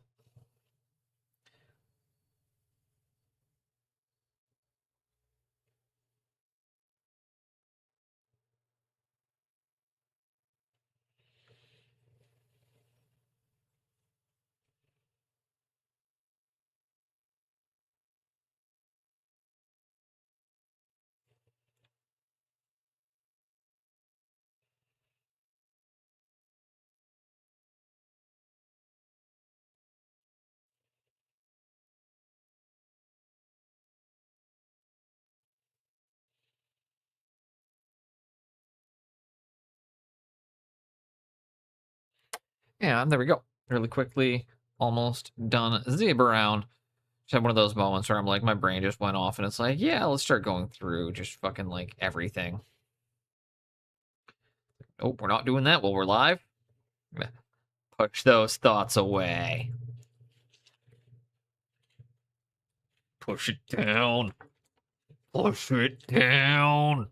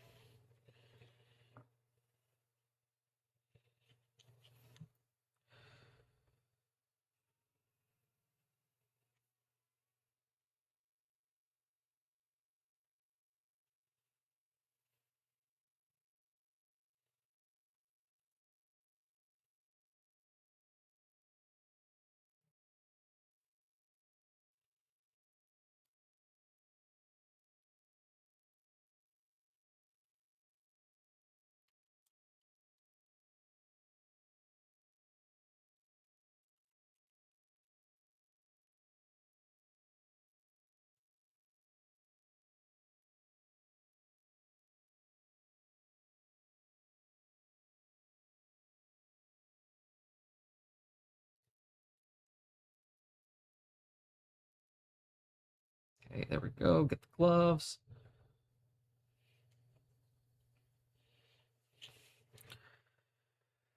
For Fur. Okay. Having 9 turtles. I was never. I wasn't. Turtles weren't as much my thing.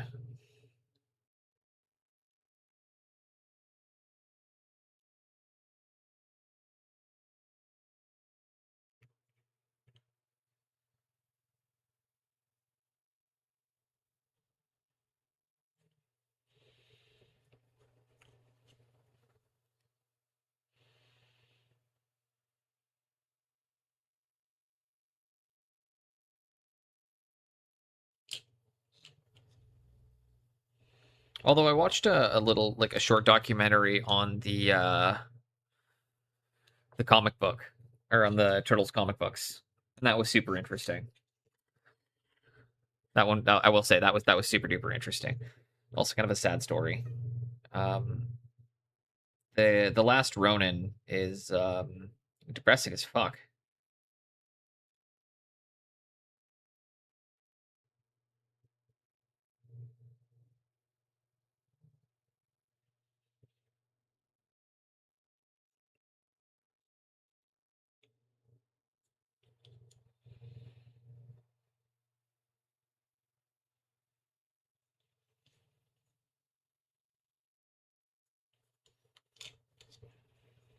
Still love the three OG 3 movies. That is fair. They were not for me. I think I was little they were a little too dated by the time I was old enough to watch them.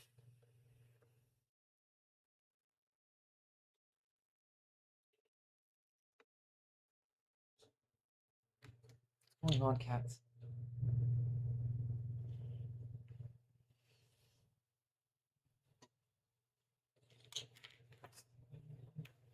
One second. My cat's being a weirdo. Gotta help him out with something.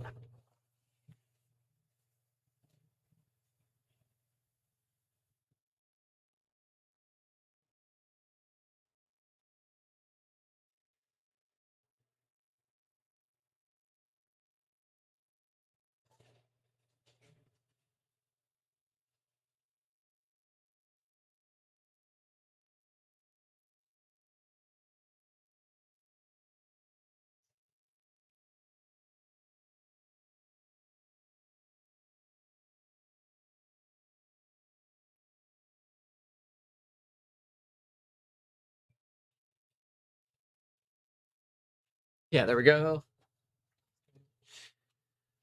Check that out just 1 second. Cotton wires.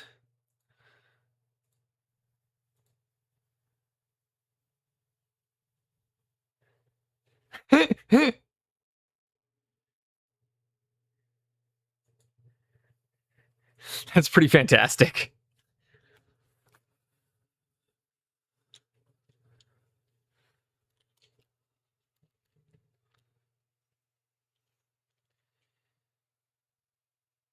Okay, got more bootsies.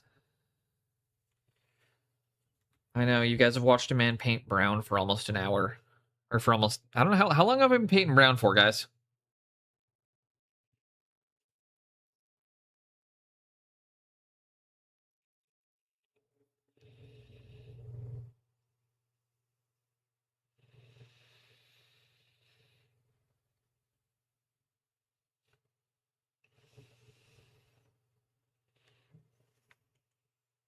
Hour and a bit now.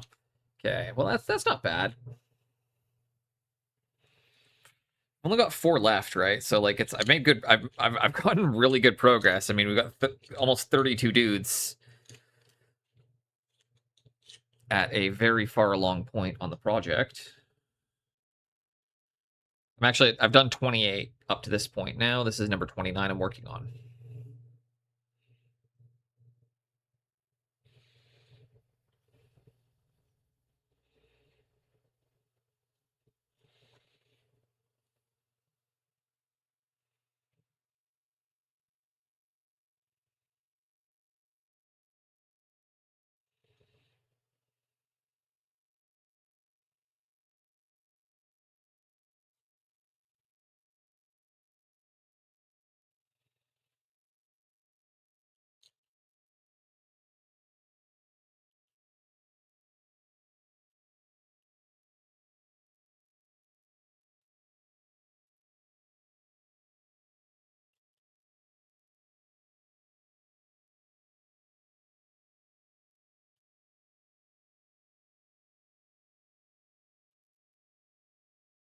There we go.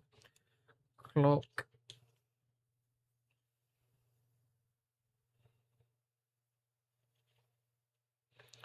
Okay. A little water. Paint. This is a great one. Apocalyptic is fantastic.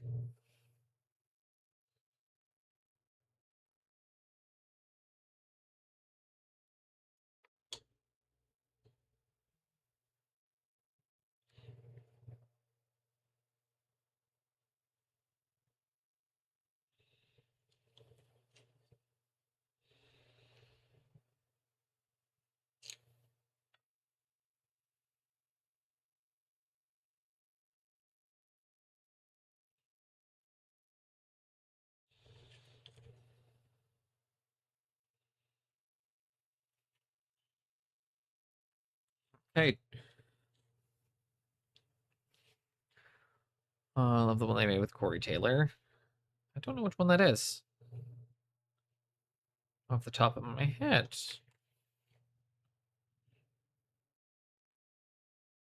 I'll look that up after stream. And it might get added into the playlists. Who knows? I'm not.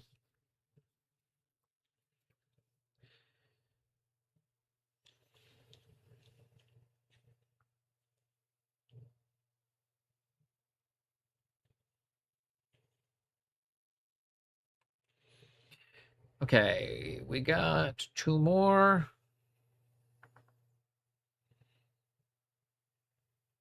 Holy fuck, guys.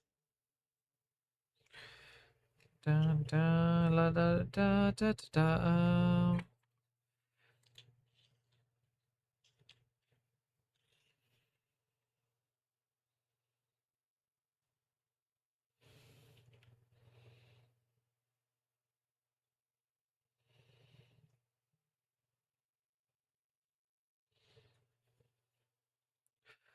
Bootsies, bootsies. When are you ever not painting brown?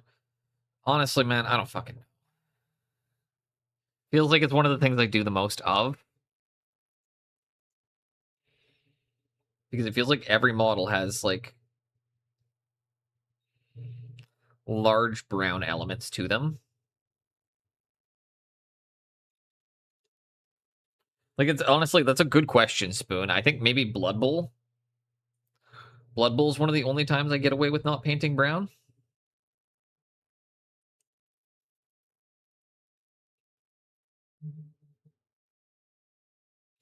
And that's because I can give them colorful shoes instead. Because I like, you know, like in sports, I assume they would have colored cleats. If you ever watch pro sports, most of them have like silly colors or brightly colored shoes or cleats. Or boots or kits or whatever you want to call it for whatever sport they're playing.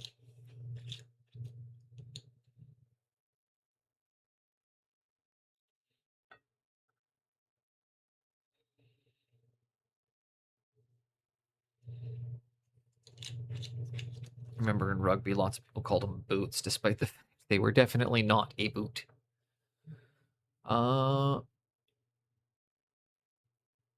Oh, dude, I would absolutely paint some cyberpunk stuff up.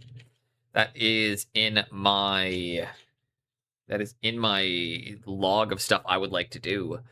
Particularly, I would like to get my hands on the Atom Smasher model. Seeing as, I mean, I do have Atom Smasher as my follower alert. Like, it's you know, if you can't tell from the follower alert, I do like Cyberpunk.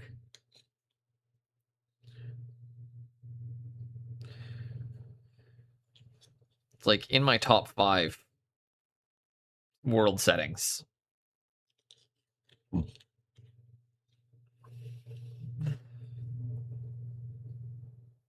I know a lot of people thought it was my favorite. It is one of my favorites. If I have to make an explicit favorite, though, it's Hyboria.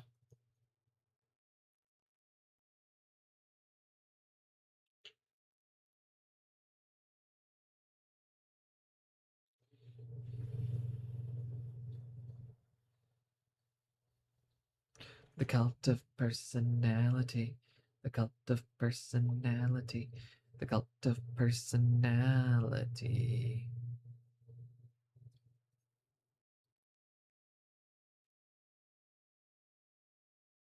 Neon light. Nobel Prize.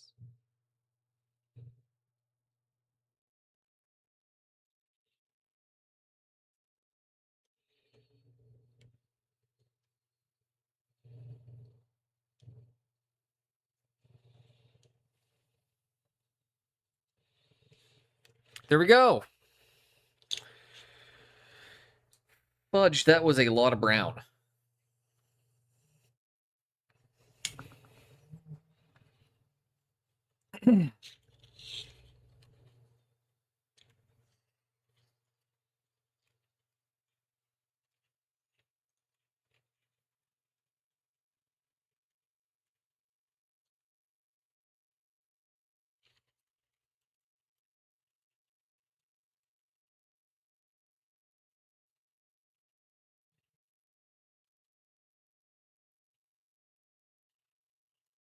There we go. A similar Cyberpunk Samurai. Oh, dude, Johnny Silverhand would be a fun one to paint too.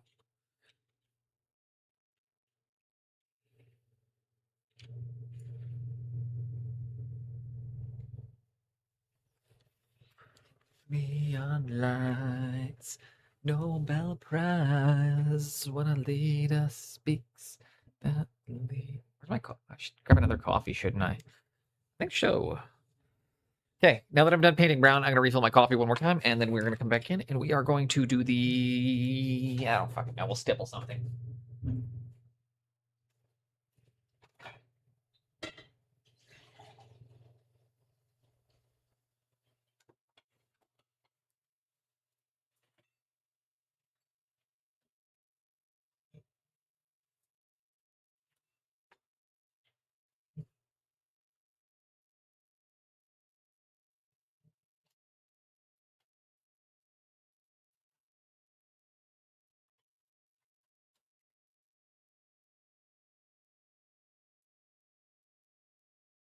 Why so hard? You little cutie baby? Are you my little cutie baby? Or do you want kibble?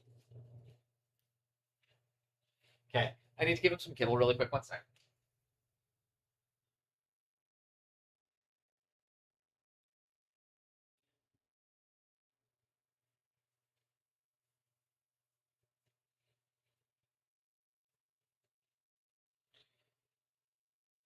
Okay. Yeah, we're gonna stipple up the. No, we're gonna dry brush. We're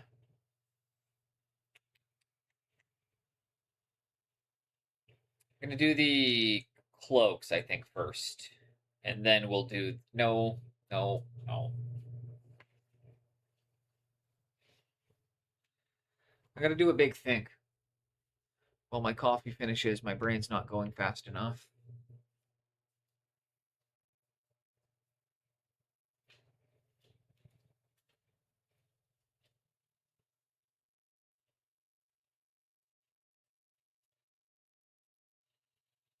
Take a look at that sculpt while I've got that going. Oh, that's pretty rad. That is super duper rad. That's not really the style I paint in, but that would be really cool to do.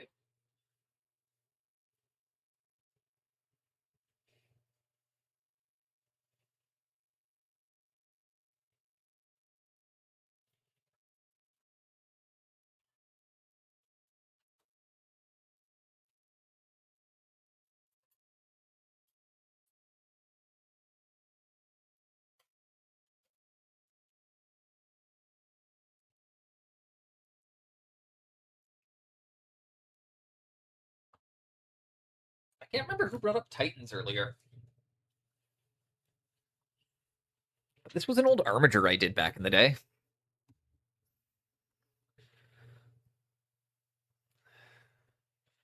This is the armature I painted up to go with my Sisters of Battle.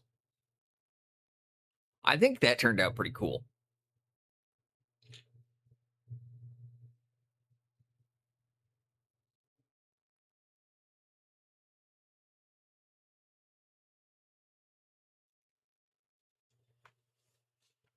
Just wanted to share that. Get out of the gill, member.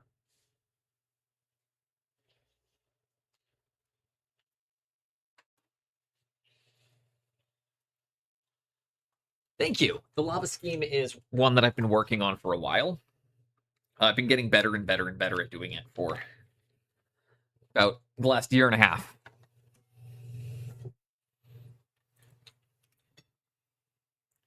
Crap. I need to go wash my dry brush out really quickly. Final thing we have to do before this, and then we can get going. We're going to come through and we're going to do up the furs now. All of the furs.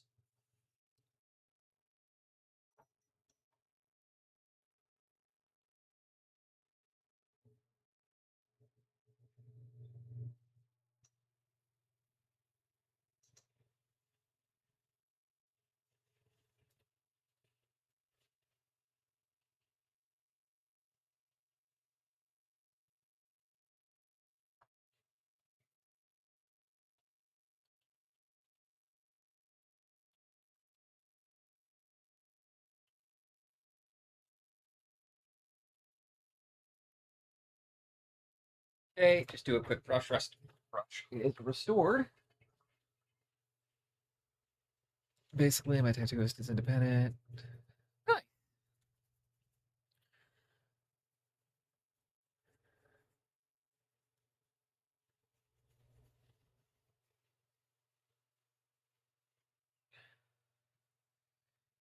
Dry brush to the right consistency of dry. There we go. Okay. So what we're gonna do now, we're gonna load our dry brush up with the same Ruddy Terra that we used earlier.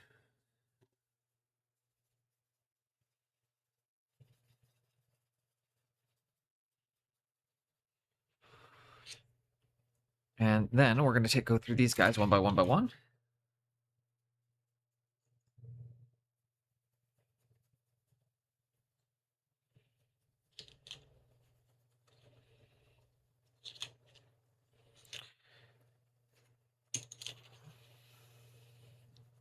This should be a pretty quick step.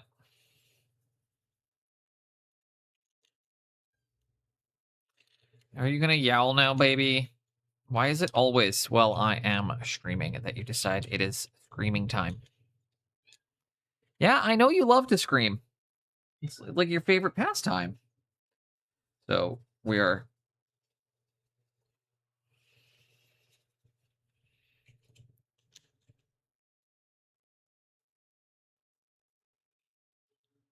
Quick flick, flick, flick across the shoulders.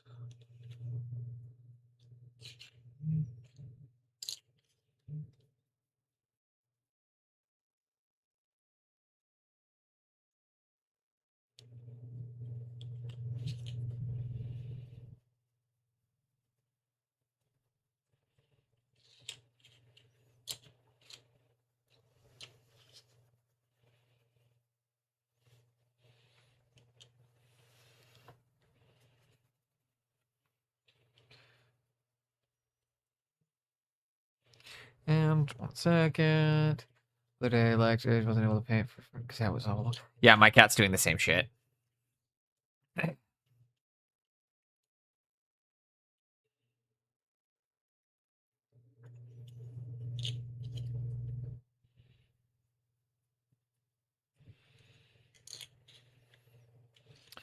Meant to pop in. Oh god, I missed this guy's cloak.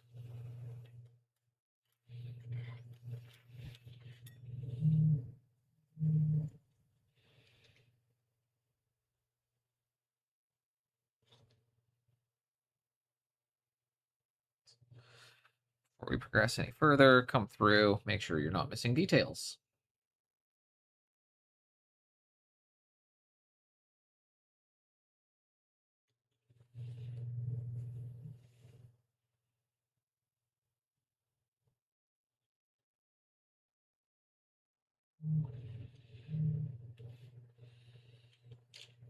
Put that one at the end of this queue so he's got time to dry.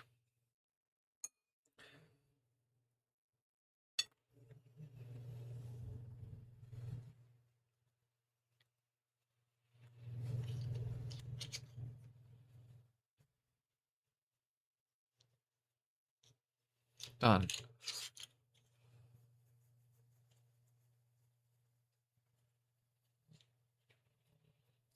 Again, if you get any overspray on this one right now, it's fine. Because it'll just blend in to the armor and the rusty tones.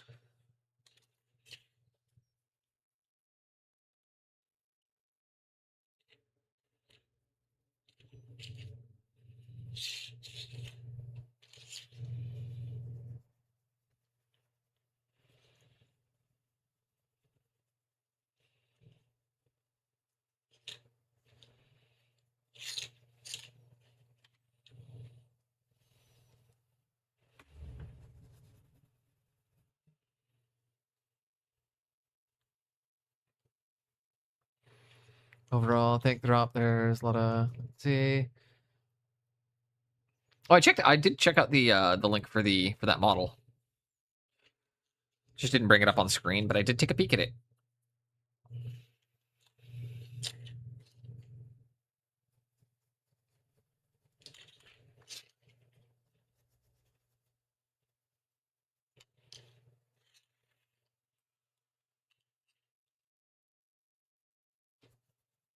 There we go. Shoulders are these cloaks coming through.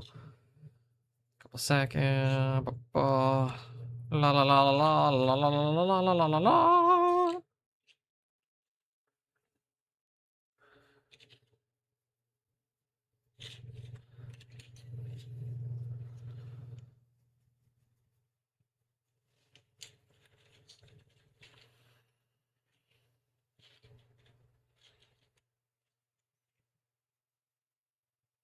Boom.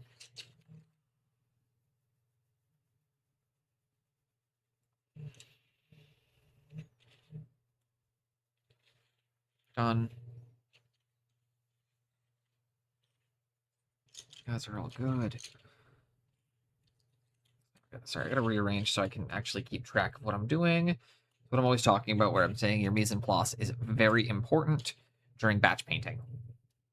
You need to know what's what, what's where, so you can keep moving super fast.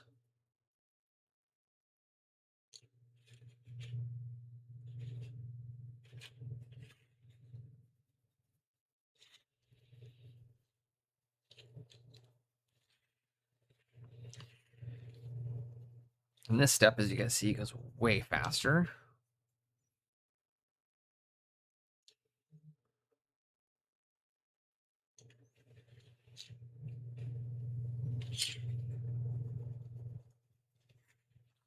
Another one done.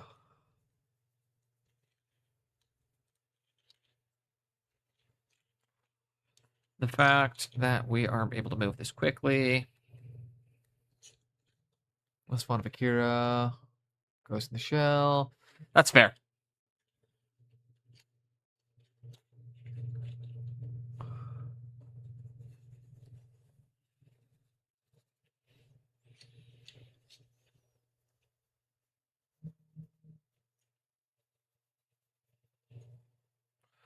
There we go. Just get your dry brush texture built up really quickly.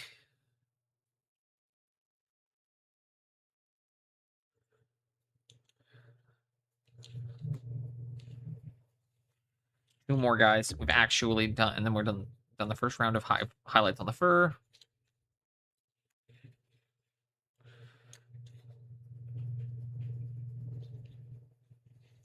We're going fucking crazy mode right now. With how fast we're working. Boom. Okay. Another squad done.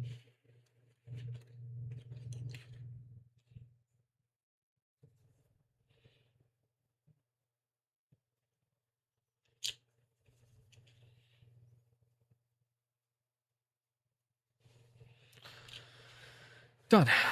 Okay. Next step, give these all a moment, reorganize, get myself situated and started. How I'm gonna go. I know it seems silly, but again, you're seeing how fast I'm moving, guys. The organizing the models, having everything ready, positioned, good to go, where I want it to be, is part of how I keep myself moving as quick as I do. I know that there were lots of jokes. We used to make lots of jokes about like Boneless's efficiency stuff. I know Spoon Handle's favorite one was the one I went on the time when I was like, when I broke down that I was like, so if it takes 3 seconds to put a model on a handle, and I have to repeat that step 8 times, or it's like 8 to 10 times per model across 30 models.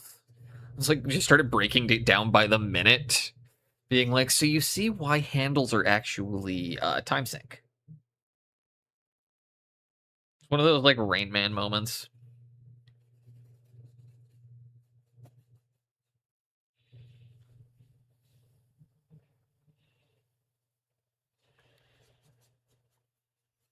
Okay, using basic skin tone now. Light flick. Done.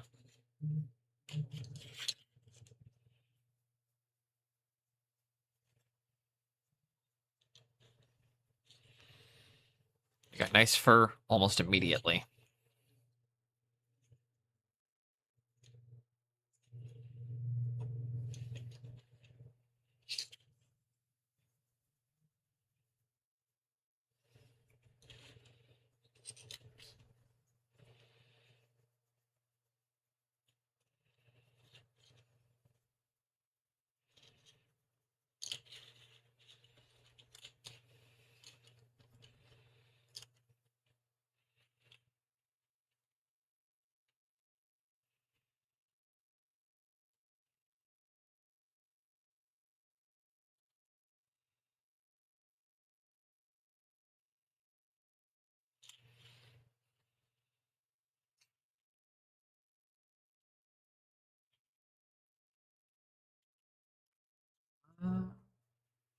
Dude, I'm actually having so much fun doing some just like old school speed painting stuff.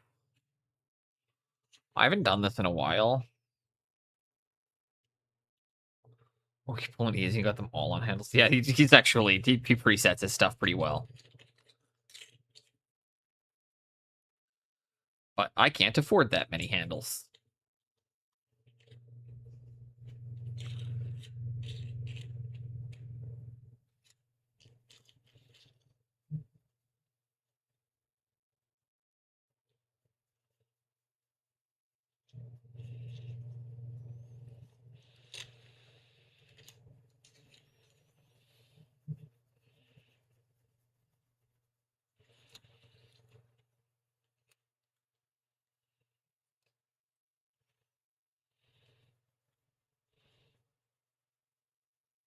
There we go again, guys. You're seeing we're just getting fur established really fast.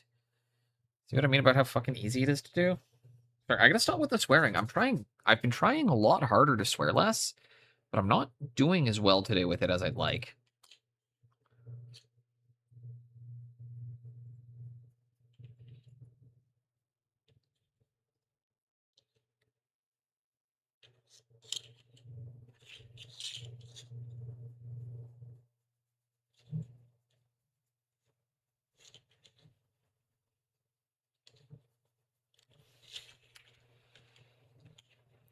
And there we go. We got the first 16 furs done, dude.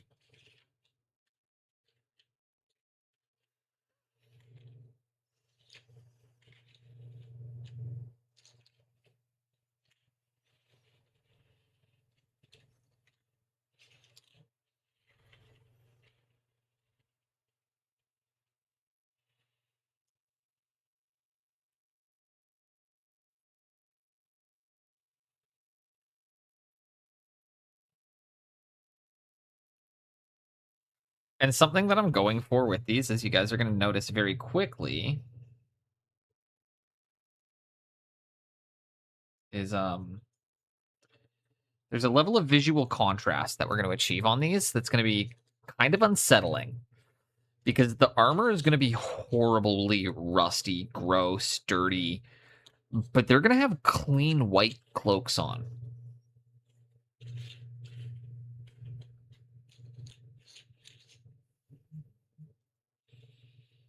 That's just another way to offer some contrast on a model that might be a little bit stark, a little visual, as having clean elements and dirty elements.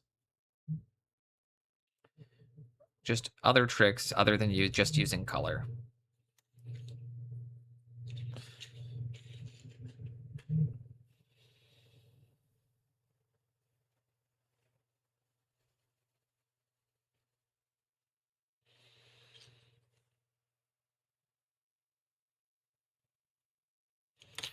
And again, flick, flick, flick. Quick and easy, guys.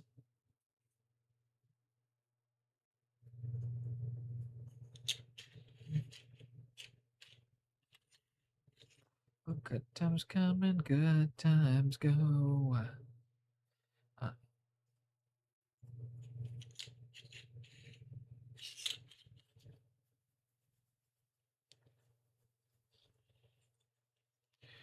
Yeah, like such.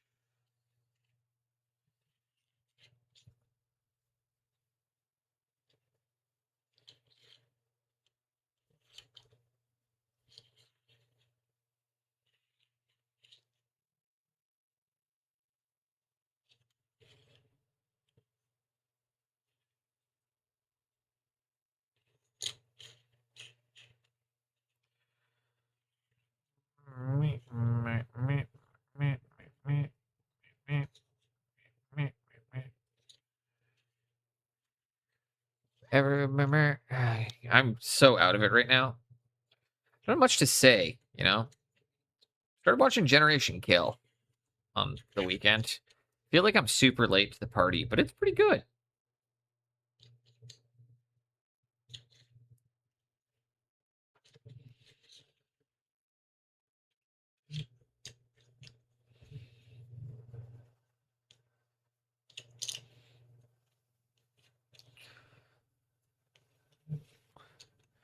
Damn, dude, how long you been streaming for? 4.5 hours, almost 5. We're gonna be going until a little after 4 p.m., 5 p.m. I'll go till my wife gets home.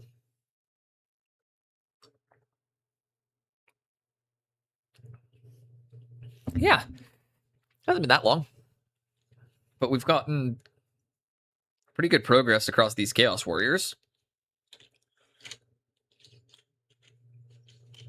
Made some pretty fucking good progress on these Chaos Warriors, actually. We're not done them, though. Thank you for the Hydrate Redeem.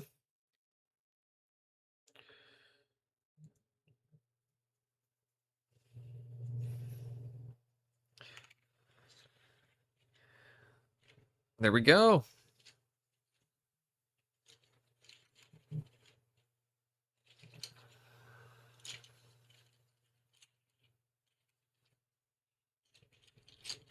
Next step's going to be an even faster one. We're going to do the gloves and boots. Then we come through, we'll do the white cloaks. The first couple highlights on the white cloaks. Wait, no, we need to get, because the cloaks don't get washed, do they? I gotta think my process here for a moment. I might actually be able to do the cloaks without the wash at all.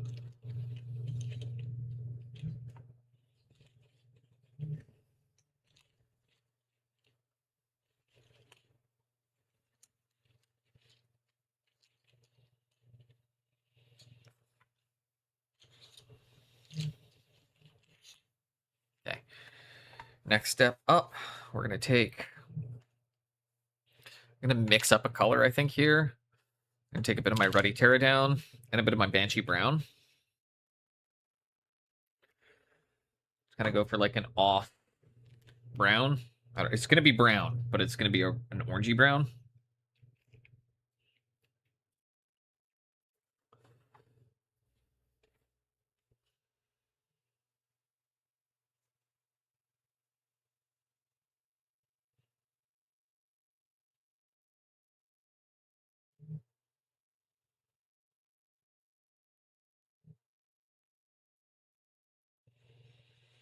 I'm mixing in some of the basic skin tone here now.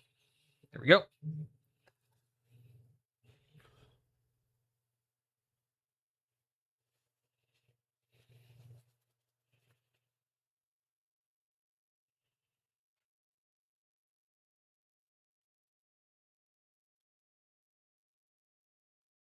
Okay.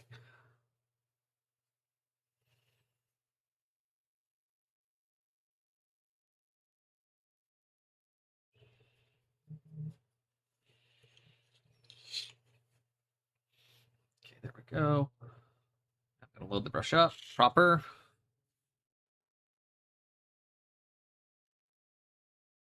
We're gonna just do a quick stipple. As to not make it all look dry brushed. Now using wet paint, but we're using the dry brush and we're just gonna smash a little bit of that at the one glove and on the one boot. On the other guys, we're probably gonna have to do a little bit more than the one smash.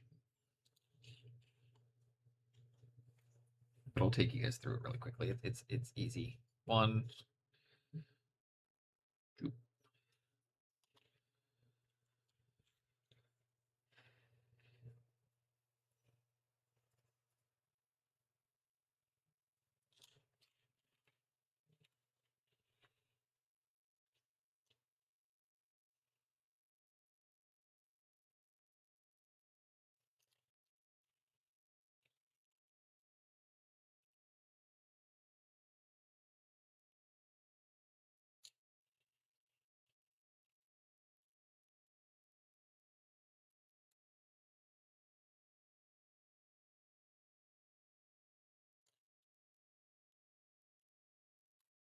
You see, we're just going 1 doop doop.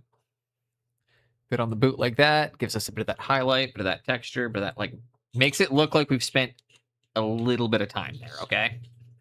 All we're trying to do is give the impression of effort. We're not actually wanting to put effort in. We just want people to think we did. That's how that's kind of the fundamentals of this system that we're utilizing today, which is very heavily, I would almost call it Blanchitsu. A little bit less precise than Blanchitsu. Blanchitsu has a lot more intent. This is a lot more just fuck it.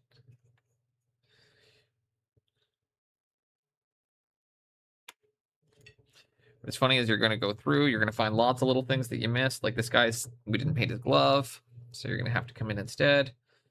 It's okay though, because we'll just go in and hit the stipple on that one at the very end instead.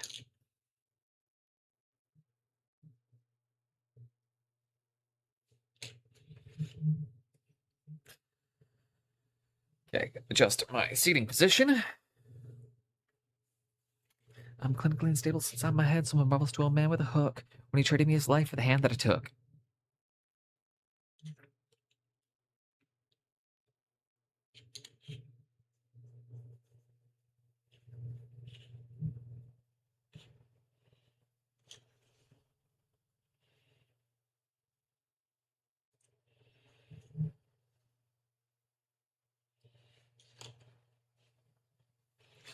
There we go. One more on the sword and board. Then we go into the two-hand guy. See what I mean? Quick little.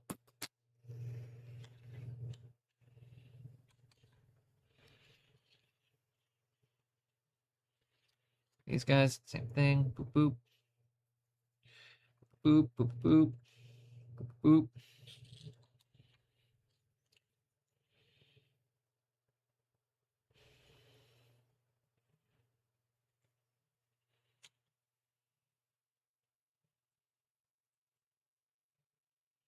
Doop, doop, doop. Doop, doop, doop, doop, doop, doop.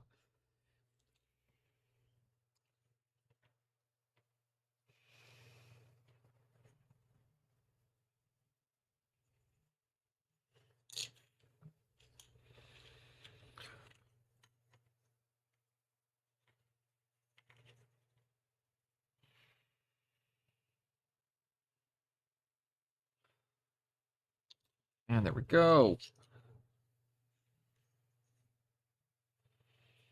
And again, we want it to look stippled. We don't want it to look dry brushed. So we're using wet paint that we smash down here instead.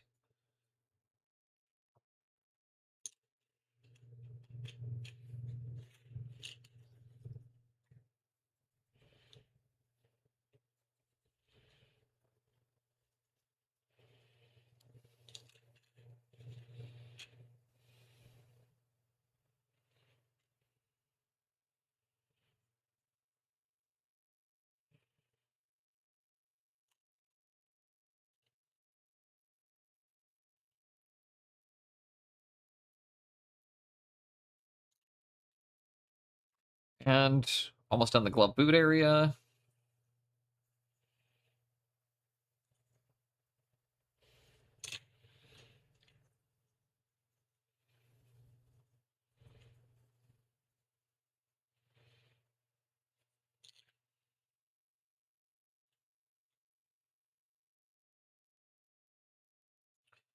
Okay, 2 more to go. Then we're actually done the gloves and boots. Go one brighter. You guys think we should highlight one hot further? What do you guys say? Man, can we go brighter? Should quickly do one extra stipple in.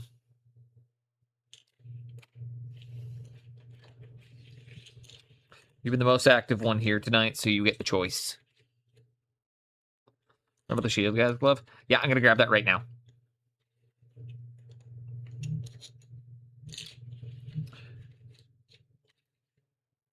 He's up at the front. I see him right there. It's this one.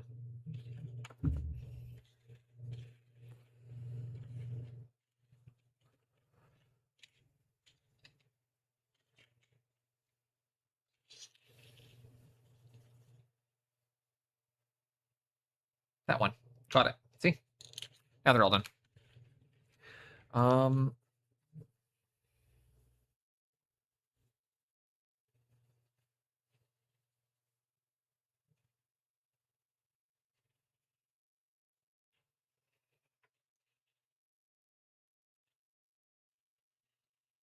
And this one that we're gonna about to stipple in here is only gonna go at the very tips of the boots.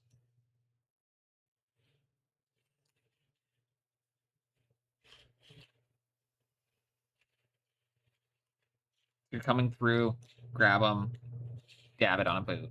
Grab one, dab a boot. Grab one, dab a boot. This guy can get a little bit at the top of the hand there too. Dab boot. Dab boot. Dab boot.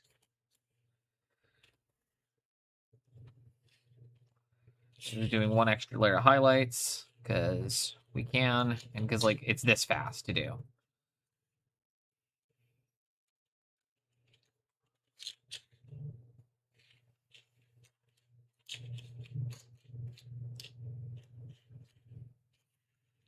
Boop.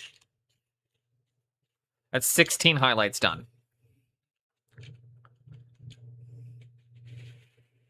That's 16 models highlighted there. How long did it take me to highlight the 16 of them? Let's put a timer on it here.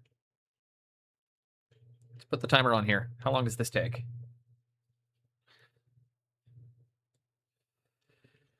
And go. 1.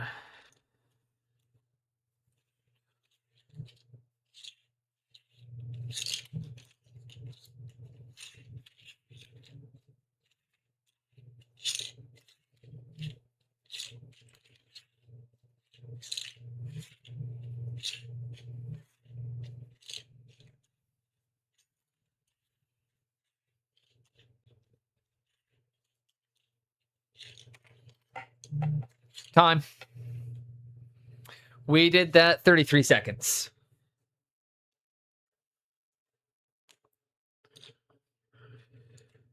We did that group in 33 seconds.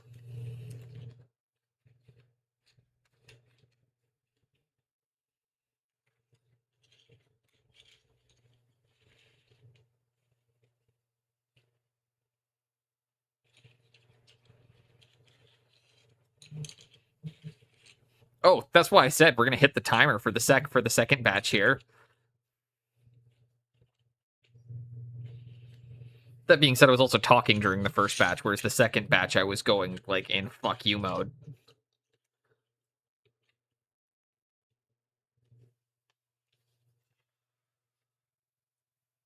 These Warriors of Chaos are looking pretty awesome. Next up, what I need to do.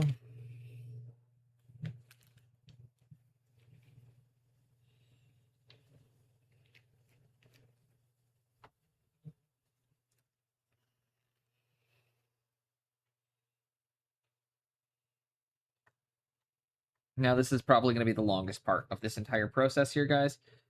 We're about to start working on the cloaks.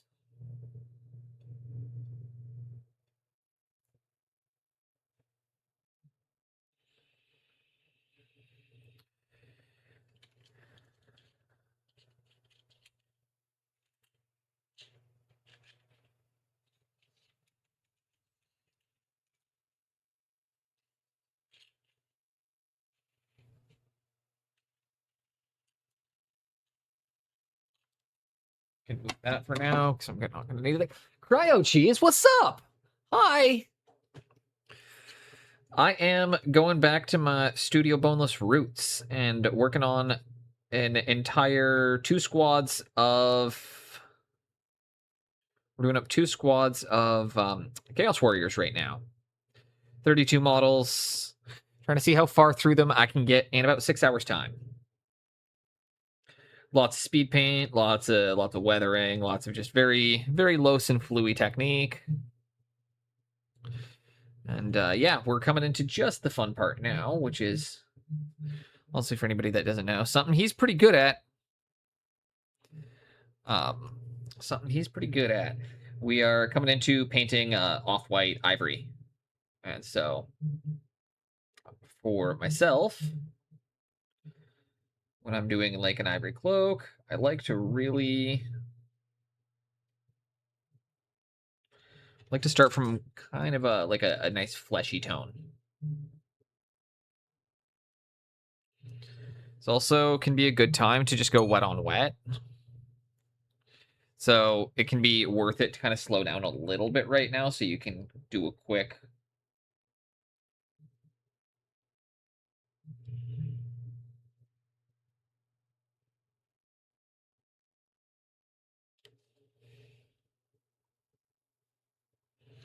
So... And very fast. I am pretty quick. We are going pretty quickly. And also, extra good mood, Cryo. Yeah, how are you doing today? What are you working on? Are you still plucking away at a bad one? Just hanging out, relaxing? It's a pleasure having you in here. In an extra turn of good news, I finally got to varnish my goblin. So for the first time, I'm able to see it without light pollution. I'm good. I'm looking at my... I got the first round of varnish on my SMC entries, so I can actually start seeing them. Like, okay, so you know how it goes, Cryo, when you hit that point where like you go to few details like super duper duper locked in, and then you get scared that you might accidentally like rub something off with your thumb, so you just like need to get that one layer of varnish on. Just be like, I'm scared of messing this up, so the whole thing's getting a quick like once over coating. I don't know if you do that too, or if that's just a me thing. But the nice thing in doing so is I was also able to get them sprayed with a matte coat, which was able to, like, I can still struggle to kind of visualize where things are going and if my lights are being placed correctly at first. And then essentially by getting that nice, like, super matte on there, being able to remove the light pollution and glare, I have a much, much better understanding of how things are working and what is and isn't working. Know the fear, but I often don't varnish it when I feel it.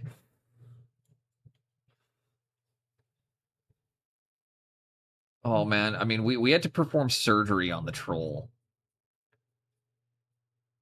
I went through, dude, I got 60 hours into painting a model and didn't realize that I had like an uneven alignment, and I had to like shave probably 2 or 3 millimeters of resin down well into the paint job. It's always horrifying. We've all been there though. You know what? I'm just gonna bring my consistency a bit thinner here because it's just.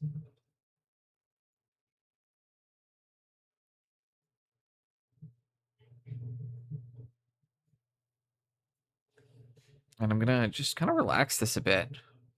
Rather than focusing on being too precise and getting too many of my colors worked up, we're just gonna quickly get a bit of that in. You know, make it look good. But, take a look.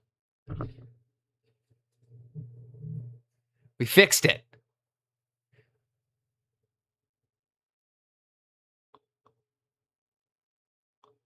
I'm really happy with how this guy's turning out right now.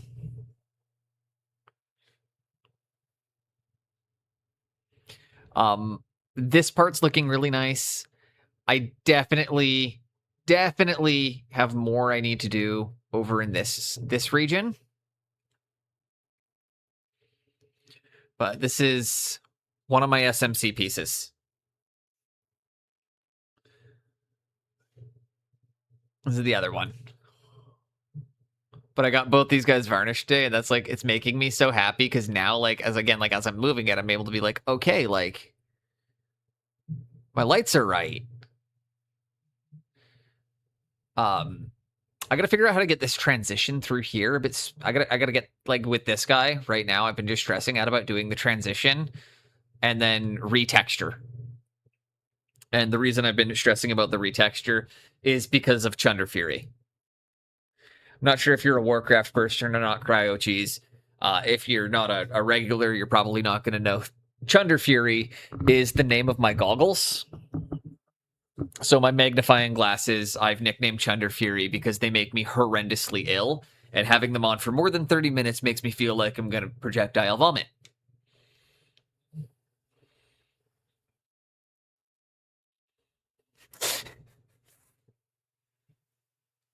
It's, again, I wouldn't expect you to know that. I wouldn't expect you to know why I call my goggles Chunder Fury, but yeah, whenever I'm talking, just figured I'd clarify. Whenever I'm talking about that, I'm talking about my magnifying glasses, which and like, I don't know, man. I was honestly gonna say too, like, I don't think you use them at all, do you?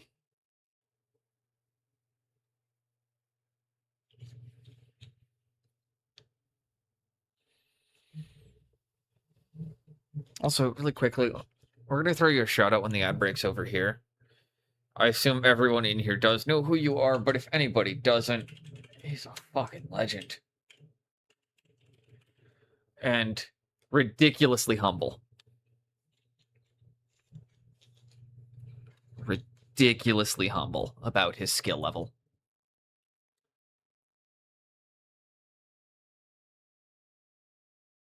Cryo's one of those, like, forever student kind of people. Even as he's, like, hitting the master's levels, he has that forever student mindset, which is why he's at the level that he's at. And I think we are back from ads. Okay, yeah. So if you're not following Cryo Cheese, guys, make sure that you are. You'll understand if you haven't seen his work before. He's an incredible painter. He's an incredible teacher. And he's like, I learned, you'll like, one of the skills I feel like you can definitely take away from it is the idea of painting with precision and painting with intent. You don't just put a color down knowing you're going to paint over it later. You know, you're putting a color down with intention.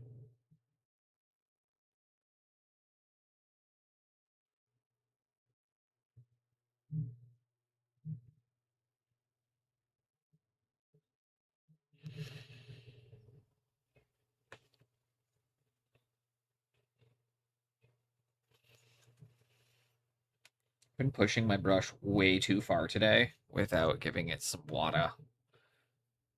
And I'm going to keep doing it.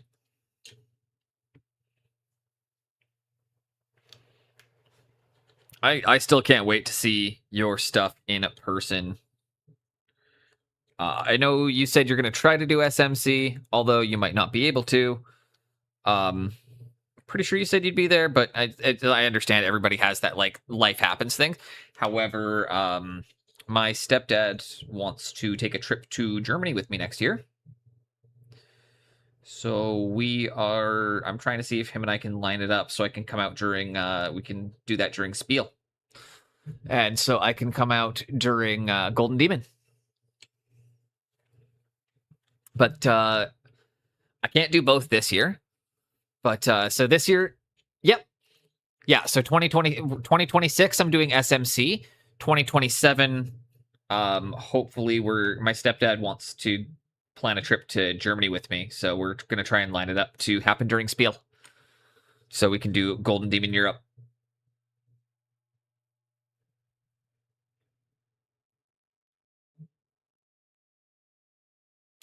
Golden Demon Europe happens at Spiel, right? I think, I'm not positive. I don't know. I know there's a Golden Demon in Europe. Pretty sure it happens in Germany.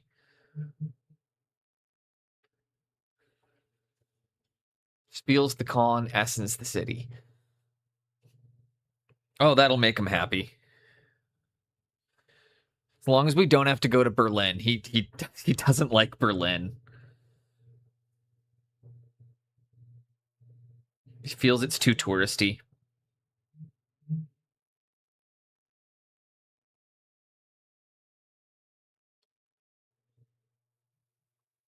Which, I mean, probably is.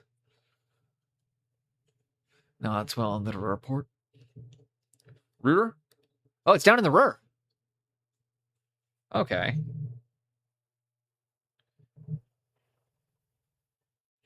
Again, I don't know my German geography at all because I am like 7,500 kilometers away. I just know that he's from Swabia.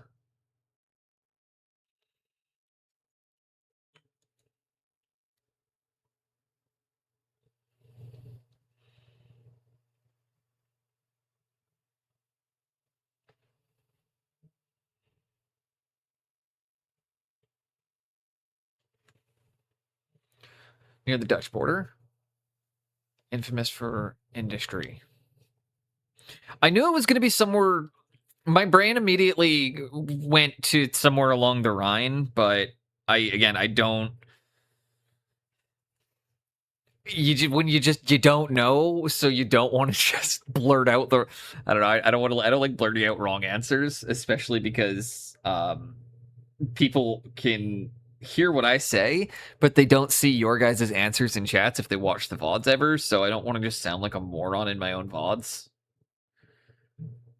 So a lot of the times it's easier to just say, I don't know where that is, or I don't know what that is. Because it's I don't know. Actually, I want to just throw that out. That's a lost skill. People need to just start getting comfortable with saying, I don't know, or I'm not educated enough on that to have an opinion. I feel that way often. But yeah, so that's going to be awesome. SMC is going to be a lot of fun this year. I've already got my hotel booked and my flight paid for.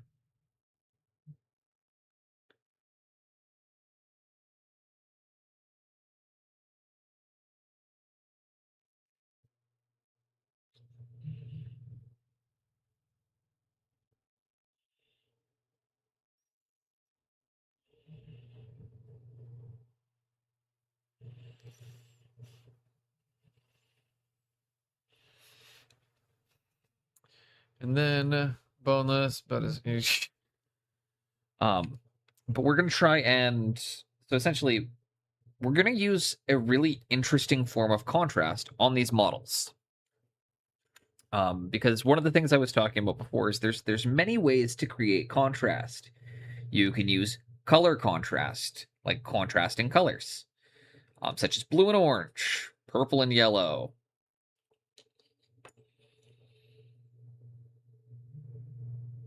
You can also do you can do contrast by going light and dark.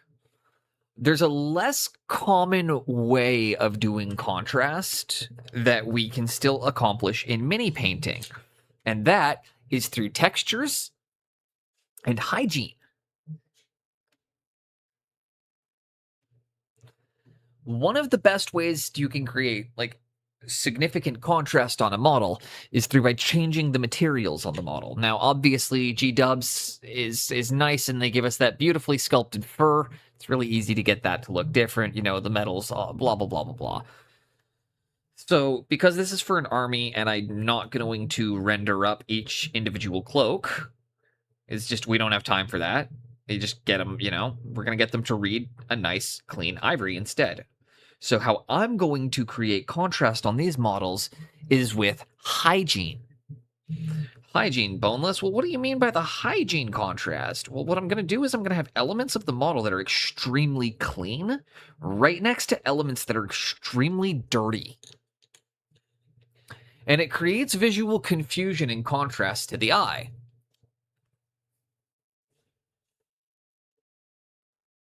It also helps steer the eye.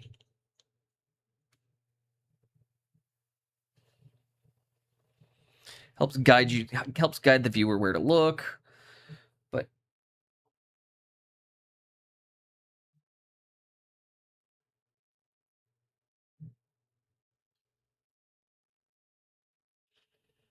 it's just one of the other ways, you know, like we often talk about color contrast, light contrast, texture contrast.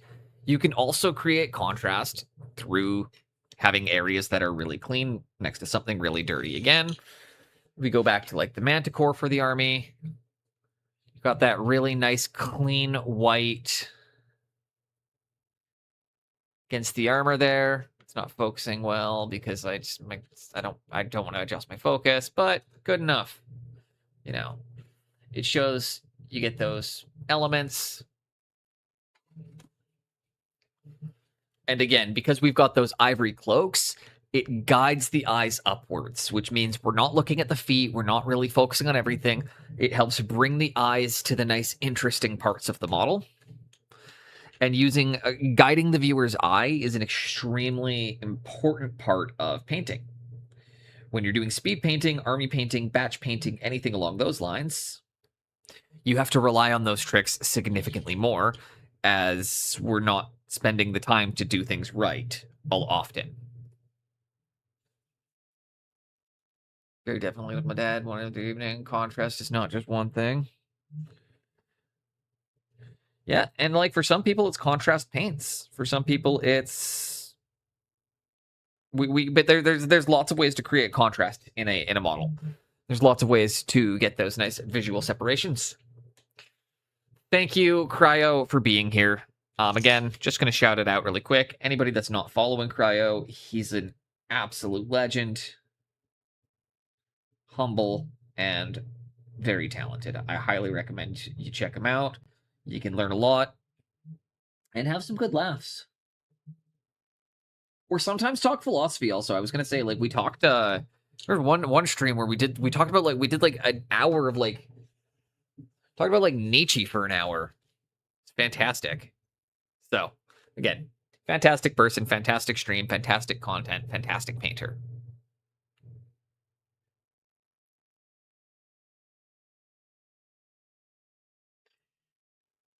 And appreciate the lurk. So we slap down basic skin tone across the model. Again, as you see.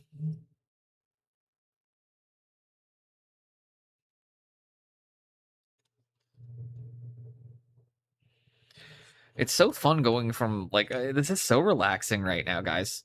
I don't even think like after how stressful working on Troll for the last couple days was, it feels so good to just be painting some Warriors of Chaos, like being like back in the old world commission saddle. Feels good, boys. Feels good. Boys and girls. We don't judge. Everyone's welcome here.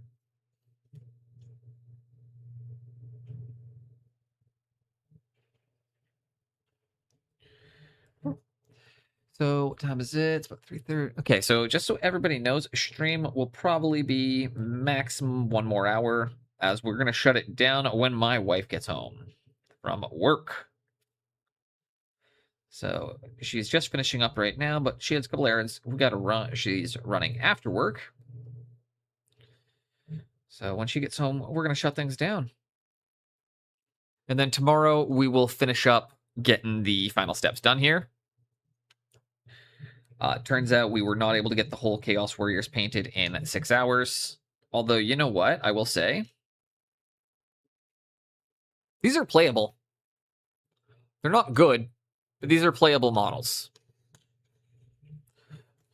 Turns out in 6 hours, I can't, or in less than 6 hours, I can get 32 Chaos Warriors to a tabletop. Am I happy with them? No. But we will be.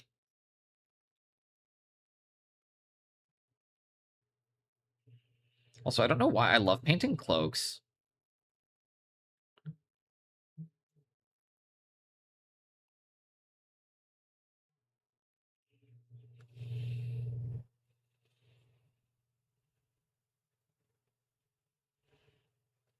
These ones, make sure you sweep it down on the insides a bit. We can have a little bit of that dark, but we want to keep it to a pretty thin line. It's mostly just using that color for the insides of the cloaks, so that way we've got that nice little kind of fuzz out color.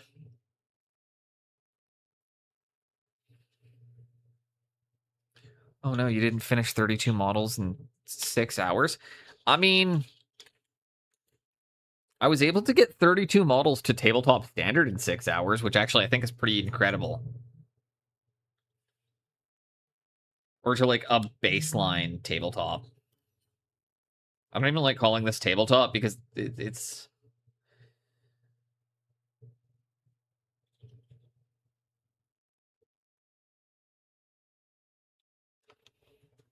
They're not bad, but like there's still elements I haven't even painted yet. Like we don't have...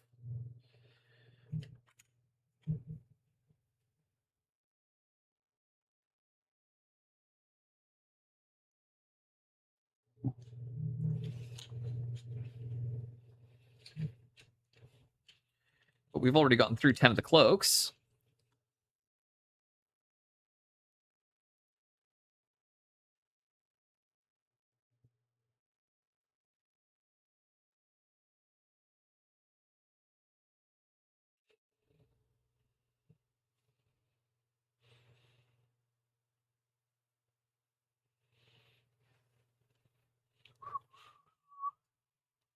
And I wouldn't even finish one model in 6 hours. Yeah, dude, this is like the antithesis of a ginger beef stream. Ginge, if you're in here, that's said with love.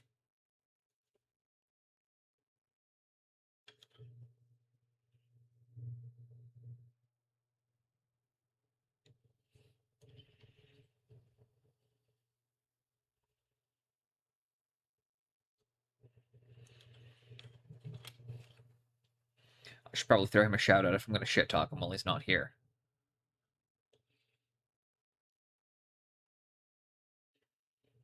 As a friend, so keep it civil.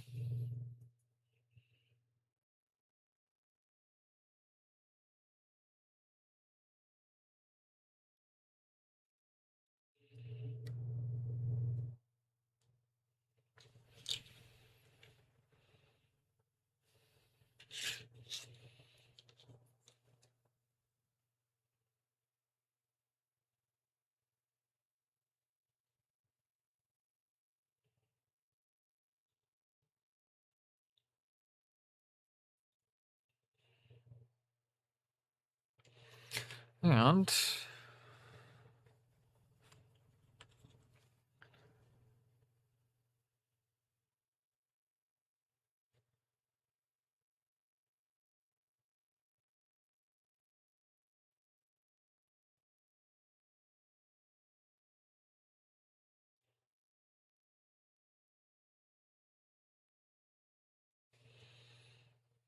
And we continue.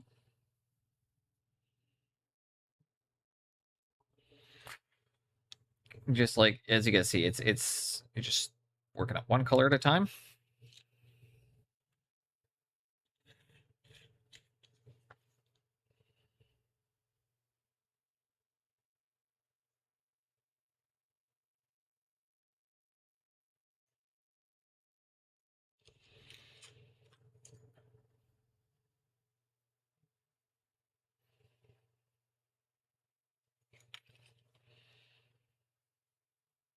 And voila.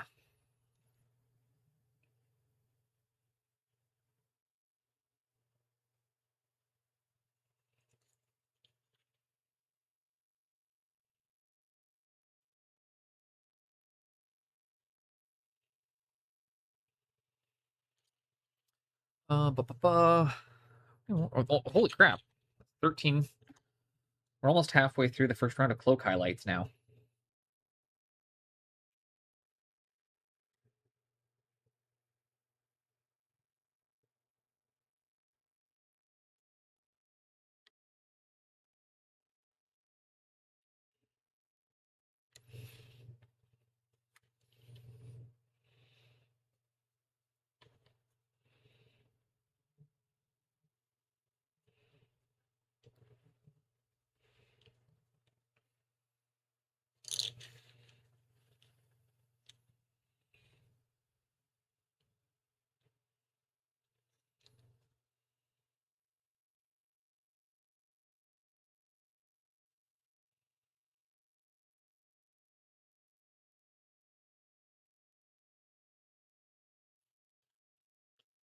Here we go, 2 more. 14.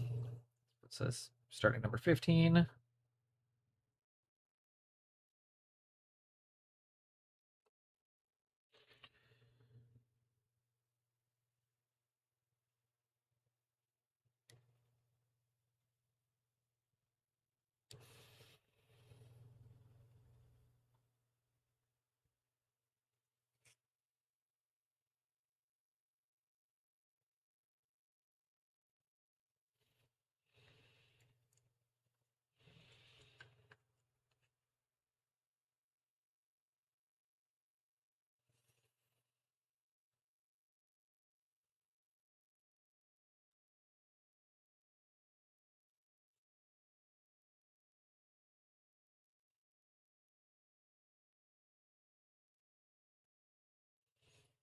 Here we go.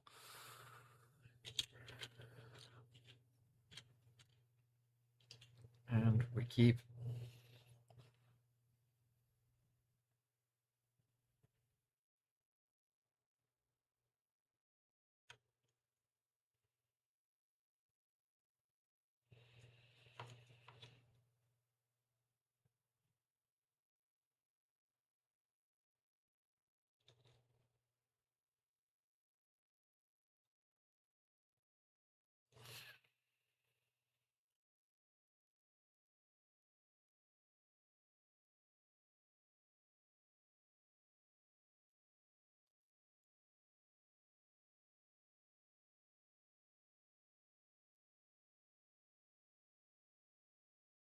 Here we go.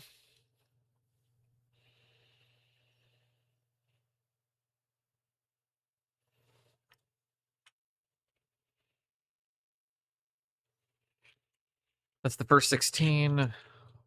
Holy crap. It's a lot of models.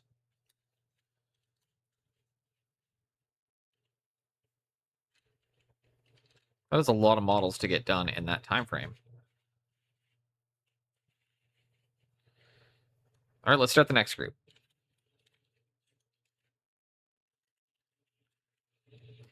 And then we'll highlight the cloaks again. Again, we're probably not going to finish the cloaks tonight. But I see us getting pretty far into it. We'll have to see, because again, like they get faster each one, but it's also working it up to ivory, so we're still a couple colors away before we're not exactly at ivory yet. Not exactly close to ivory yet.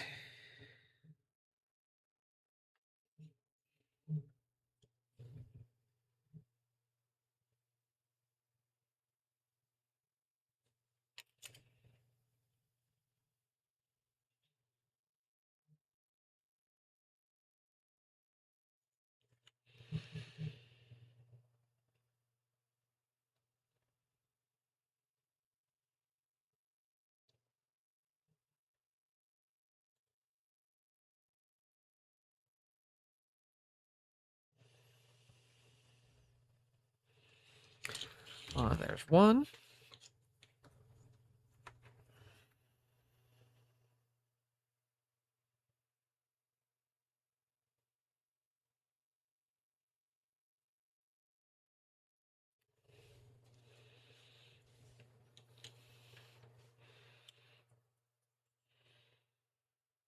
All right, guys.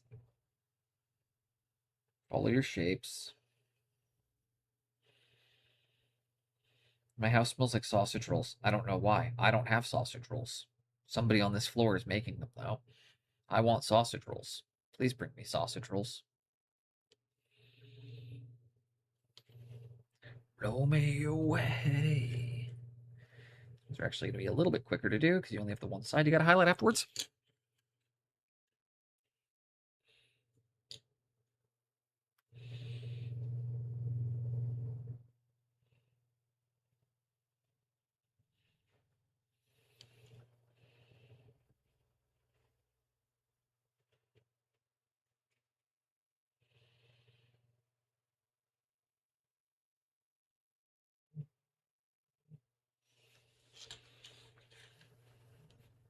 So we're just give him the sausage rolls, dude, right?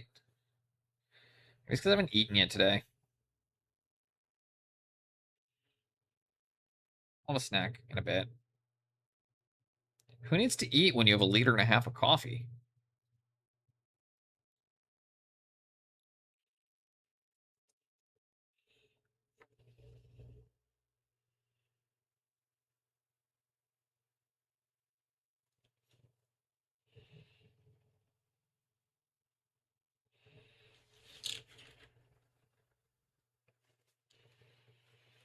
Been snacking most of the stream, eaten twice.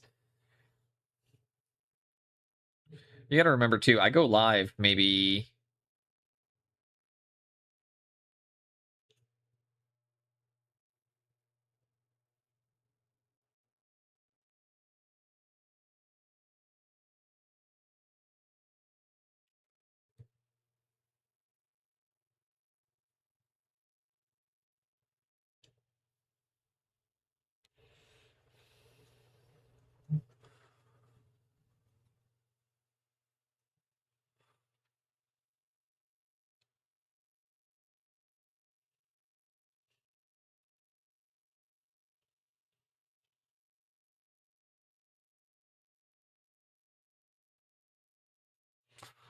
Aussie streamer card called garbage disposer. I mean, fair.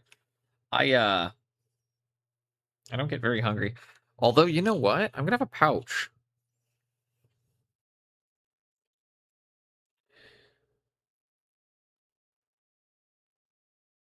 I've been thinking about it for a couple hours.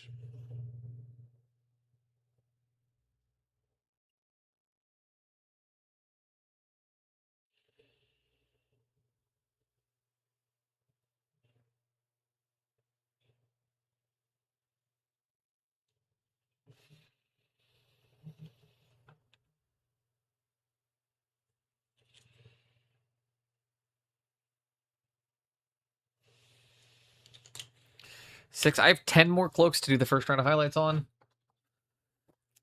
Talk about food one day. It was like eat eel, bone and all. Yeah. Banagi. Dude, I've prepared barbecue eel before. Eel is a common part of the. I thought eels were pretty common in Danish diets.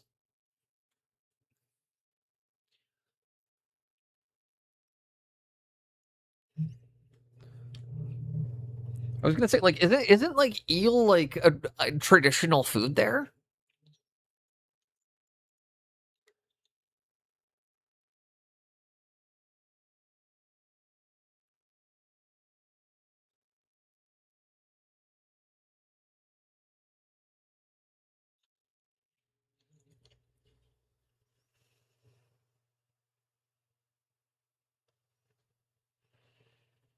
It's kind of funny how people will react. We had the eel day as a family. My grandma couldn't convince me to line the bones along the edge of the plate. I mean, it's you don't have to remove the bones for eels. But it's funny to me how something that's like we can grow up with super traditional and super normal things, and people who just haven't grown up around it think it's so weird. Like it was kind of funny. I was listening to AC Miniatures go on about how he thought poutine was such a gross concept because he's like, why would anybody want to eat curdled cheese? And I'm just being like, as a Canadian, I'm just like, well, why wouldn't you want to eat curdled cheese? It's the best kind of cheese.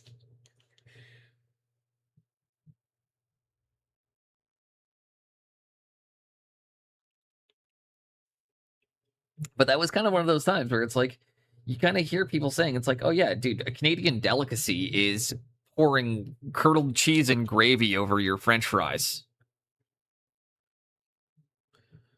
Or, like donair. And like you tell people like about like Canadian food, and it's often just like, what?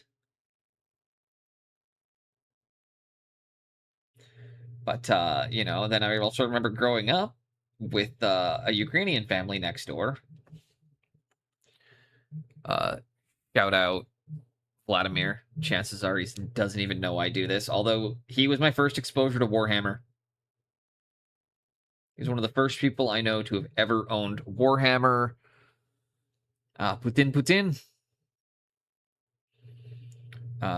Highly doubt that there's any chance like 30 years later or like 20 something years later he's just like, I wonder what my old next door neighbor was up to.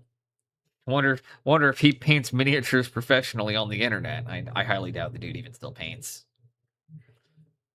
But anyways, growing up next door to this kid, I remember the first time he asked us if we wanted to come over for supper. Or his mom asked if we wanted to stay for supper, and my brother and I were trying to be polite, and we're like, yeah, of course. The food they served us was like, borscht, chicken livers, and salted herring. Yummy. Nothing like nothing like finding out you just said yes to staying over for surströmming.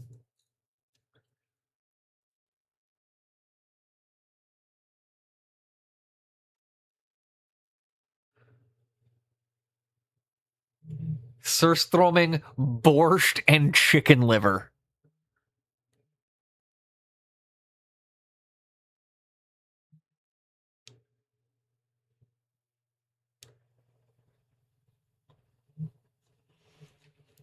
Ukraine. They were Ukrainian.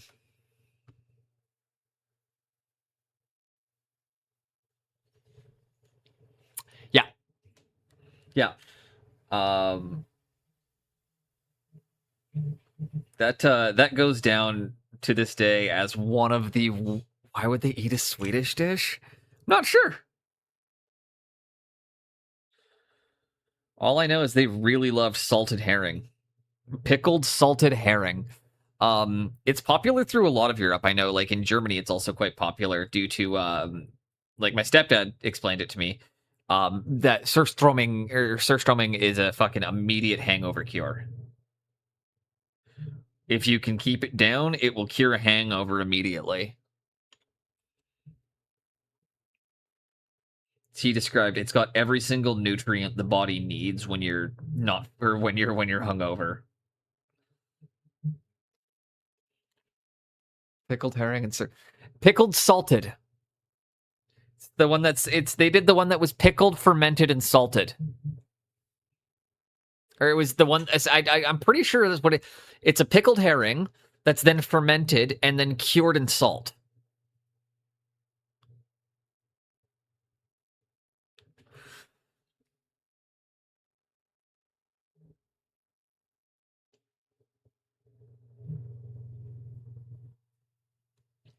I'm pretty sure that's surströmming, is that not? Or do I have the wrong word here? Because again, I say the wrong thing all the time. Sometimes I'm an idiot. But I was going to be like, is that not when you do the pickle fermentation and then the salt curing?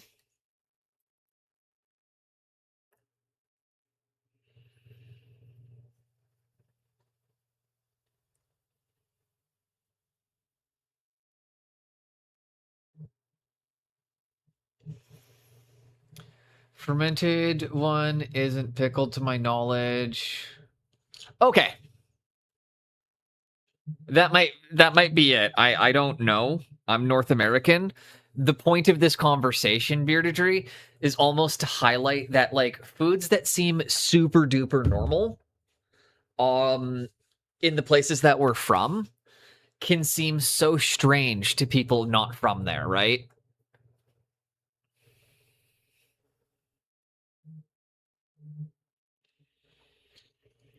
I know that my stepdad used to eat the pickled herring because he wasn't or like my mother wouldn't let him have he wasn't allowed to have fermented fish in the house. I do remember that.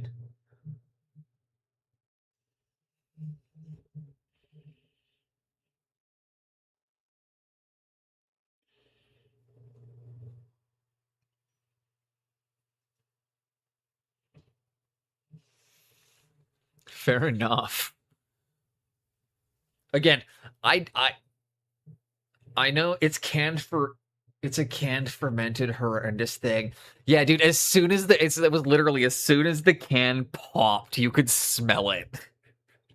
And the funniest part was too, like he'd never eat a whole can in a single sitting. So after like him and my mom kind of like split up and I was living with him, and he started eating it again, he would eat about half a can of it and then saran wrap it and put it back in the fridge. So you would open the fridge and the whole inside of the fridge. Swedish bread? Which one is Swedish bread? I know that the pastries that we call Danishes in North America are called Wunderbrod in Denmark, which translates to good bread. I love the... Just don't like the bread here?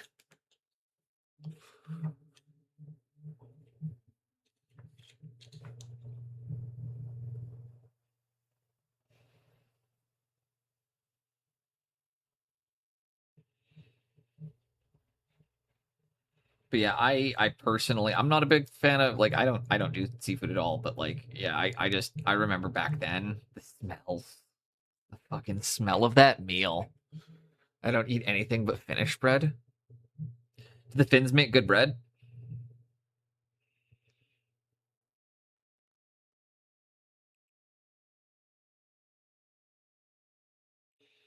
I know Denmark is known pretty internationally for their pastries. Oh, you're probably finding it. Okay, it's probably a bleached bread, so it's probably too sweet for you. Yeah, that's making sense. You wouldn't be able to eat Canadian bread, dude. Everything here is like all the bread here has so much sugar in it.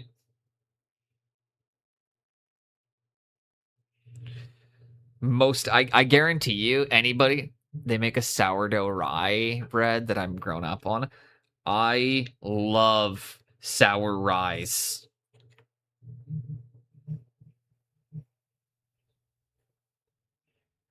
I love a sour rye. Limpa? Also recently discovered something really fun about just on the relation of Finland. I did not know that the people of Hungary are ethnically closer related to the Finns than the Slavs.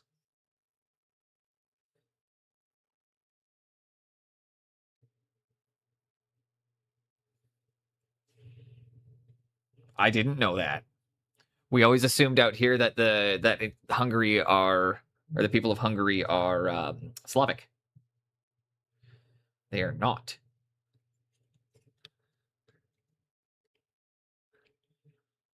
I can't remember the name. Finn living in Sweden. There's a Finnish. Can I put on some Finnish music then that I really like?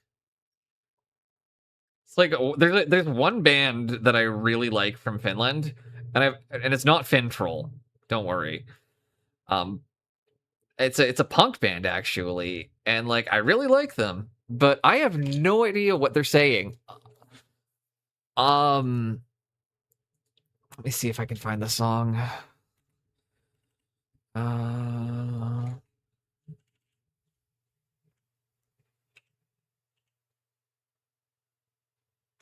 Ah.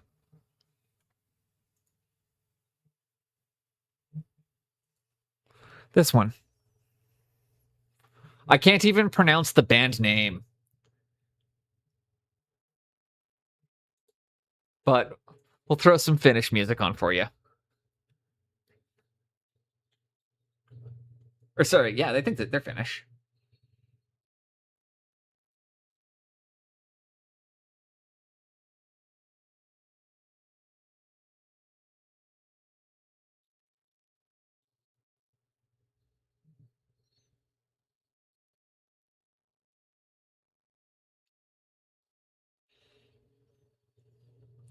I was told by my friends traveling through Europe that the Finns are literally the most Finns aren't Nordic, are they? I thought they don't classify themselves as Nords. Or is it that they're not Scandinavian? It's one of the two. Okay, you're Nordic. You're not you're not Scandinavian. Okay, that's it. That's it.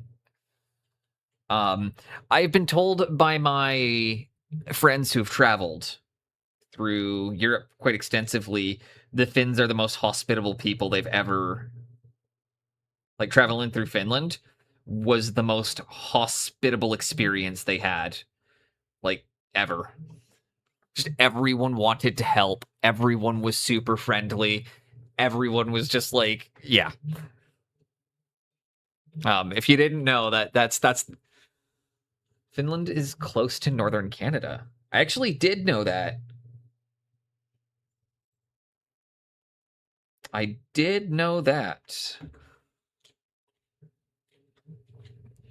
That is why there's serious frustrations between certain countries about the opening of the Northwest Passage not being a good thing.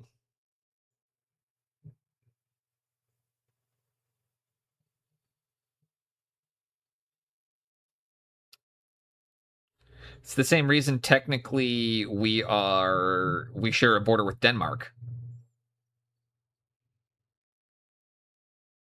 I forget that we share a border with Finland, though.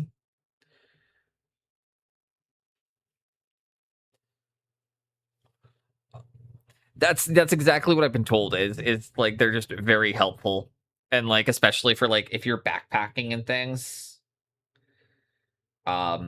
I was told it was the fastest country. If I don't know, again, I don't know how true this would be if you're just a guy or anything, but like again, I'd been told it was the fastest country to get picked up in as a hitchhiker. Apparently, you guys are just really quick to help out hitchhikers, apparently. Wait, what? With one of the best trained militaries in the world.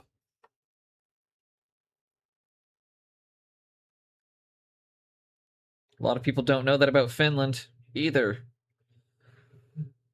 Unless you're a Swede. Swedes. You guys have... I mean, that dates back... Okay, you know... I'm going to go on about this one for a second. You know where that hatred comes from? Like one of the theories about that is it dates back all the way to back in the 800s when Ivar the Boneless tried to claim that he was the heir to Finland. Just made up some person that never existed and tried to claim Casus Belli at one point. Like they regularly kept trying to claim that they were. I think Bjorn Ironside did it too at one point. Like, regularly would just try to declare that Finland was their territory.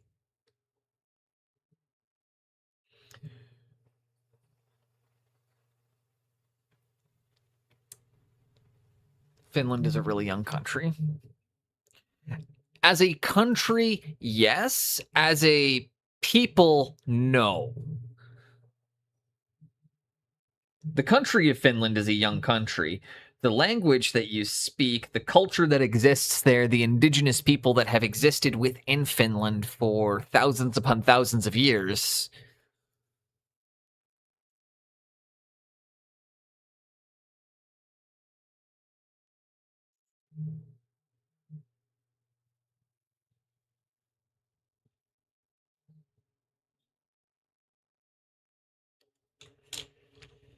You're referring to the Sampi? Yes, I am.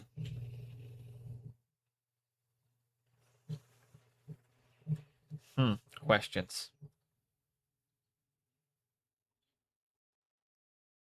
Why does that raise questions? Yeah, they're not just in Finland. This is true, but if I'm not mistaken, most of the indigenous populations of Scandinavia don't actually exist there anymore. Like, you guys don't have any. I mean, it's kind of like the no true Scots, right? That was my understanding of it as a North American. Is that like? Yeah, exactly. It's.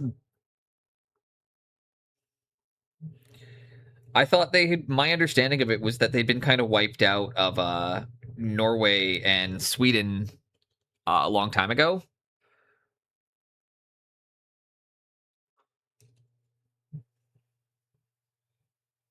This is again me talking as somebody who doesn't know. So if you please correct me if I'm wrong on things. Sweden, Russia. Yeah. Okay, yeah.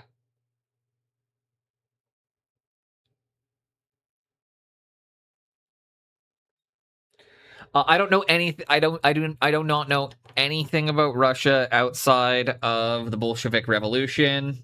So I can't have an educated conversation about anything to do with Russian culture, people, or history.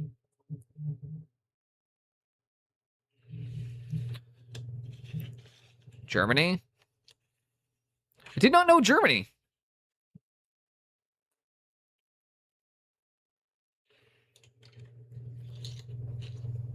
Are they indigenous to Germany, though? Or are there just Sampi people living within Germany?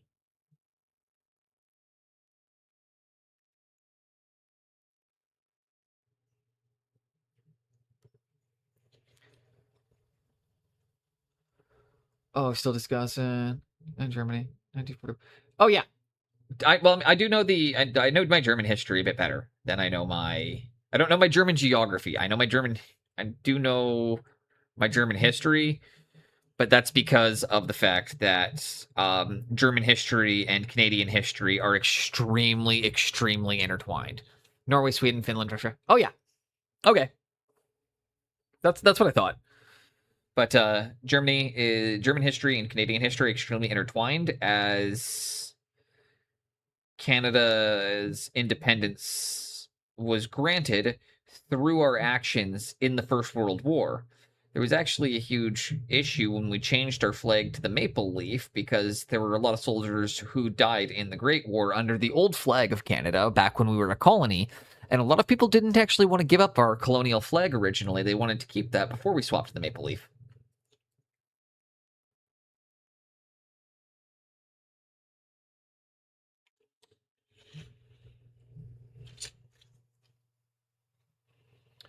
But yeah, my German history is not great, but I can talk Weimar Republic and I can talk about, the parts most people can talk about. It's still very closely intertwined to Canadian history. Because, we were. Yeah, so if you didn't know, Canada was granted our independence from Britain due to our actions in the First World War. Most specifically, the capturing of Vimy Ridge and our actions at the Battle of the Somme were two that stand out the most. But so I know the US joined the First World War during the last 100 days of the war. But fun fact, the last 100 days of the First World War are called Canada's 100 Days because those were the 100 days that the Canadian forces continually pushed the German lines back. was one of the only points in the it was the only point in the war that the lines actually moved significantly. Especially this was interesting because at that point the Eastern Front had already shut down, so everything had been moved out to the Western Front as again, due to the Bolshevik Revolution, you had the Russians withdrawing their forces, which allowed the Germans and the Ottomans to fortify.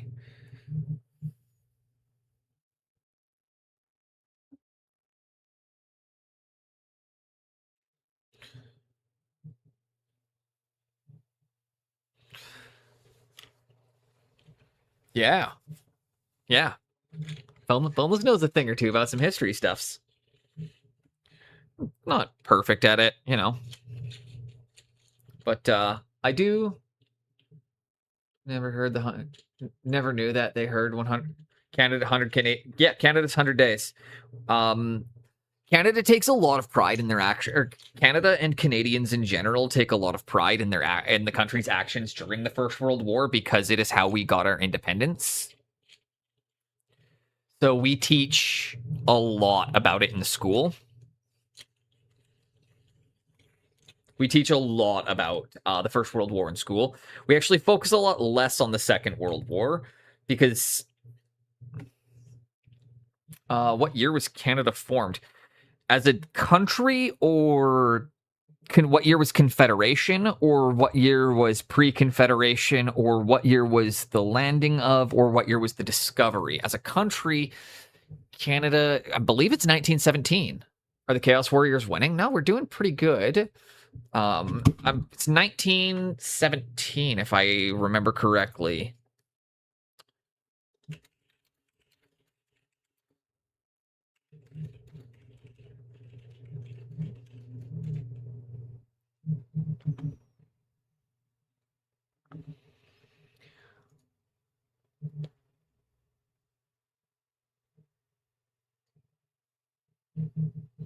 Yeah, so it was 1931. No, you guys have actually been a country longer than us. Ours is 1931. I just double check that. We were not granted our independence until 1931. We were still technically a British colony. Oh yeah, Canada's not been a country that long.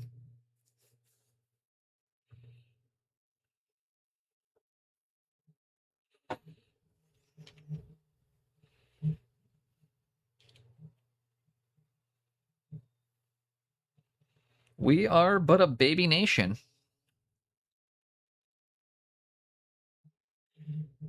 Welcome back, Spoon. But yeah, so it was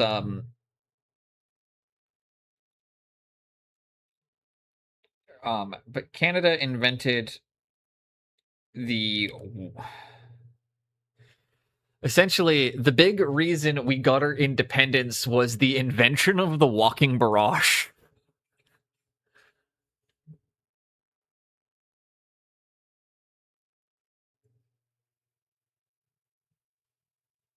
The Canadian infantry were the first ones to utilize the walking barrage, which is how they captured Vimy Ridge. It was a military tactic that we invented, was the idea of shelling and keeping continual shelling happening at an advancing pace. So shells land the shells land and the soldiers walk at a specific pace. So every 10 meters the soldiers advance, another shell goes off 10 meters behind the last one. Ended up being referred to as the Vimy Glide. But at that point, because it was a specific speed the soldiers walked at in order to make sure that there was a continual artillery barrage going off several hundred feet in front of them. We also invented cell phones and the Robertson screw.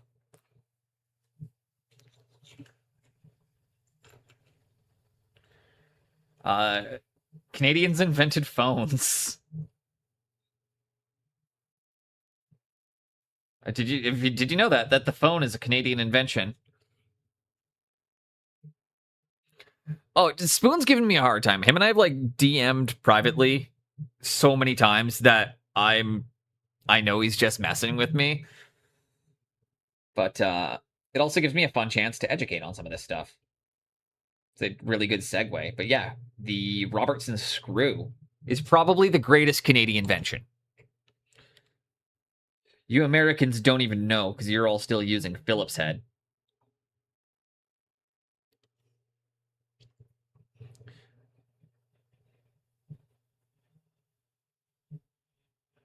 We created a shape of screw that is significantly less likely to strip. For those Americans that don't know the difference, our screws have a square bit, or like use a square bit instead of a cross bit.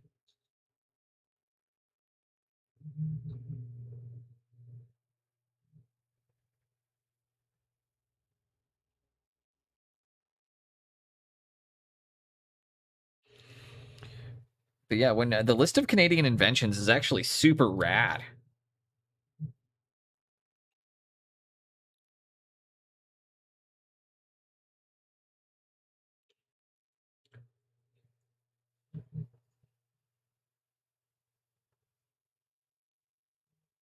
Like we've got super awesome inventions. The cell phone to the Robert screw to I'm trying to remember some of them off the top of my head. I mean, ginger beef, Hawaiian pizza. Bet you guys didn't know that the Canadians were the first people to ever put pineapple on their pizza. You're welcome. You're welcome. That was us. Had first implemented cell phones, but it was invented in New York in the 70s. We credit the technology of cellular phones to Alexander Bell. Still. It's also kind of fun because it's heavily disputed. Spoon. So this is a fun one because in Canada, we will call that false. We consider that information false. And it's just really funny because we are taught we're taught that the New York thing is the wrong answer. So that's kind of funny, just so you know.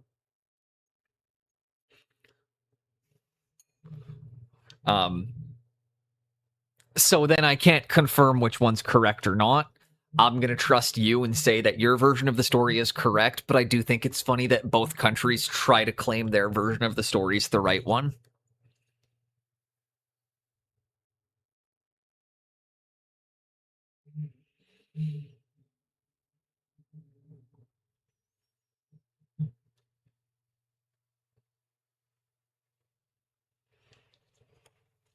Canadians altering history checks out. Altering history with our fucking violence and tenacity. We did alter the course of history. We captured Juno Beach.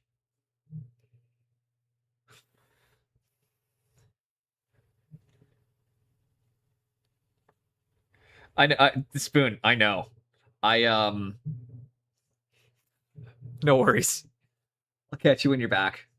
And for those of you that don't know, Spoon and I, we're going. He's being very tongue-in-cheek with how he's speaking right now.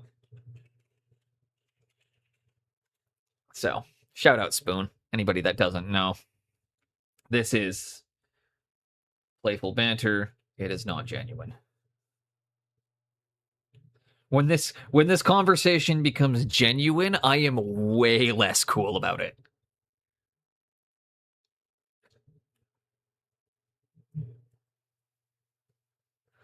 When this is the real version of this conversation, no worries, man. We're probably wrapping up here pretty soon. We'll be picking this project up tomorrow as well.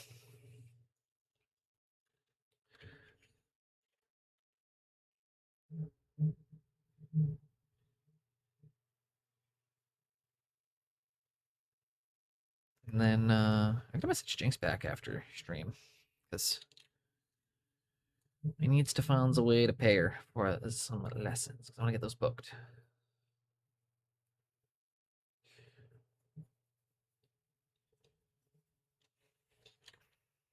No worries, man. Always appreciate you hanging out. And right now, guys, again, we're just slapping some white paint down really fast. By white paint, I mean this is basic skin tone that we've worked up to now.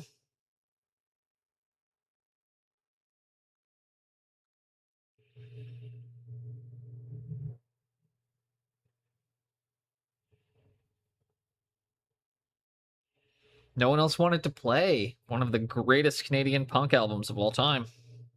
Got it on my shelf, actually, behind me. Who had a toy, but it wasn't.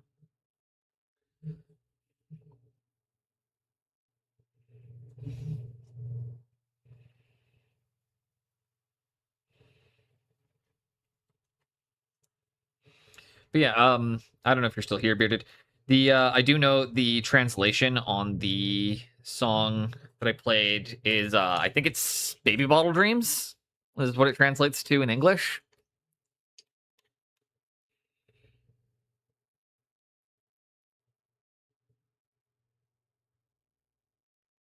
It's a really long word.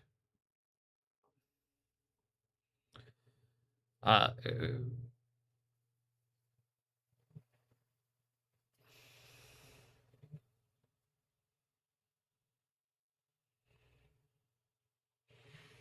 I know people like laugh at different languages. Why does nobody make fun of Finnish? Your guys' language is so complicated.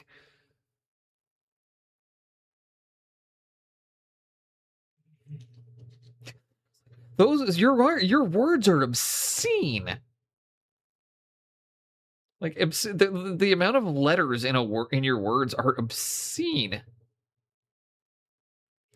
It's like Welsh but with vowels.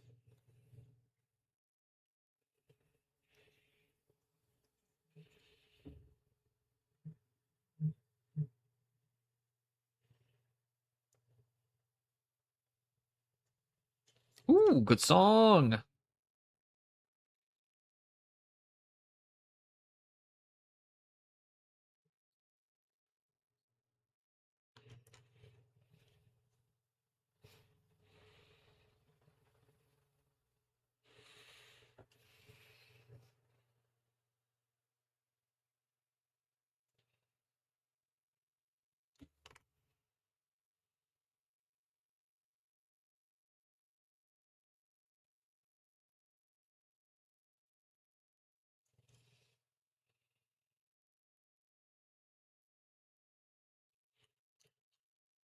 Okay.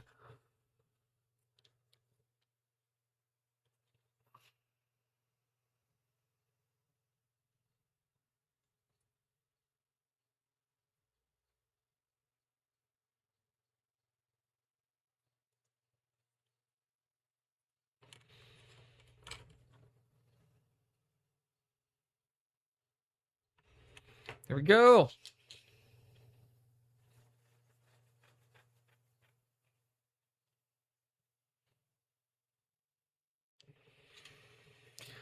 How fast can I get these highlights down?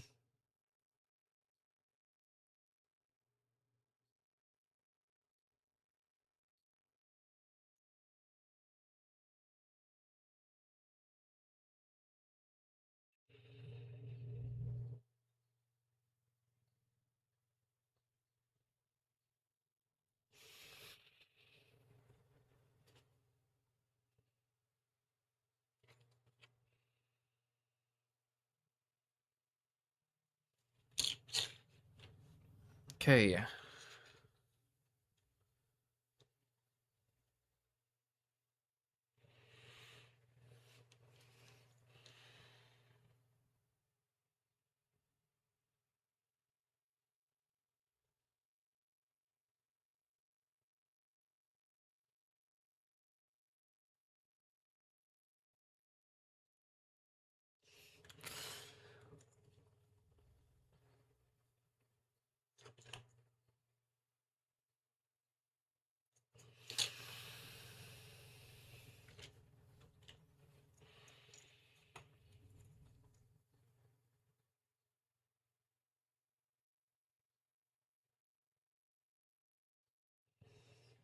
Et voila.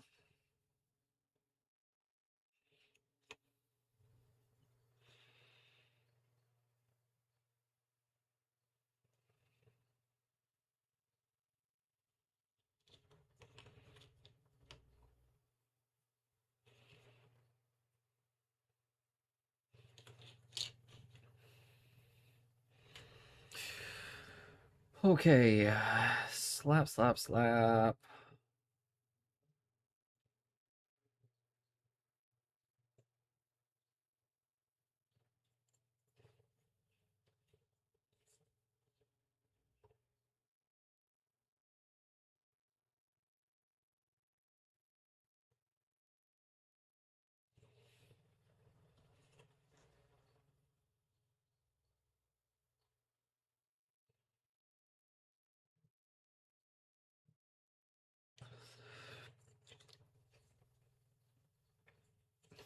At least I'm getting really quick at painting. I'm going to get really fast at painting white doing this project.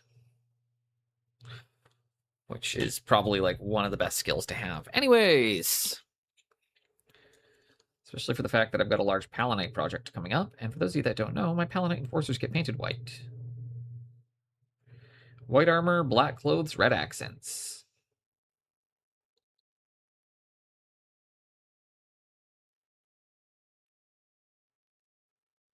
I've also got a bunch of squats.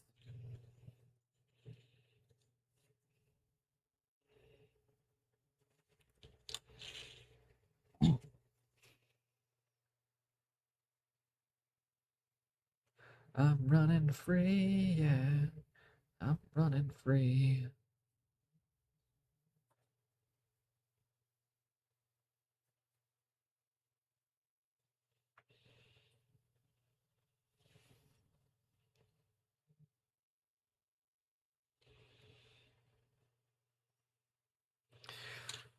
Okay.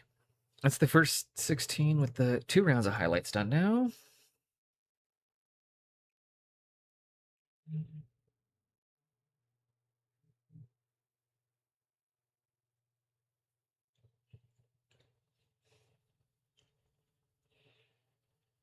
Let's get that flowing correctly.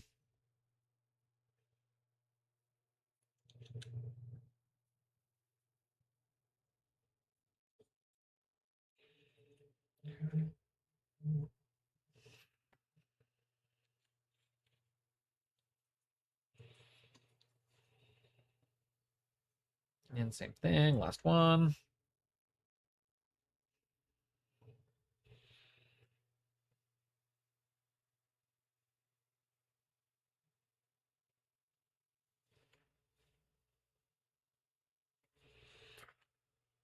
Okay, that is the first 16 done.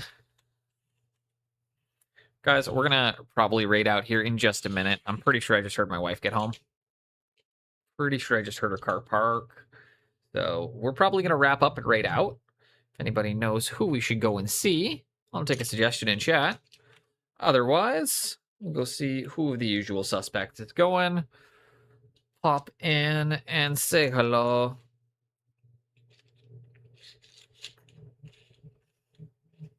Because we're running a bit late today.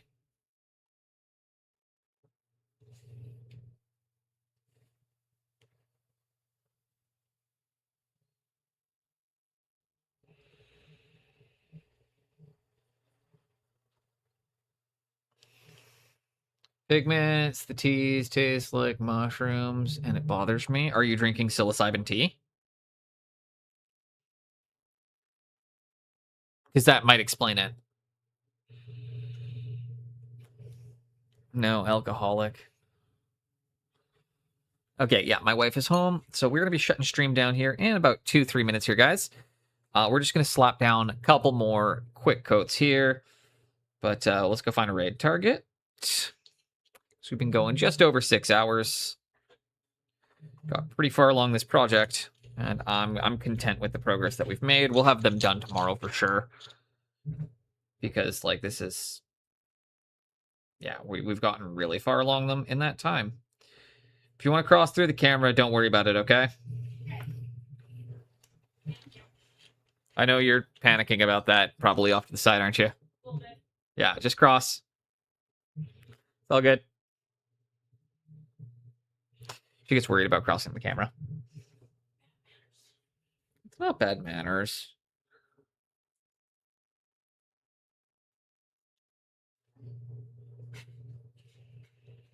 Trust me, they'd probably prefer to see something other than my ugly mug once in a while.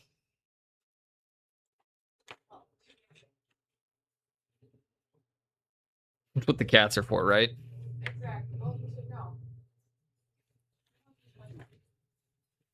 Okay, guys.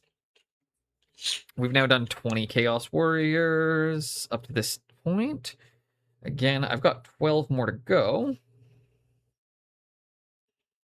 I'm probably, again, doing that off camera. We're going to raid out. I'll get the last 10, 12 done. And then that'll give me something to kind of finish up while we hang out. So I'm going to take a moment and say thank you, everybody who tuned in. Thank you for the new follows. Thank you to everybody who hung out, watched, lurked, chatted, and just had themselves a great day. Also, Mr. Pigment, hi. Catch you right at the end here. If anybody doesn't know Mr. Pigments, he's also another amazing streamer worth checking out. Actually, Drez, are you going live? I know you do often, sometimes Thursday afternoons. Are you going to go live today? No, you're too drunk? Fair.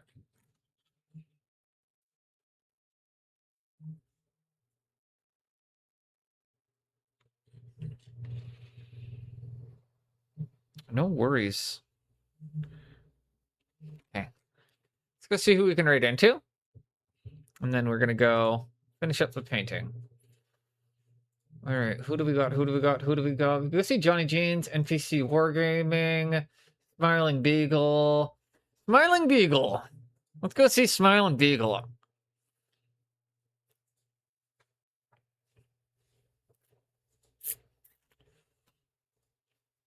Well, let's go see Smiling Beagle. Have a great day, everybody. I've had a fantastic stream. Oh, it's Thursday today. No. Have a good night, everybody. I'll catch you all on the flip side. We're going to get these Chaos Warriors finished tomorrow.